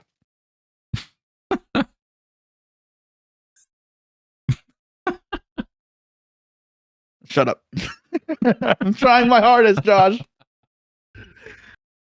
I'm trying as hard as I can.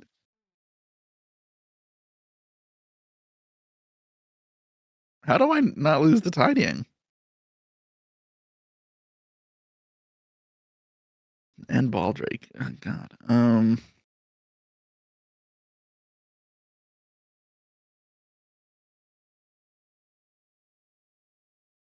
just can't force that out because of that. Do we just skip to the Ashen Mirror?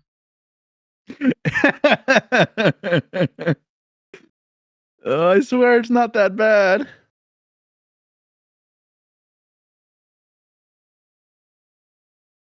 I wish I had another way to do anything. Please.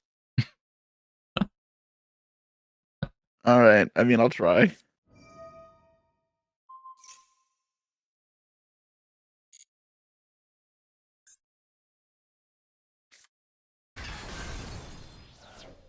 Yep. Get this.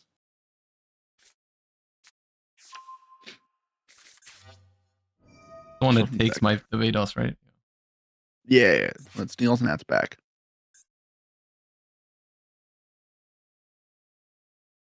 You get King, especially from the deck.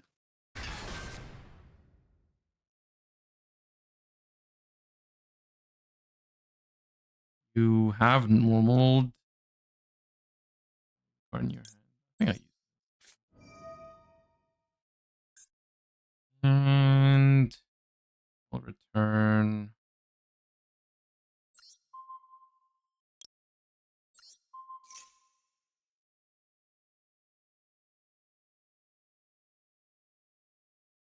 I'll do this now. Yeah.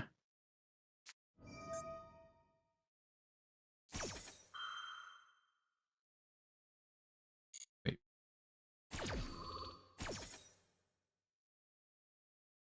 Yeah, your field isn't pyro anymore, unfortunately, but I mean, I still have to do this.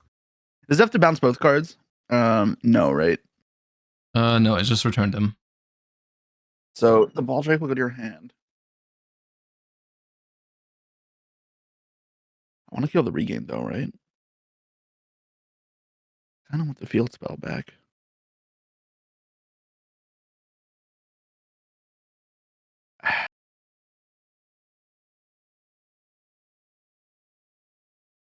You have one unknown in hand, right? Yeah. You banish this No, card but if I and a nuke the dark. field.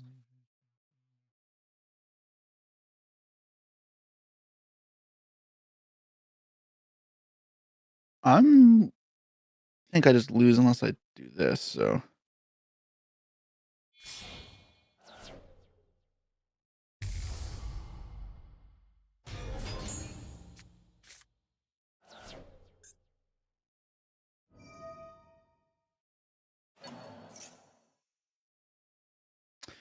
I can't even nuke because it nukes my own field. That's so bad. So bad. Shut up. It'd be so much easier if I could just nuke it. Man. Wait, why didn't you just let me bounce your king? Couldn't you still special it now? I need the 4 on field, and I can't fuse with it unless I well, like, yeah, so like if you bounce the king, then how do I fuse? Unless I use the priestess. I need the priestess on field. I guess I could go Wait, special why do you summon. need the priestess? To make a rank 4? Well, yeah, but you can. Doesn't hero summon one from deck? I can. Yeah. Oh, I forgot he hadn't used that yet. Wow, this is bad. Yes. Yes, it is. Ah, great. Thank you, Molcharmi Fuvalos.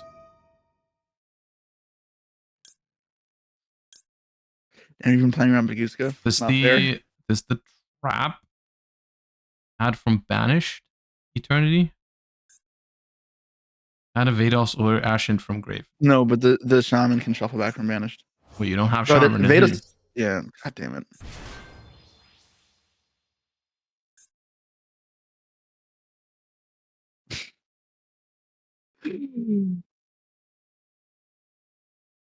You can let this resolve. All right, to anyone watching, the viewer is going to put up a timestamp to when the Ashen Mirror is going to begin.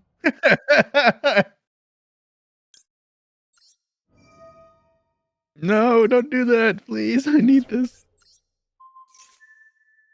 Secret ability, come back. Well, yeah, without materials.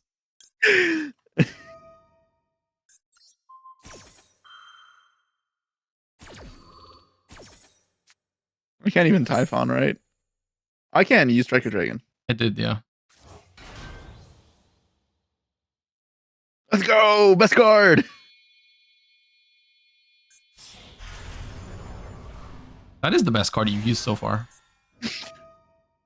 I'd reckon Nib is the best card. Oh, fair enough, yeah. You've just used this to clean up the nib token you gave me. Cleaned up the mess I made. Oh my god. Maybe I should have nuked the field, but if I nuke the field and do nothing else, I'm pretty sure I also just still lose. Yes. Okay, so you can add an Ashen back from the graveyard, which does nothing.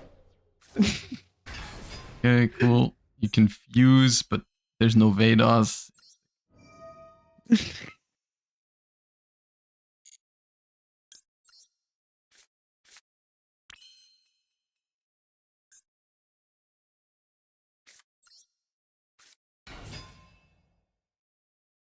You ready? I have to play the Metamorph card soon.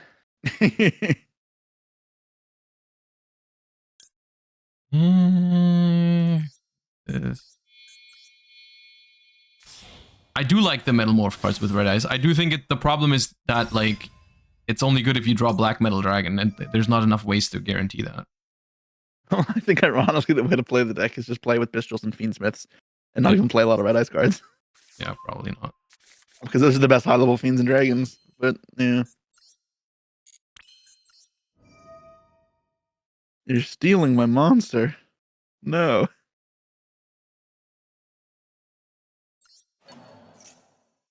I can add it back to my hand, Josh. Do that. I don't think I will. I know you wouldn't. Because instead I get to do this.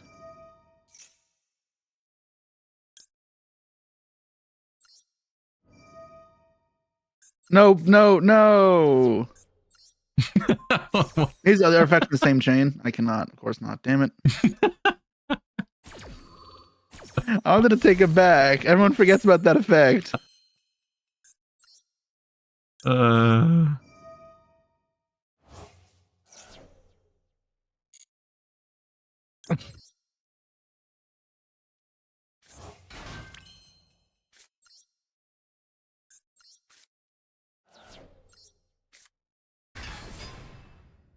What a world we live in. 2 red MD. Just like the good old days. Ooh.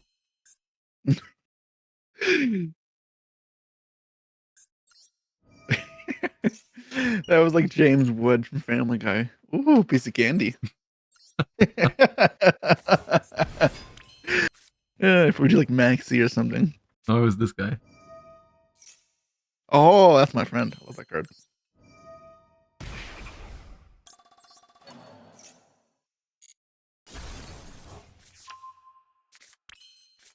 Fool, your zones are blocked. You can't even summon the Chaos Emperor Dragon. No, but I can banish it for my Dark End Evaporation Dragon. Isn't that cool?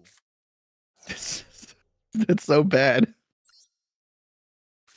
I could have banished something else. It doesn't really matter. Yes, I'm well aware I am dead. Wait, what? Oh, attack position monster. Okay. No, that's all planned. I'm trying to get my Druid Swerve into the graveyard just so I can send your Typhon.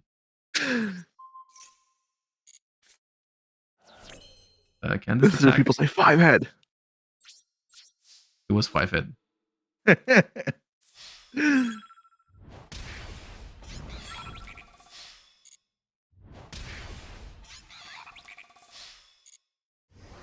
It's okay. It's okay. Look, Ashen attacks for game. Ashen. Hey, this will only be this will still happen one more time in this series because one of us has to win with it. What if we just can't?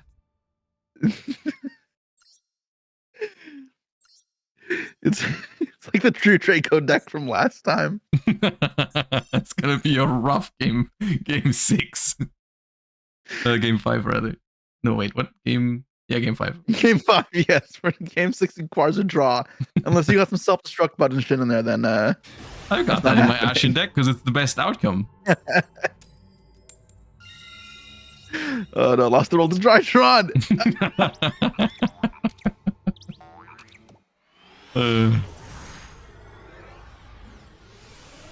Let me just not brick with Drytron, please. I don't know what this means. Hold up.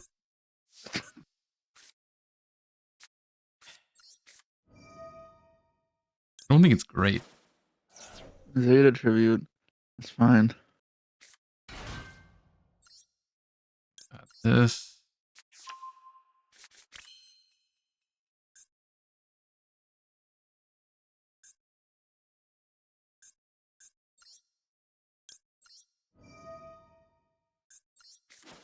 You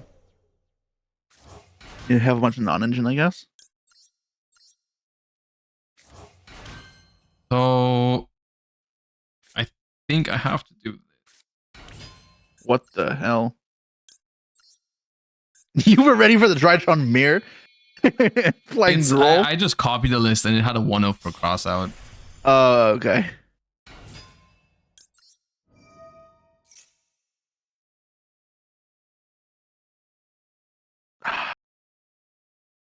Ash this or what she sent? I'm probably just ash this. So don't let you get a rotation. Great.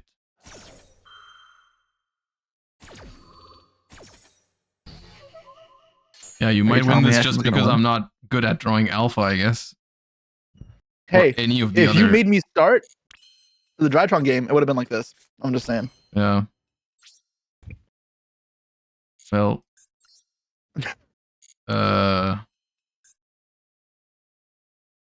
Hmm. Let's be good against. Probably better than just leaving these guys around.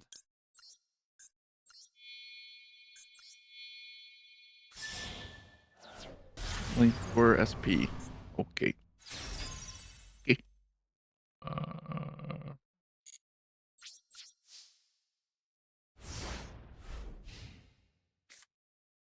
I'm not missing anything there, right? I can't, like, there's no other play I have. With just Zeta Gamma.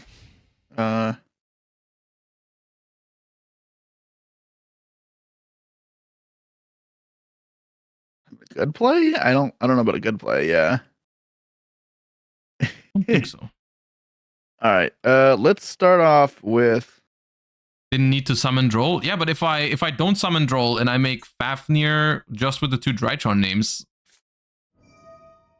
well, I guess I can send the new 2. and add Snake Eyes Ash. Yeah.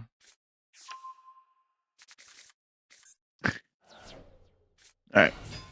Effect. So good. No, it's not. Add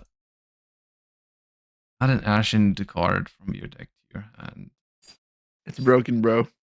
Best card on my deck. No, it's not. Hmm.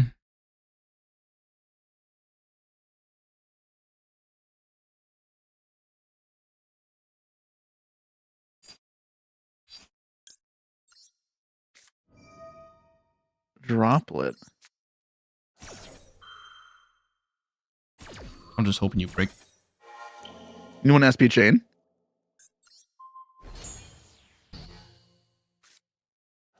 Do I mean, use SP if I do that. Okay. Well, big dude. That's what I was hoping. That's what I was hoping for. Okay, good. Good talk. I mean, this I'm puts you just to gonna, 1, right? Like this feels pretty good. I mean, I just need a tribute fodder for my stuff, and I think I'm okay. Bro, I'm allowed to have non-engine in this deck. My hand is full of bullshit. Invalidating this deck that much. Well, I'm hoping got it's 2 just whole back Ashen row. cards. Nah, bro, I got 2 whole back row. Oh my god. Okay.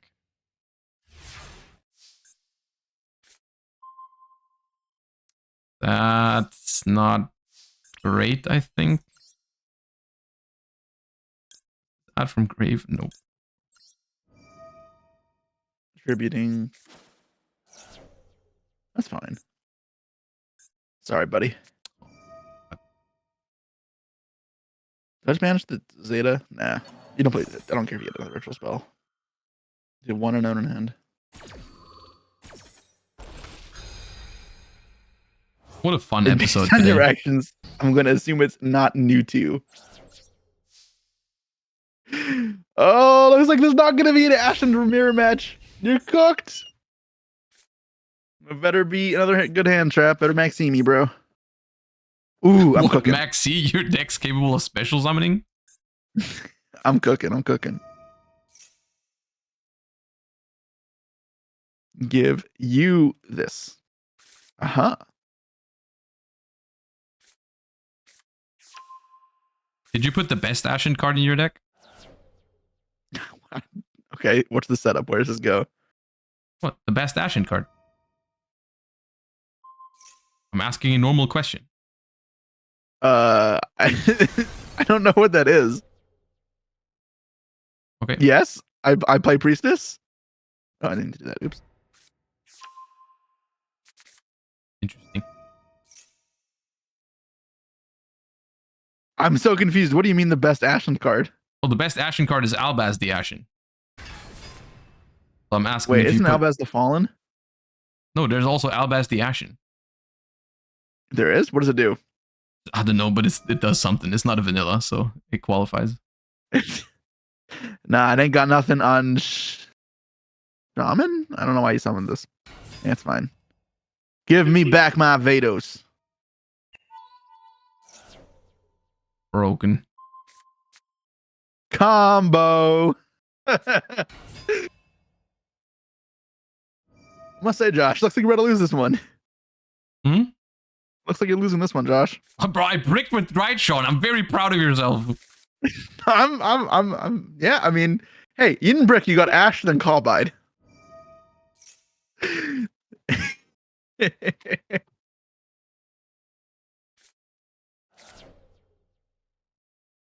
Give me back my Vados. Got 2 Vados now.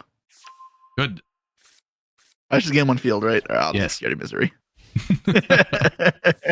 I drew my 1 of Droll, my 1 of Nib against a deck that isn't capable of searching more than once and special summoning more than twice. Hey, I bonfired. If you had that roll, it would have been playable. Yeah, true. Oh god. All right, miserable week. Good talk.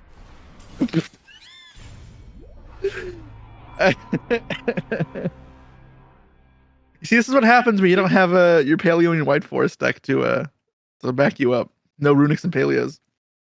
What? And like Drytron and Ashen is just your jam? Yeah, we're just jamming with Ashen. Bro, this and week Drytron is now. nothing to be proud of, bro. This week is just... Hey, I'm proud of myself. I won with Ashen. Yes, that to be fair, that is impressive. That is impressive. And you won as well because you did what you wanted. You never had to play Ashen. Yeah, no, I'm not mad at all. It's the outcome I was rooting for. All right. Well, thank you, Josh, for coming on. And as again, for anybody watching, if you guys want to watch these live, you can use it on Josh's channel.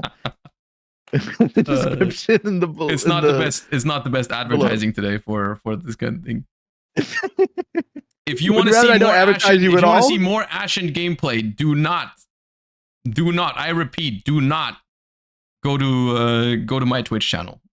I'll be the ambassador for Ashen. You can watch me. I should have I've already posted a video for Magical Ashen. Good. This comes out. Good. All right. Well, I'll see you, Josh, and see you, Josh's chat. Have a good one. Peace. Man, I can't believe I lost to Ashen. Why does isn't this deck supposed to be more consistent? Why do people not play more of this card? Isn't this just another good starter for consistency? Is this deck really still struggling with consistency that much?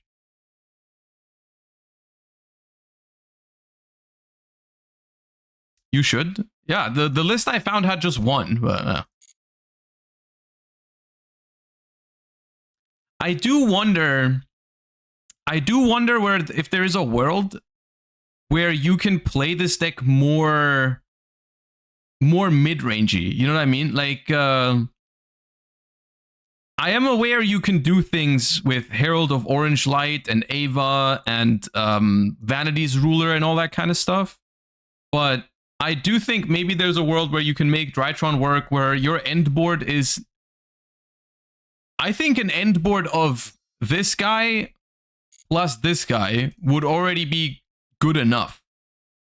If you've got, like, follow-up like crazy. Maybe.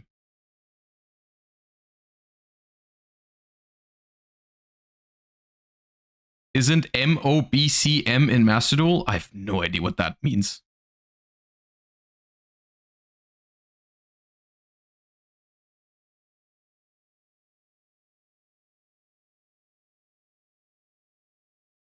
Yeah. Magician of Black Chaos Max? Oh yeah, that's in Master Duel. Yeah. What are you inferring? That card should be in a deck? No, it's in the collection. Magician of Black Chaos. Whatever. Where is that? Not this guy, right?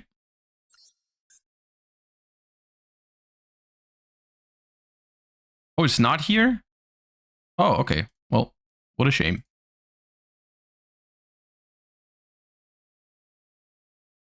Do they really play the Earth's Arctic Drytron? It seems so bad. This guy? If you control a Drytron monster, you can special summon this card from your hand. Then you can add an Earth's Arctic or Drytron spell trap from your deck to your hand. Now, this is pretty good. This is pretty good. As a one-off, I think it's nice because it's a free search and then you just have a free body. It's pretty good. I think it is I think that's the problem with running too many of these guys is like they do get what's it called? In duplicates, these cards are pretty bad, right? Because the only really good search target for Fafnir is Nova. And if you start with Nova, that's good because it's a starter. But then later on, your searches get less value. And you don't really... I mean, you can search Medionis Drytron, but you don't have to. Because usually you're going to get it with Zeta, right? Well, I don't know. I might be interested at some point to try and make a mid-range version of Drytron work, maybe. But like the full combo... You'll never catch me playing the full combo Drytron shit because that's cringe. But yeah.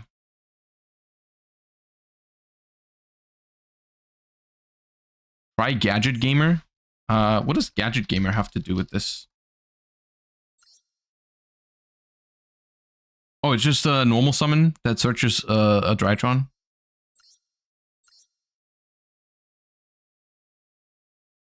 What was they had a weird restriction in Drytron, right? You can't special summon monsters that can be normal summoned. Oh.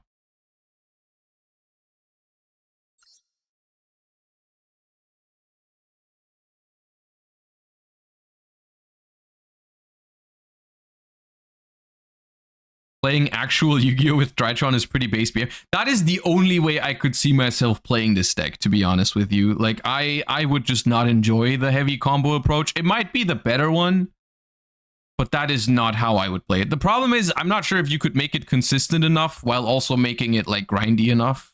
But, yeah. That'd be a way I would be maybe potentially interested in playing Drytron at some point, but yeah. All right. I think we're even now. Again in matches. I think it's been. I think this was the fourth one. I think I won the first, Jesse won the second, I won the third, and now Jesse won again. So we're going back and forth every time. So next time it's my turn again. That's cool. Yeah, you guys. It's been a fun stream. We did a lot more yapping than I anticipated, but tomorrow we're doing more gaming. Tomorrow we're doing a longer try-hardy Master Duel ladder session. It's not going to be that try-hardy because we're just we're still climbing towards Diamond. I think we're on Plat 1. But yeah, we're gonna climb tomorrow, and it's gonna be fun. I hope you enjoyed the stream. Hope you have a wonderful rest of your day. I'm gonna see where I can send you guys to. Send you guys over to Mr. Nim, who's just started streaming. So I hope you guys have a wonderful rest of your day. Thank you for watching. Thank you for all the support. And see you guys tomorrow. Bye-bye. Peace.